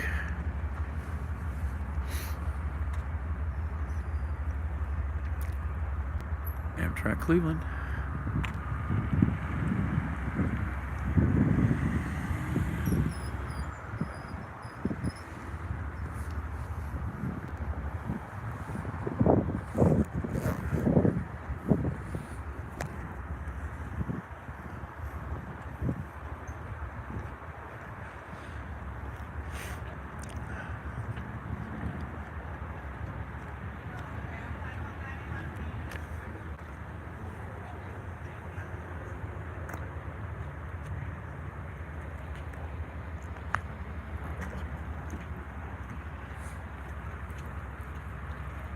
Morning. I was down here, I caught the lakeshore coming in. I was following it along the freeway coming in. I said, let's see if we can get down here and catch it coming in. So I did. And then I just did a tour of North Coast Harbor. I'm live. And I'm like, oh, the 5:30 train should be here.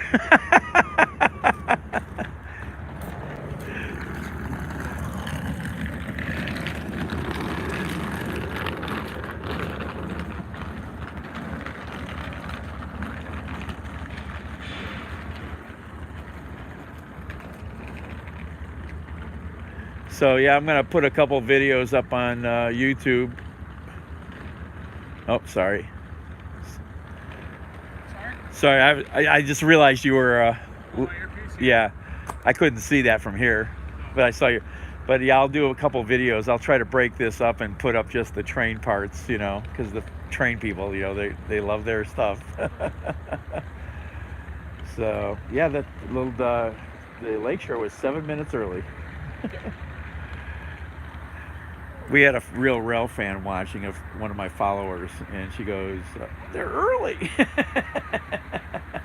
happen often. And then she goes, "They were 3 minutes early to Elyria." I said, "They must be making good time for whatever reason tonight, you know." I need to ride I haven't ridden Amtrak. I rode only a little section once I rode from Elyria to here once on a demo train way back. And I did one little Amtrak ride in like San Diego to Orange County. I need to take a long trip like to Chicago. It's pretty reasonable, you know. Take care. Yeah, good one.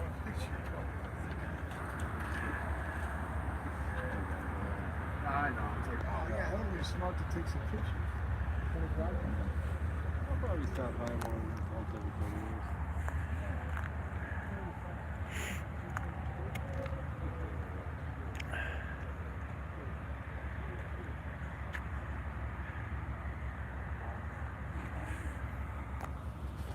Oh, where's my other phone? It's in the car.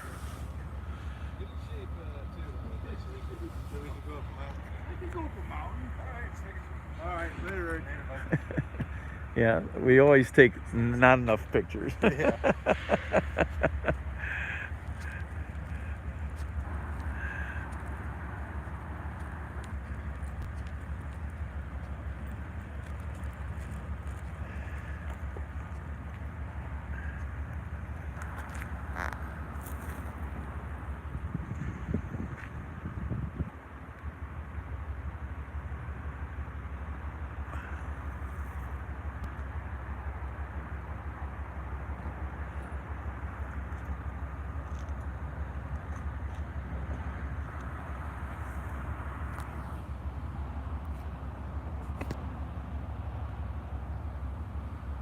I don't know what time it is. I can't tell what time it is on this phone.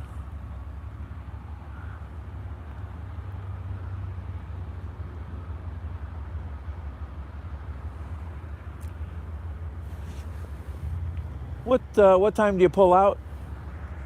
5:50. How long? 13 minutes. Okay, I'm not sure I'm gonna wait. Yeah, you got a much longer layover than they did. Yeah. And they had a huge pile of people getting on. Well, we're technically supposed to be riding right about now. Oh, you got here early too. Yeah. Gotcha. Yeah, because you can't leave early.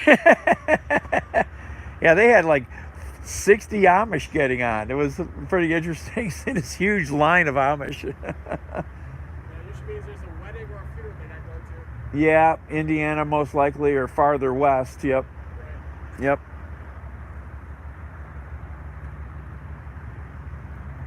All right, have a good night.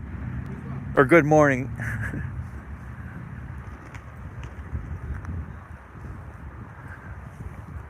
Who is this? I was wrong. It's 4:38 in Wisconsin. All right. All right. Well, this was fun. Learned a few things this morning, you know. That's why I like doing these walking tours, because there's still lots of things I've never experienced in town, and, you know,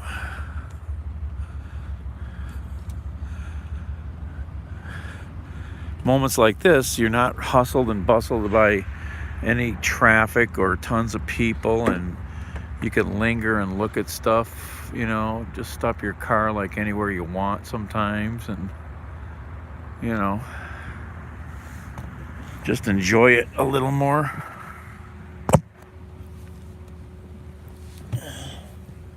Oh, my back.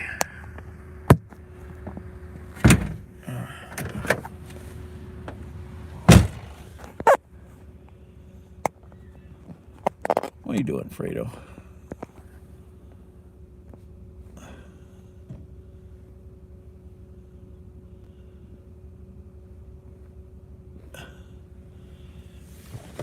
Oh, you're welcome. Unedited. Or I'll just call you Hurley, maybe.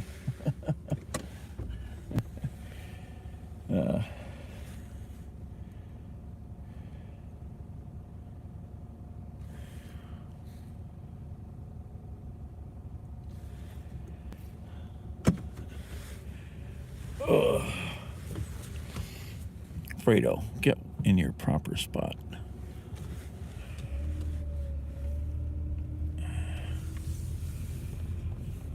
Oh, well, that was fun. Got some steps in, not fast steps, but I got some steps in. There's the other sign. Amtrak Station. Gotta get out of the way here. Got a car coming in.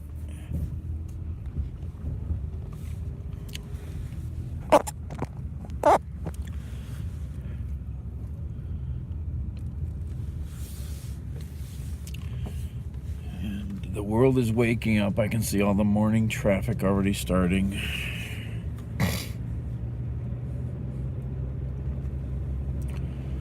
Made no money last night.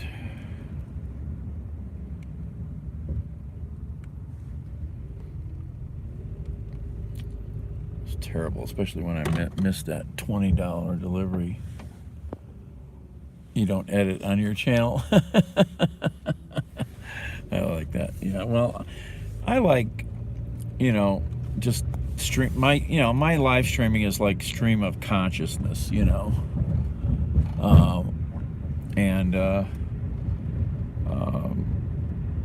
and then when I shoot pictures, I tend to like to just shoot, as it's called, just shooting clean without, really editing them or just trying to get the right shot,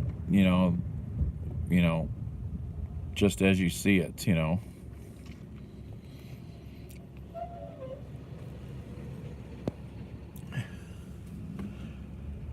No, not raw. No, the term is clean.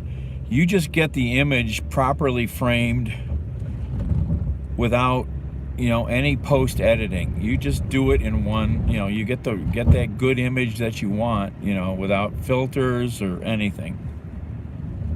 Proper perspective. With good cameras, it's easy with some lenses, with a camera with some lens, but with a phone, you don't have much choice in what you can do sometimes because you can't get depth of field. You can't do lots of things,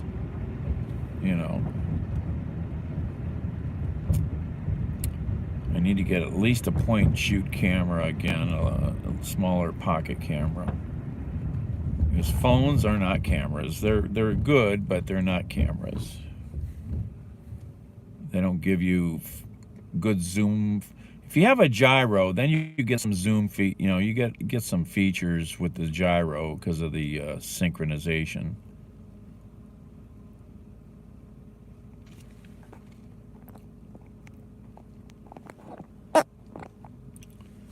So that makes the operation of the phone a little more like a camera.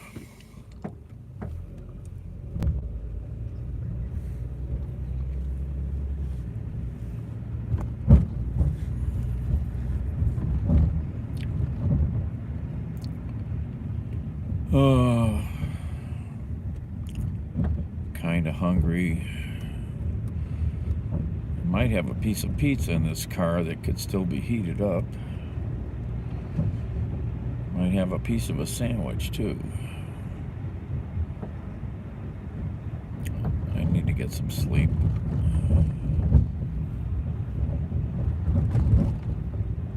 There's nowhere down here to heat up pizza.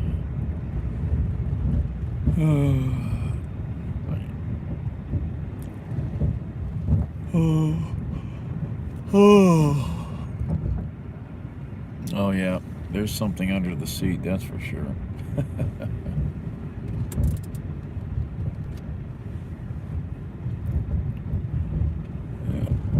Jacobs Field or Progressive Field, whatever your flavor is on the right.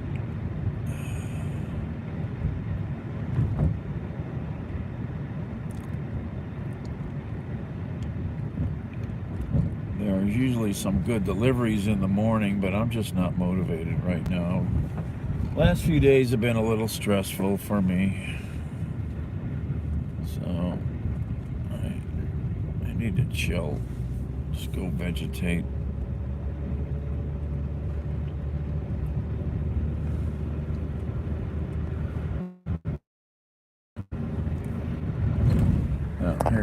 Here's your parting shot of downtown.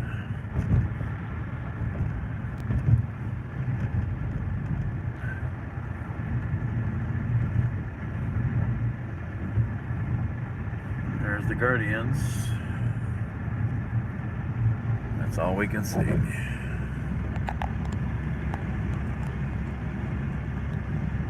I got the morning crazy rush hour. Late for work, people.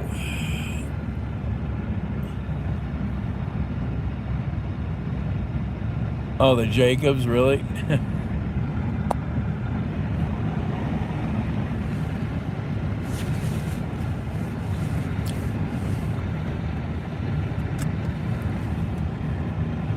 Oh.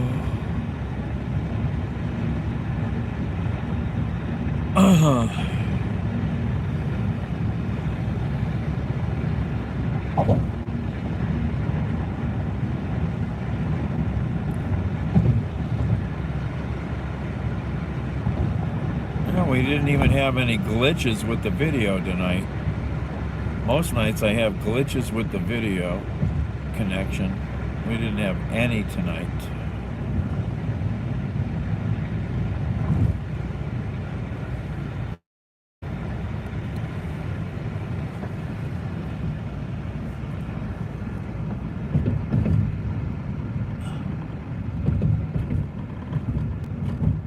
Oh, what did I just do? What did I just do? I screwed up a comment.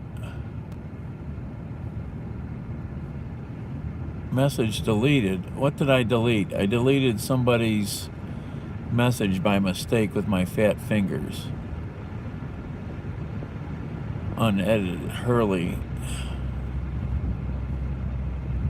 I deleted what you said about your uncle getting something. My fat fingers. I guess once it's deleted, I can't get it back.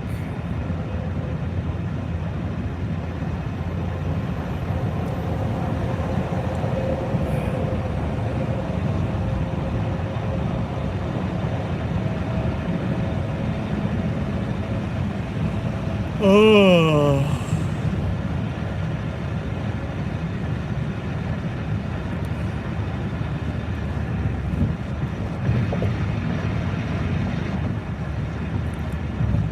Oh, I went the wrong way. I wanted to go another way. I'm on such automatic pilot. Leftover food. Oh, that would be awesome. That's a hell of a good job perk. Yep.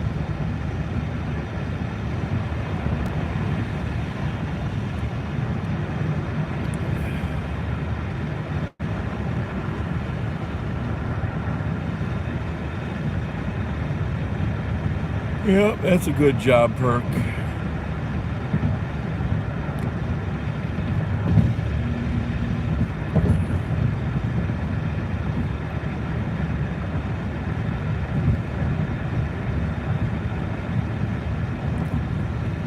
I'm tempted to go try to heat this pizza up. I gotta go to a gas station somewhere though. There's only a few that have microwaves.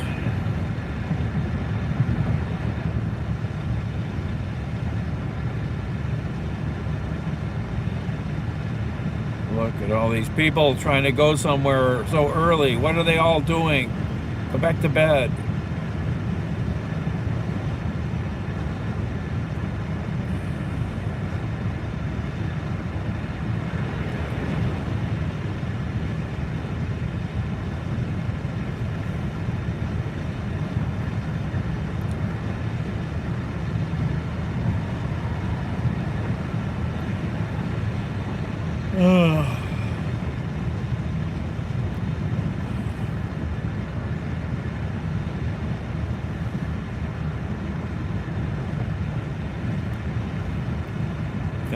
go get some chocolate milk. Maybe not.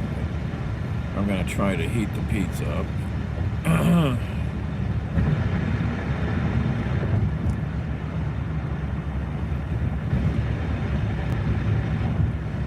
I went the wrong way.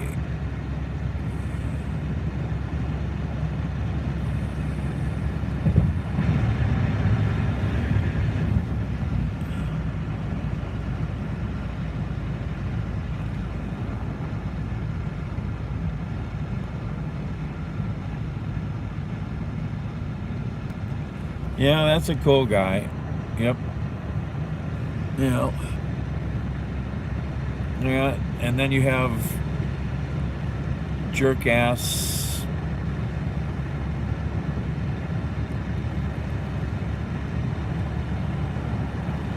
elitist POSs like the Orange Man. Yep.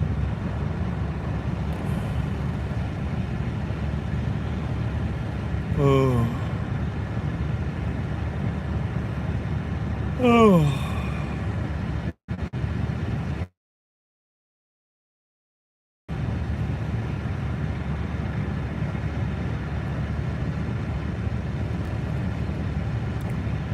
Oh yeah, maybe there's another package for me to pick up. I gotta go back to that Amazon locker. Dutchie said she sent me the other email.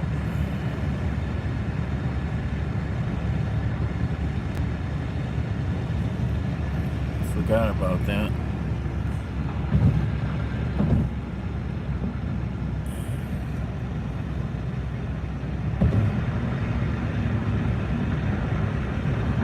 Oh, do I want to get off here? Yeah, I'm going to get off here. Get off here.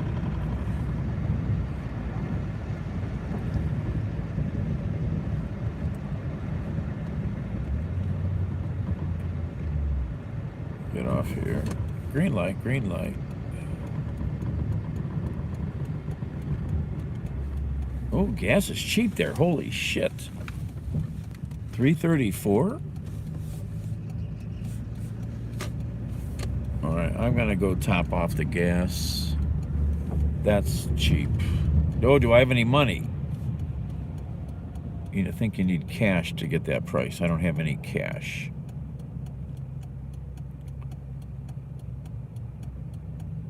That's cheap gas right now. Gas has gone up around here.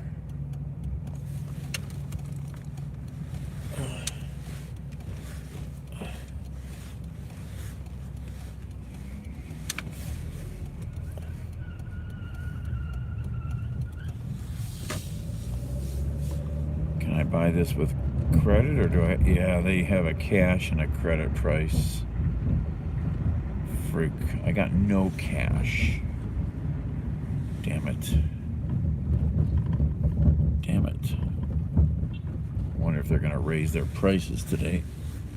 I don't need gas, but if you can top it off and you're right here, then that would be a good deal.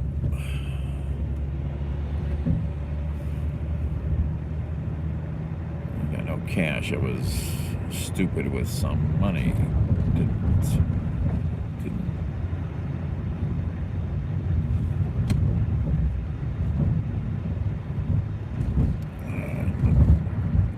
And there's nowhere to get cash right now that's close, so.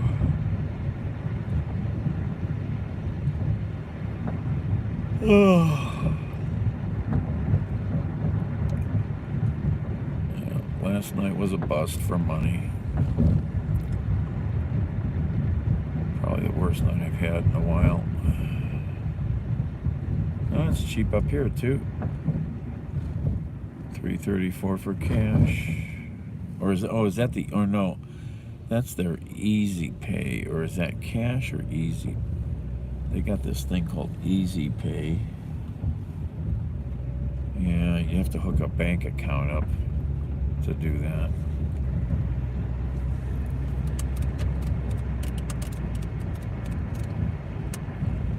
No lights on that car.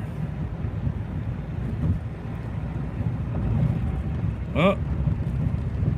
I got, so interested in looking at the gas prices. I missed my turn.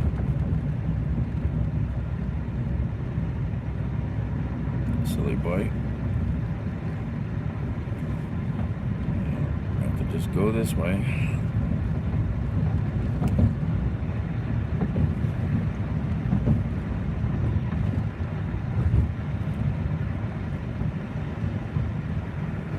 Oh, that guy's got an ad over here.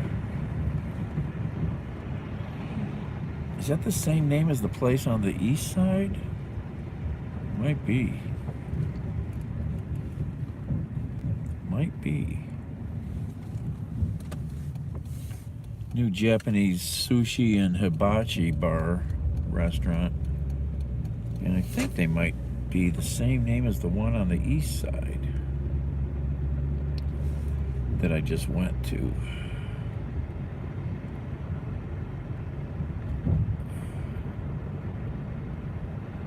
Oh, I need to look at this website, damn it.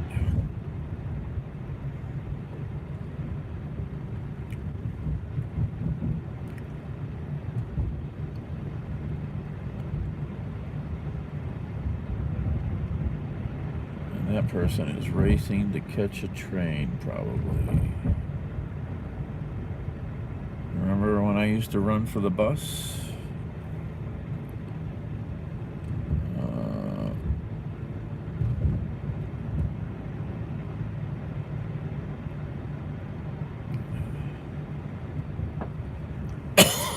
A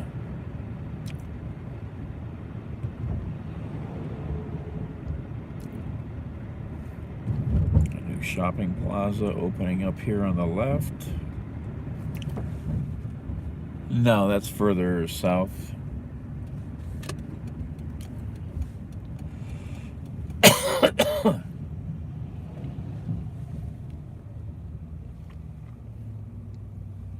don't understand this.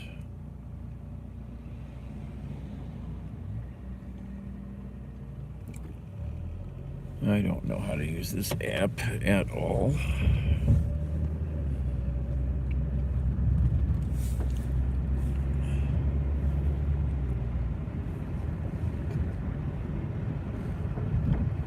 It's just a couple miles south of here.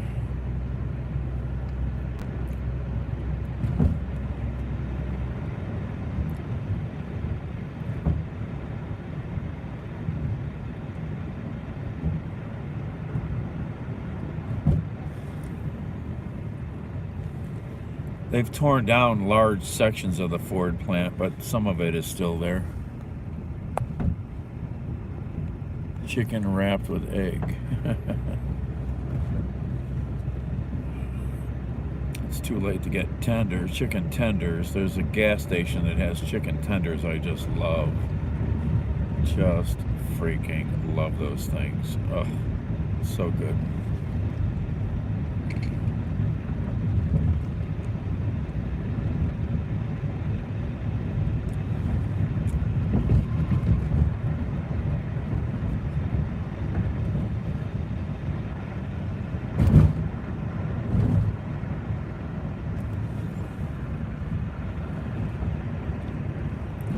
This stuff is a franchise. It's called Crispy Crunchy Chicken, and it's freaking good. Freaking good. Even the biscuits are real good. And what do they call those big potatoes? What do they call those big potato pieces? They're pretty damn good too. What the heck do they call those things?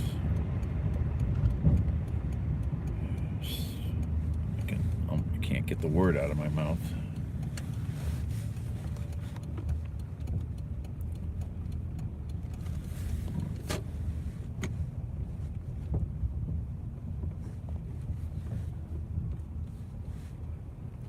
JoJo's. JoJo's.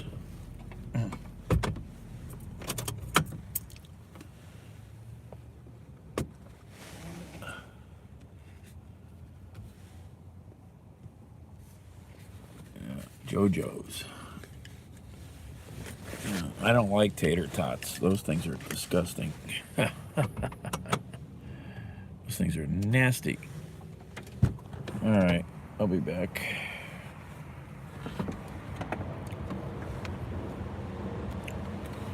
All right, let's get something out of the trunk first.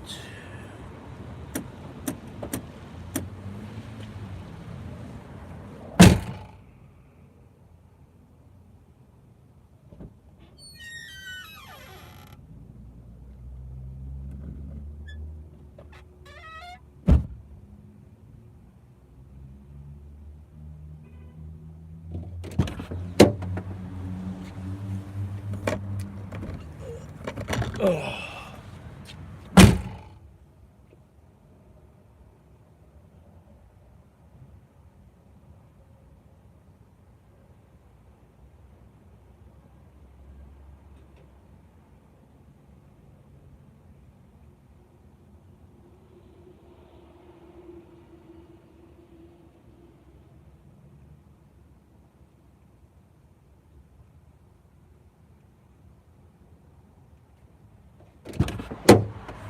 Forgot what I was doing.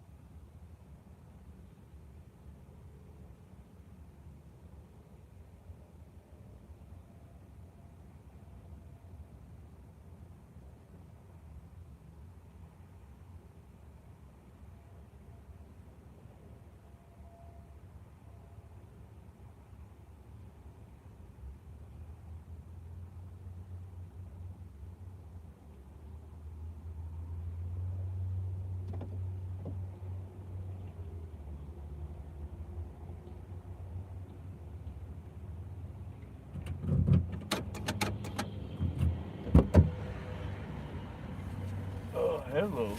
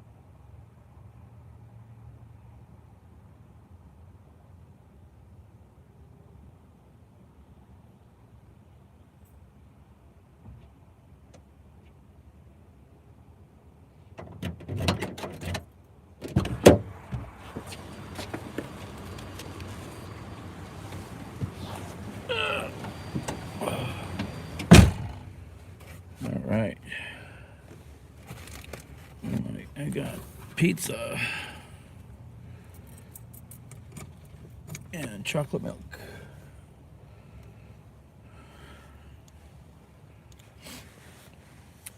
Oh, you got to go back and watch last night's video when I got the pizza, and you could see it fresh right out of the pizza shop. These guys make the best freaking pizza. These are slices. Slices. Pepperoni. See if I can show you here.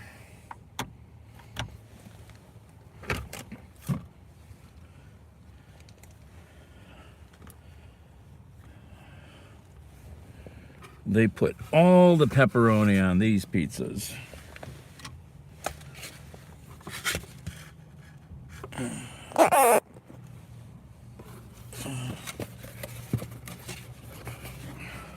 Oh yeah. Oh, Wilbur. Let's see here. I gotta get a light for this.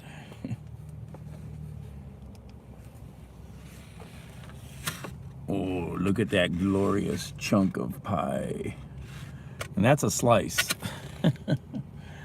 That's just a slice. Yeah. I haven't had one of these till last night for the longest time. I used to eat these things, oh my God, so often I couldn't even tell you. Freaking huge.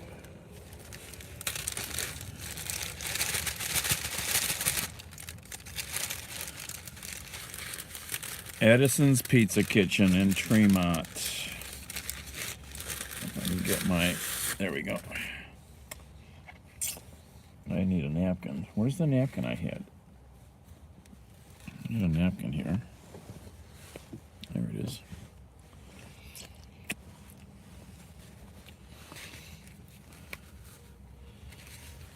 That's a freaking, that's just one slice.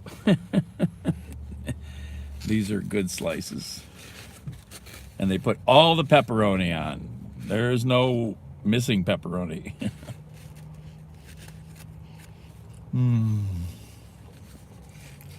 Could have made it even warmer. And could have heated it up a little more.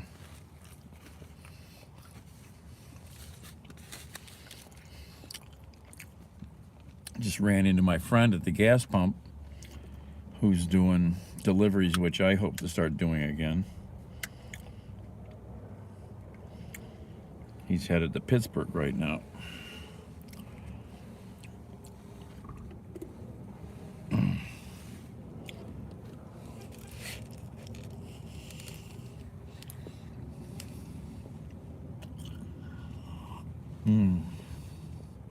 Oh, I'm hungry. I mean, it's been a while since I ate. I ate it, when did I eat? 8 o'clock?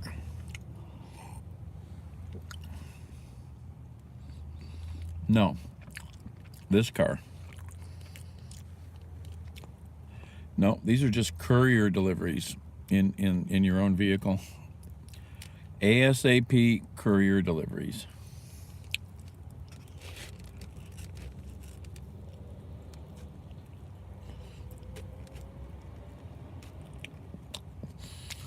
My last delivery for them was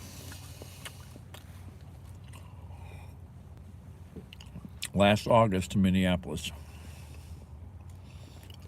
If you go back in my videos a year, you'll find my Mall of America video, my e-bike driving around Minneapolis parks, Chicago Riverwalk, New York City.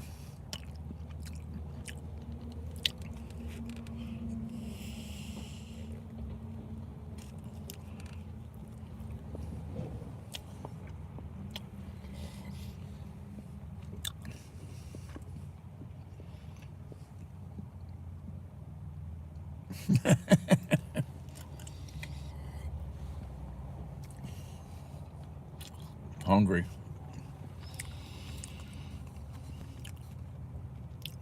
It's the one thing you'll learn about me. I'm always hungry. I have a couple tapeworms I have to keep fed.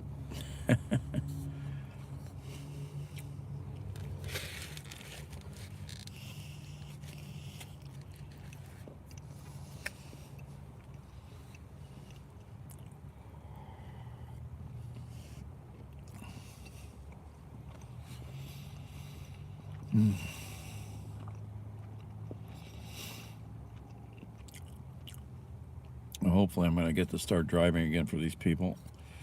But I can't get the good trips because I don't have a minivan. I need a minivan to get the good money.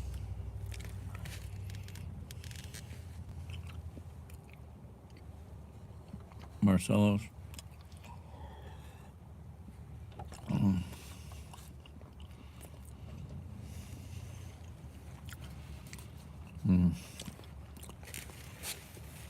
It's good cheesy pepperoni pizza. This stuff is perfect.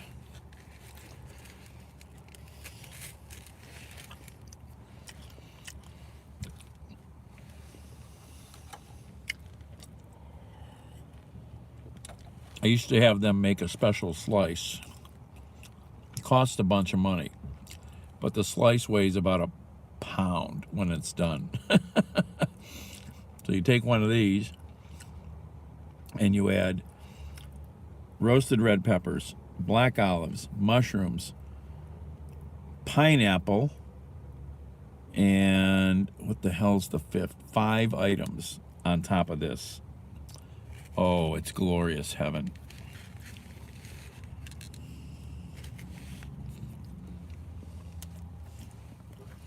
The hell, I can't think of the 5th item now.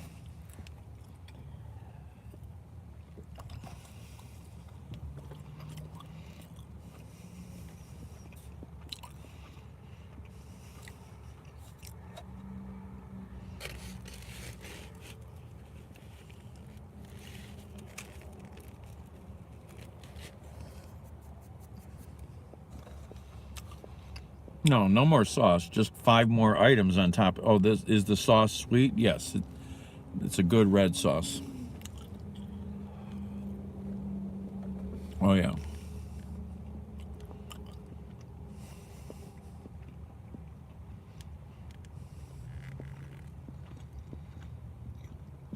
Tell your friends in Parma or whatever to try a slice at Edison's.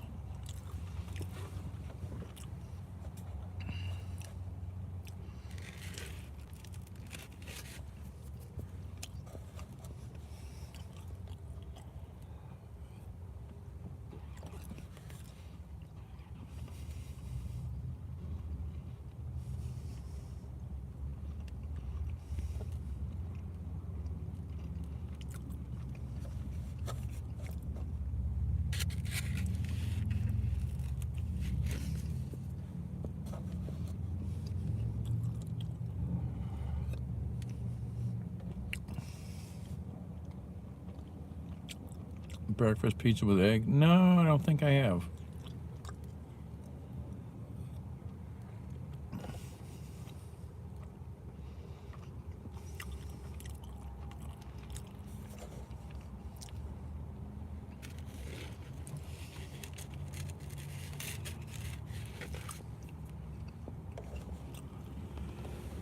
Oh, my neck. This car seat is terrible.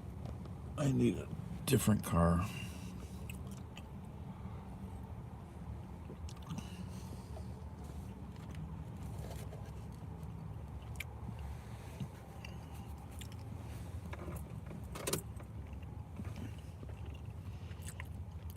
Because 12 years ago, the area had also faced devastating floods, and they built a similar embankment to save their town, but it had since fallen into disrepair.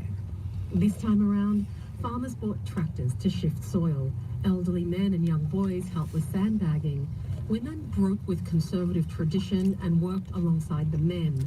Another activist, Javed Rajhani, explains.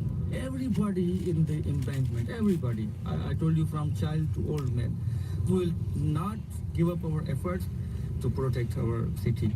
Local officials are among the residents who had fled Johi by then, but in phone calls, they authorised residents to use government machinery like big earth movers. Within days, townsfolk had rebuilt the 4.5-mile embankment, and they became folk heroes in the district. When they finished, the men held a party, dancing in traditional glittery caps and tossing rose petals. And when the heavy rains turned to floods, the embankment protected Johi, which is now encircled by water. Rajhani again.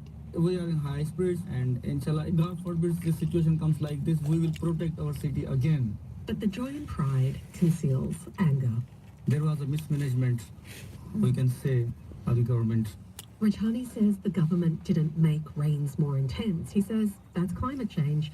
But he and others maintain that the effects of these floods, which washed away so many homes and livelihoods, and even created a lake, was made worse because officials didn't maintain systems that would have diverted the water. We head back to the jetty and flag down another boat to return to what is now the mainland. These boats are basically a bus service set up by fishermen. There's no other way for residents on these isolated patches in the lake to get around, but it's expensive by local standards, about $1.30 a ride. And as we disembark at a noisy jetty, one furious commuter marches up to us. Gul Ahsan Noorani says the military should be providing free transport. We want the army to provide us at least free ferry service so that we could travel. We don't have anything. Pakistani officials say these floods were so catastrophic that they were overwhelmed. They say even much wealthier countries wouldn't have been able to cope.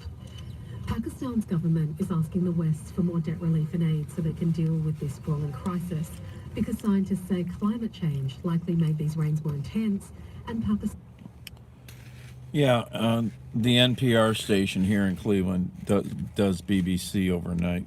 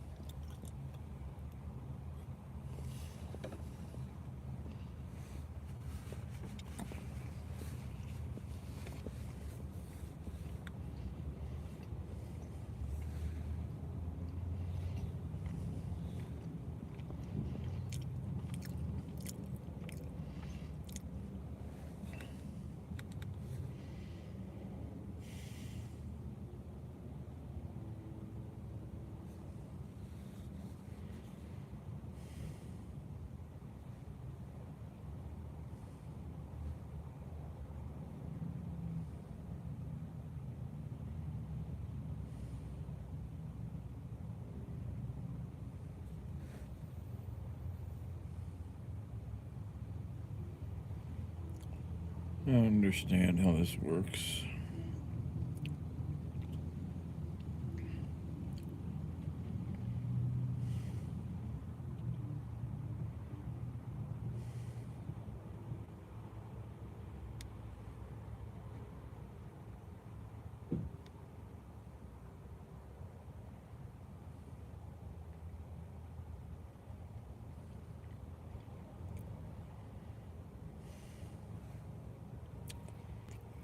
Oh, there's the thing. Okay, that's what I was looking for. Take a screenshot. There's no... That's no big thing.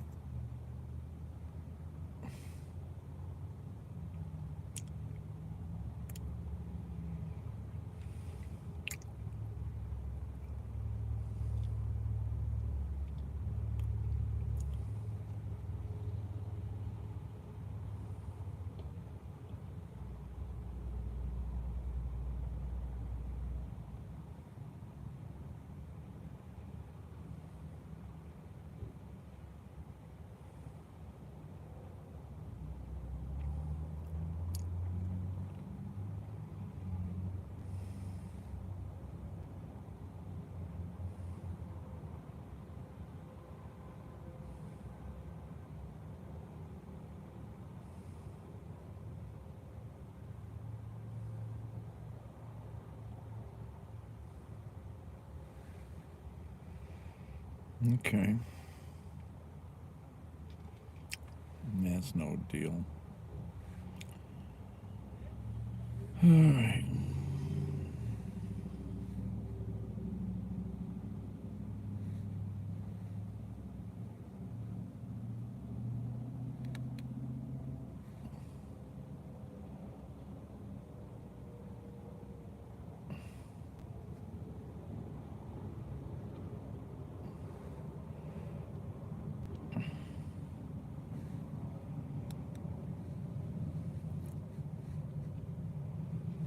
Sorry.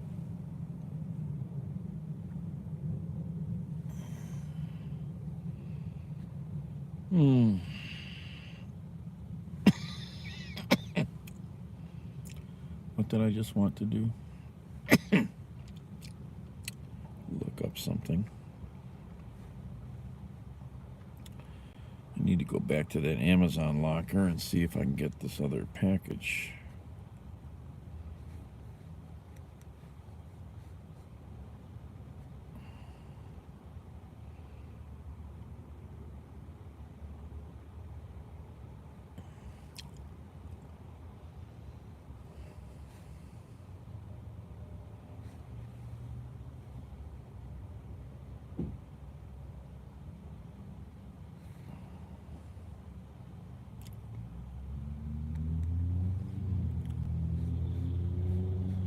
Oh, that's right. There's money in that account.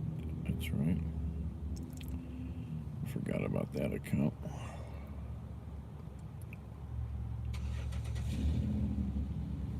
There's no deliveries out here now.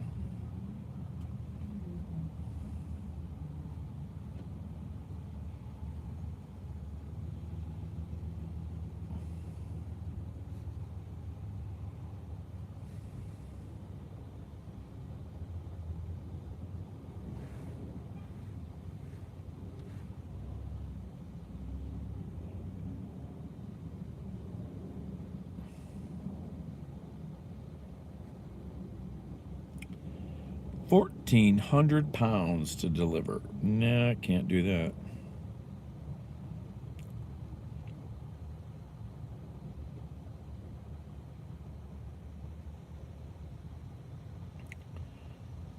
$74 by 8s, or something like that.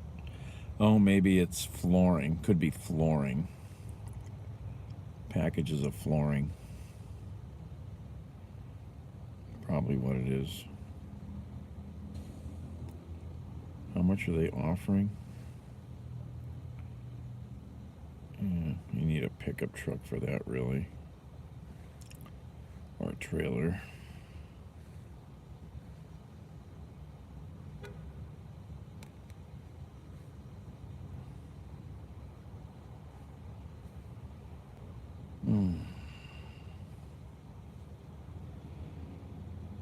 Let's see, where's those emails?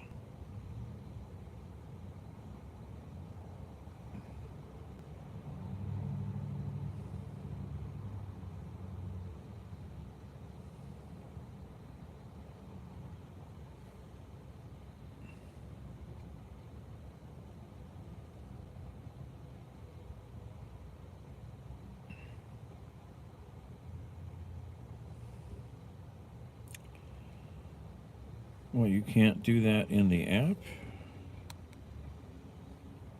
No, you can do that in the app, I bet, can't you? Can you do that in the app, or maybe not?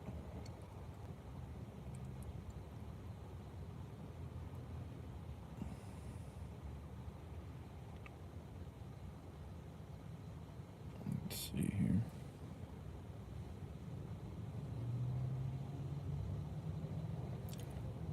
No.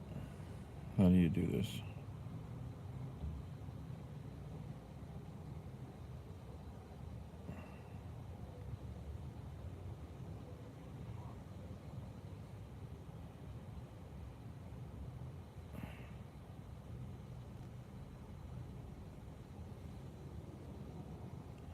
There we go.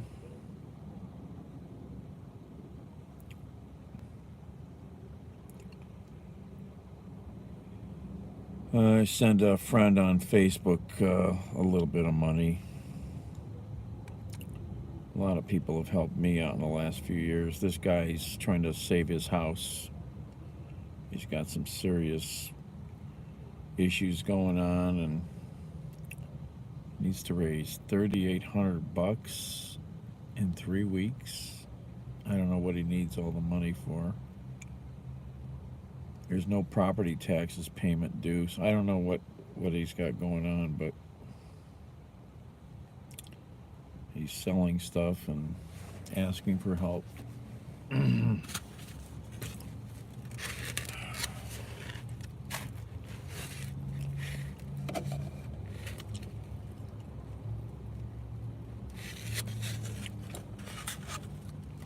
I need like $3,800 to still save my house. I still got my house issues.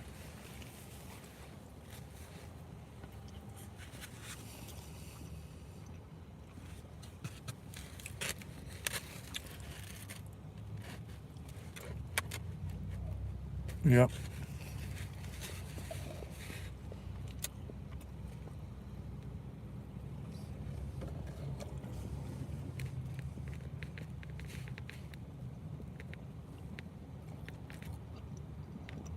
This gas station's insanely busy right now.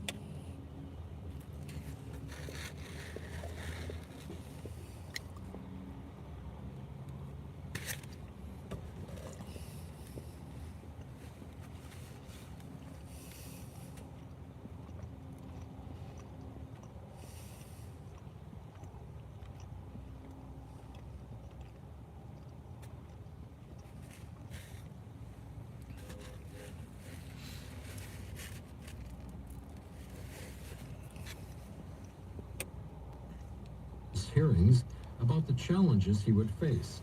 She said many witnesses are scheduled to testify, that there's a lot of evidence, including videos of the parade, and that Waukesha County prosecutors have a lot of resources. Here's how Brooks replied. Doesn't make me flinch one bit. Brooks may be confident, but Milwaukee defense lawyer Julius Kim says there are good reasons why defendants don't typically represent themselves during a homicide trial. What it comes down to is that by not being an attorney, Mr. Brooks is not going to know what he doesn't know. He's not going to know what questions may be objectionable, or if the state asks an improper question. He's not going to know how to properly present evidence at a trial. There are also going to be some logistical issues that I think he's going to have to overcome. Kim says Brooks, representing himself, also puts extra pressure on the judge. Will have to quickly decide what information she'll provide to the defendant. The trial is expected to last 2 weeks or longer. That doesn't please Waukesha Mayor Sean Riley. He says survivors of the tragedy that occurred during the Christmas parade are still trying to heal. A A lot of them are going to have to testify, and a lot of them who aren't even involved in the trial are going to see it in the newspapers, hear it on the radio, watch it on TV, and have to listen to that person. The mayor and others here say that as the trial goes on, they want the victims' families to feel community support now and in the future. A citizens commission recently approved the concept for a memorial to be located in a city park. For NPR News, I'm Chuck Hornbach in Waukesha, Wisconsin. So this dude is going to represent himself. You know what they say about that.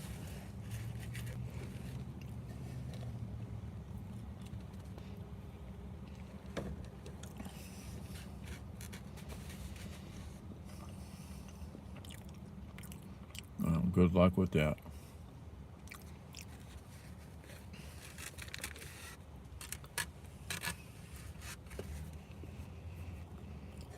Yeah.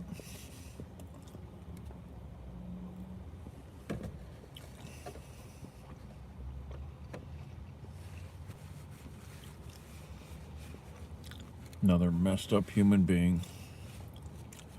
America, we got lots of them.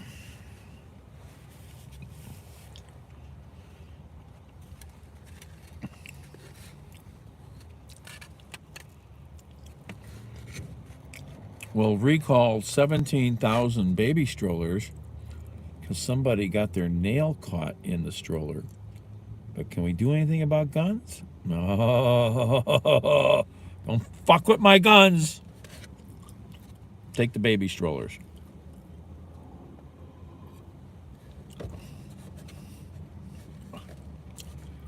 Our country is so messed up.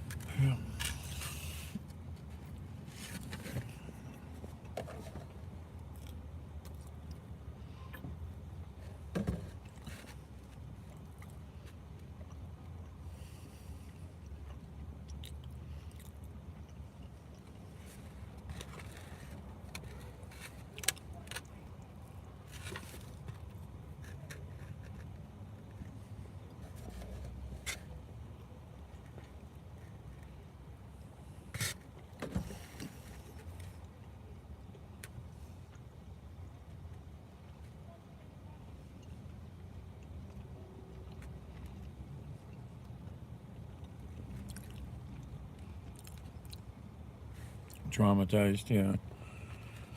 Yeah, I mean, you know, there's lots of people that kind of stuff definitely affects, you know, others. You know, I've seen lots of trauma. Not much phases me, you know. I've had lots of trauma. Doesn't bother me, you know. But there's still always something that could trigger something in any of us, I think, if it's the right moment.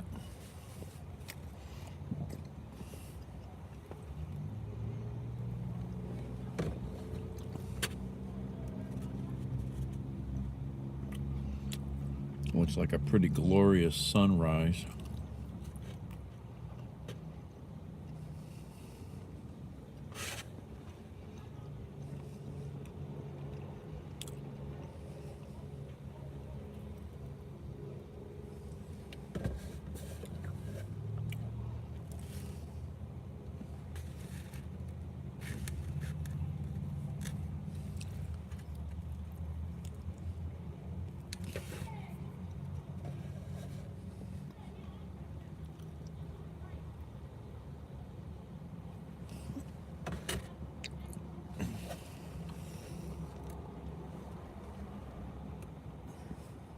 Brennan was interested in those dimensions. I don't sound the same to you as I would to another person, and I don't sound the same to Raymond as I would, individual. They recorded most tracks in one take. We recorded enough to fill more than 2 records. I moved through London like a hotel.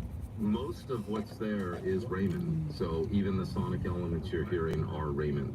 It's his voice. Movies without subtitles. It's just too hard to follow. I'm sitting there pretending, and it's just not working. Of the 16 tracks that made the album, some recreate sound as experienced by those in the non-hearing world. So we're at a festival, and it meant that I had limited charge on my hearing aids. So there was points where between takes I had to take off my hearing aids, and I kind of just sit in this kind of very, not quite silence, but it's a kind of quieter, muffled kind of sound. Muffled sound of one story. Sometimes Glennon played music in the background. Captions on a dream for John T. Williams of a new channel tribe. For this track, the producer recalls a special moment. He just met a musical group at the festival. And from the group, their instrument builders built me a zenze, which is a very rare instrument. It's a 2-sided guitar, so it's 8 strings, 4 strings on each side. You know, I could kind of play it intuitively because it's a string instrument. Sound of something left out. Antrobus's work often captures the experience of police violence. The poem is about a deaf individual being killed by the police who was a carver who lived by the water and carved canoes and carved arts. And I'm playing this instrument that had been handmade and carved by somebody who carves canoes. Used to carve canoes and faces into totem poles. Antrobus writes of how that experience of violence can be especially traumatic for deaf individuals.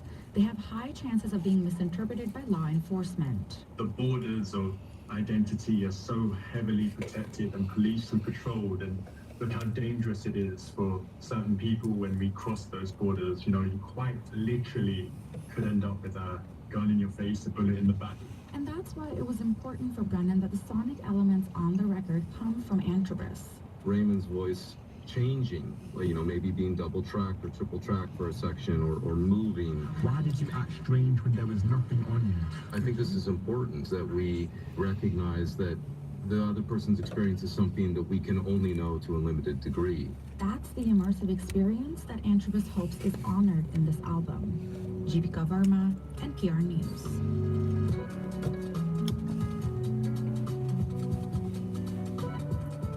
This is Morning Edition from NPR News. I'm A. Martinez. And I'm Steve Inskeep.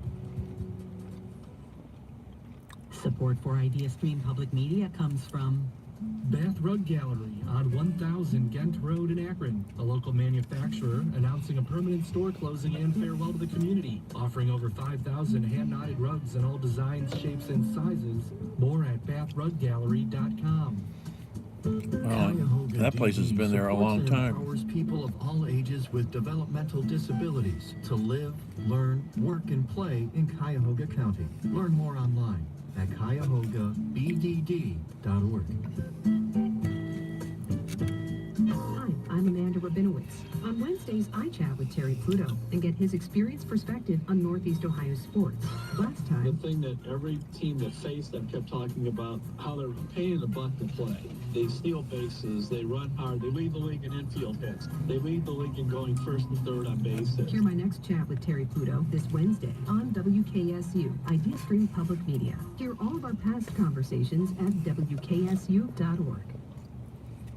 Get your fix of IdeaStream Public Media news and content in your email inbox. Head to ideastream.org/newsletters. You can sign up for one of our various newsletters. We offer several, from morning headlines to prime time picks on our sister public television station, WVIZ PBS. We've got a newsletter that fits what you're looking for. Take a peek at ideastream.org/newsletters. A sunny fall day today with a high of 61. Clear tonight, the low 44 in Cleveland, 39 in Akron. Sunny Tuesday, too, with a high of 66 degrees. Right now, a fair sky, 42 degrees in Akron, 49 degrees in Cleveland outside the Idea Center at Playhouse Square. WKSU. So you're enjoying how I nibble my food down to the last bite?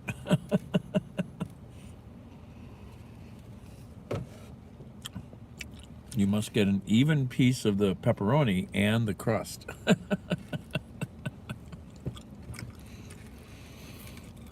I think we all have some strange habits that we do.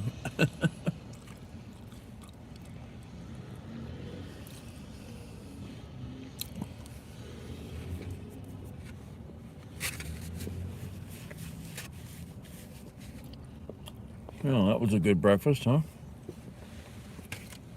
Well, that was dinner. Breakfast was at 8 p.m. last night.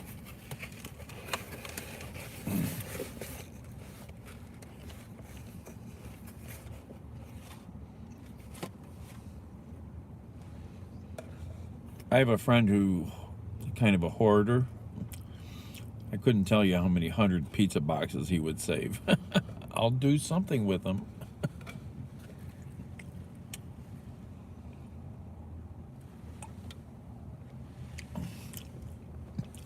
Oh, don't see many stray dogs. I see lots of wild cats. I need to just put some cat food in the car for cats and maybe get some cat treats.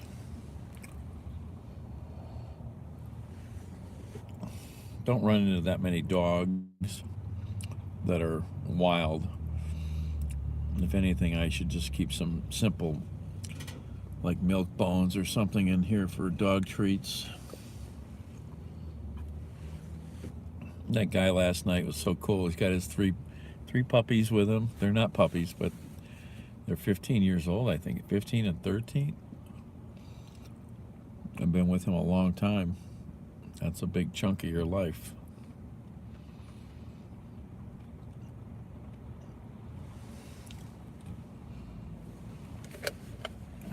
When I just heard that music, I was thinking of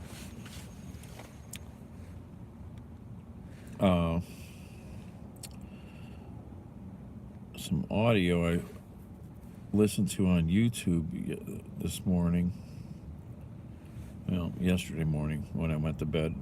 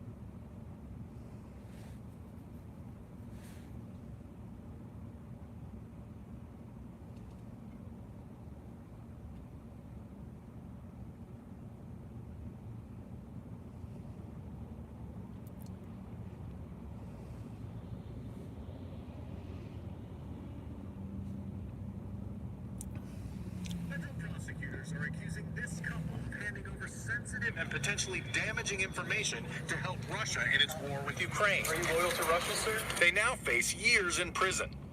An indictment unsealed this week says Dr. Anna Gabrielian, an anesthesiologist, offered to provide confidential medical records about U.S. soldiers. It says she first reached out to the Russian embassy, offering her assistance.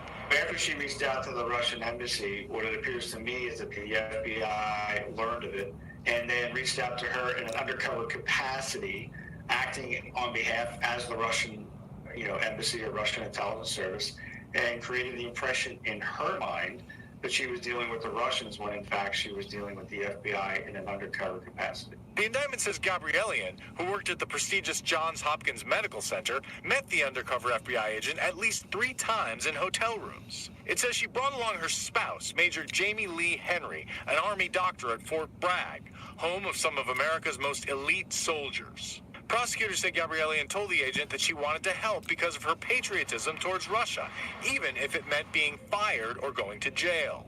The indictment says Gabrielian provided the undercover agent records of an intelligence officer's spouse and highlighted a medical issue the Russians could exploit. It says Henry tried to join the Russian army and quoted him as saying that the United States is using Ukrainians as a proxy for their own hatred towards Russia. Henry is accused of providing records on 5 people who were patients at Fort Bragg. The medical records that these defendants were allegedly offering the Russians were actually very valuable. Well, any intelligence service looks for vulnerabilities in individuals that it could target for recruitment. If an individual has a medical ailment, something that perhaps is incredibly costly in terms of needing money, that's a vulnerability. Henry announced a transition to female in 2015, but referred to themselves as male in interactions with the FBI agent. The couple has 3 young children, have yet to make a plea, and are now free on bail. Henry's lawyer declined to comment, and Gabrielian's could not be reached. And that's not the only case grabbing headlines. A former NSA intelligence officer was charged this week with attempting to sell secrets in exchange for cryptocurrency. The officer allegedly sent excerpts of 3 classified documents to an undercover FBI agent he believed to be working for a foreign government. Thanks for watching our YouTube channel. So, yeah, this couple, I mean, she's like wackadoodle. I mean, the whole story's bizarre. And then the NSA contractor, or he worked for the NSA as a contractor, he only worked for them for like a month. And he's trying to get like $85,000 in Bitcoin. The dude's another bozo. It's like, these people are really ignorant about how any of this works, which is good. But they're really ignorant and stupid, really stupid.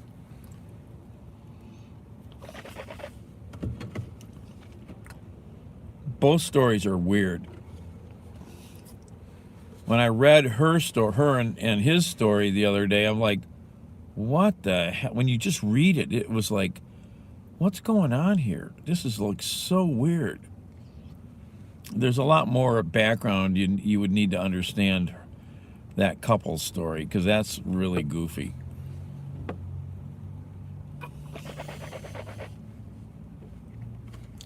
Extra goofy. Extra goofy. Follow today's top stories and breaking news by downloading the NBC News app.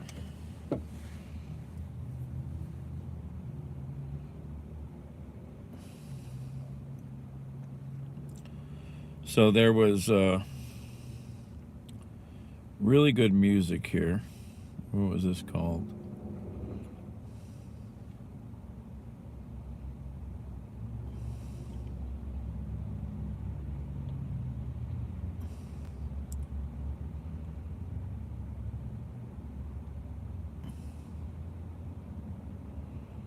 I think it was that. Yeah.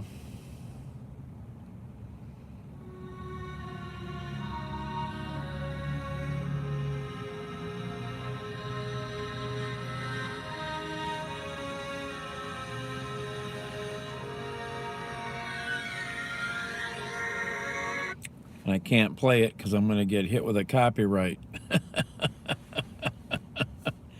Copyright claim. Frickin' YouTube. I just thought of that.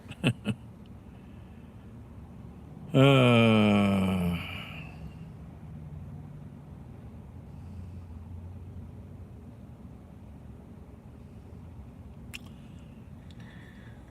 howdy there, Internet people. It's Bo again.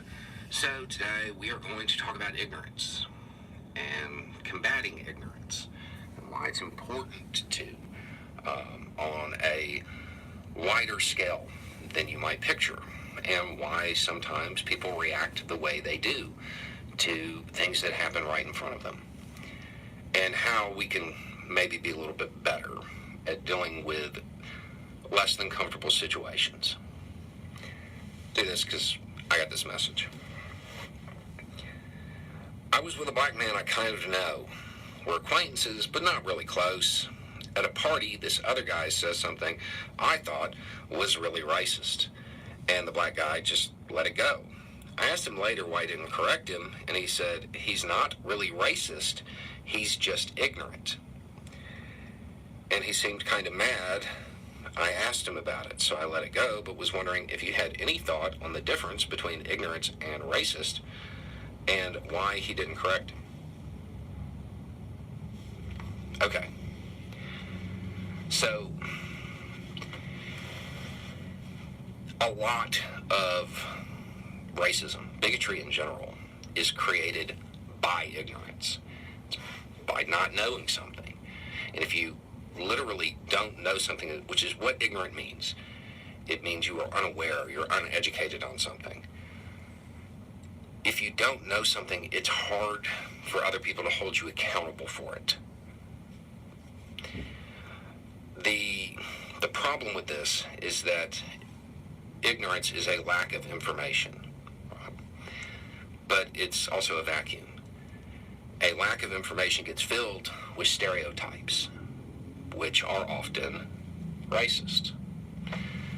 So, if I had to guess, whatever was said was something that was stereotypical, but he could also tell that the guy wasn't being malicious with it.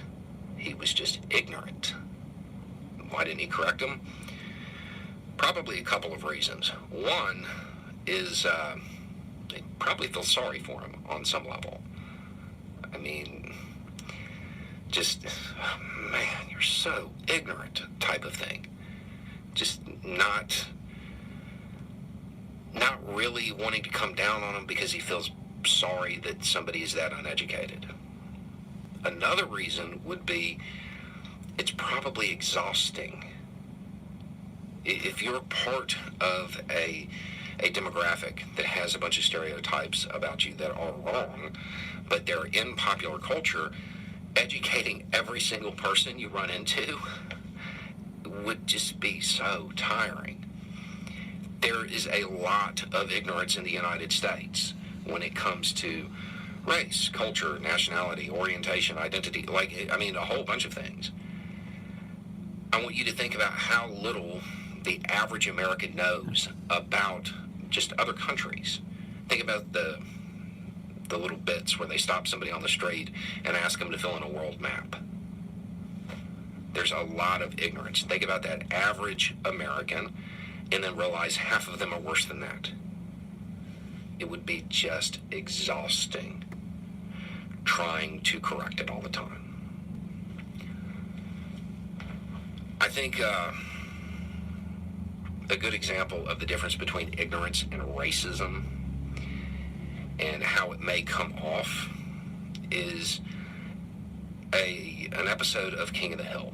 And the reason this has stuck in my mind for years is because I was standing next to a guy from Cambodia watching this.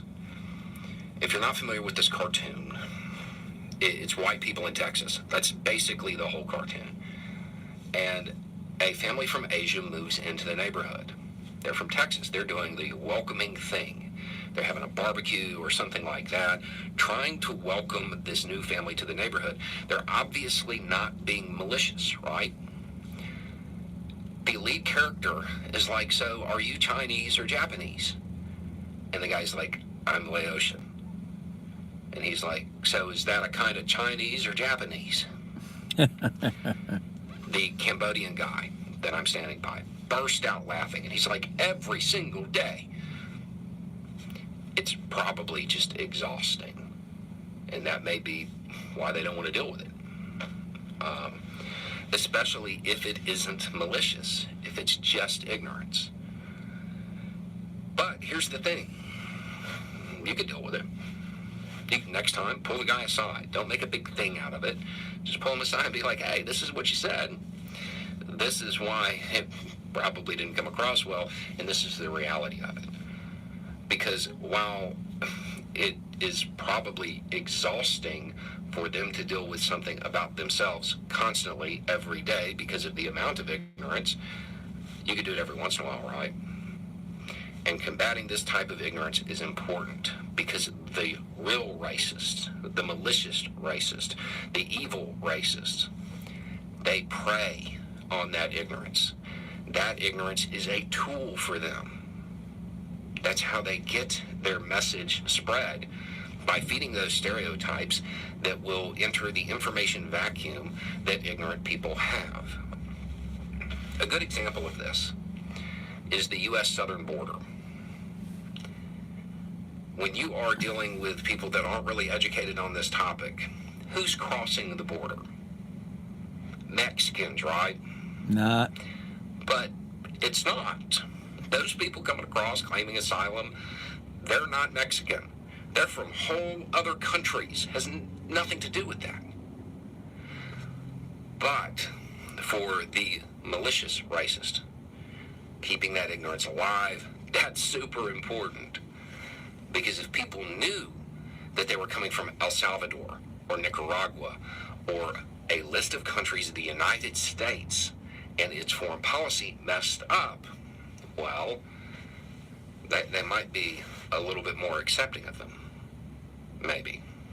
I mean, there are a lot of people who are ignorant and racist. Those two things aren't mutually exclusive. But you can do it. You can pull them aside. I mean, look at it this way. Most groups that have these types of stereotypes about them, they're small groups of people. Like they're a small demographic, they're a small percentage within the United States. Let's assume half of white people are ignorant to their culture. That means half of the white people that they run into, they're going to have to educate. That is exhausting. That is tiring. So, step in. And the other side to it is you were at a party. You know, you said that you kind of let it go when it seemed like he was mad. Didn't want to spoil the mood. Maybe he did the same thing.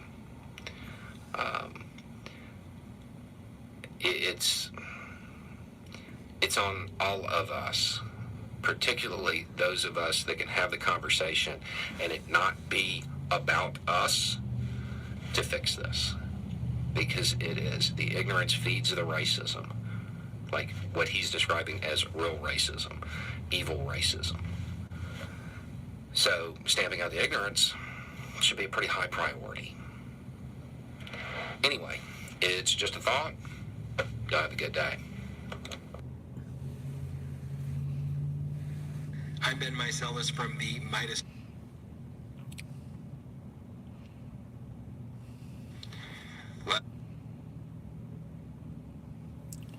So if you want to follow him, check him out. He's worth listening to and watching for his calm discussions about many topics. Bo of the Fifth Column. He's got a pretty big channel.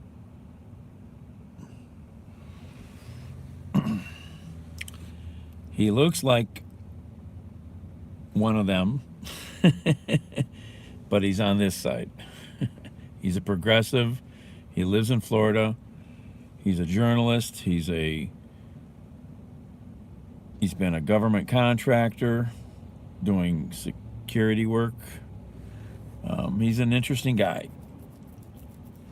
And he's got his ear to the ground about a lot of subjects. And he's pretty smart. His wife is a trauma nurse. They have kids. They have horses. They live on a farm. So he's not your average looking Hank Hill.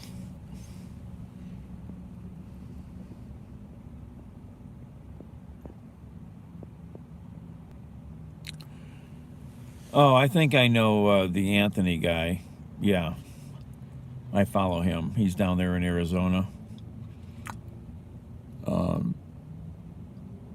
Yeah. I don't catch his stuff enough. I don't watch enough stuff that I'd like to. Oh.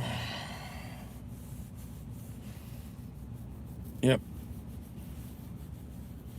Yeah, I haven't really watched enough of his stuff to get a better feel for everything he does.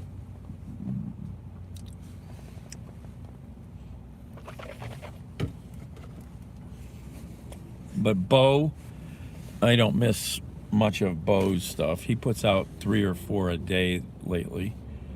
Quite a few.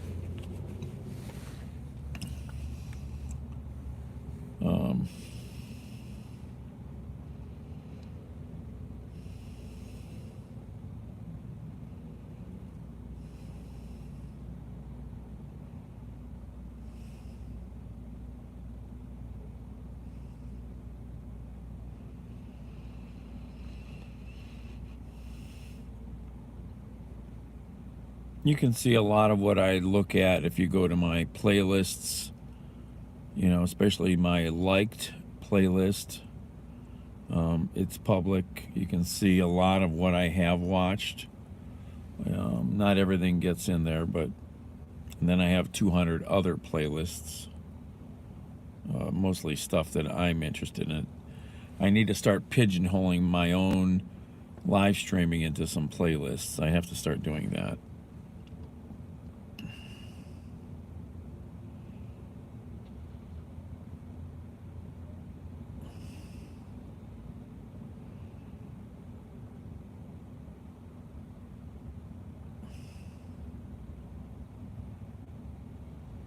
Like the crazy things that I'm interested in, you know, crazy religious nonsense, you know, politics, Seinfeld. Nice whiz van, huh? Got it really cheap because this guy's friend saw his parents having sex in it. Can we please just have dinner? Yeah, I get a break in an hour. Attention! Attenzione! Where can you get the best deals on consumer electronics? Why, at Nobody Beats the Wiz! And how do I know this? Because I'm the Wiz! Because I'm the Wiz! I'm the Wiz! Jack, get back here in the van! This is my Wiz, lady. Lady Wiz. Jack, I can't make this work. Repeat. Can't make this work.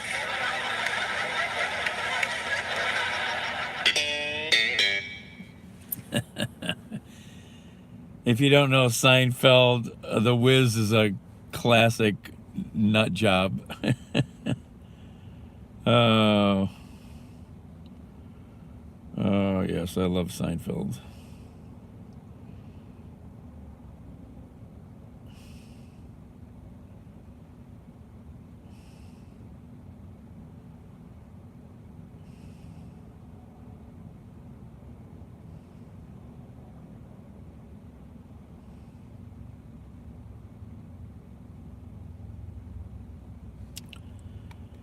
Anyway, I'm tired.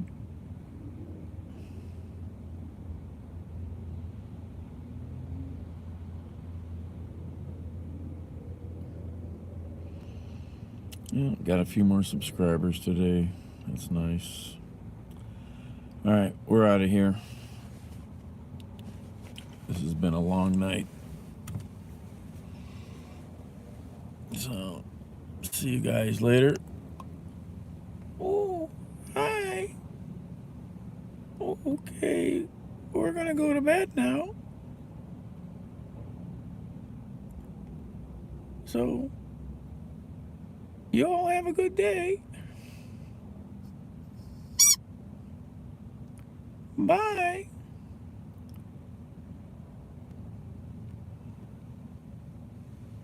Thanks for watching.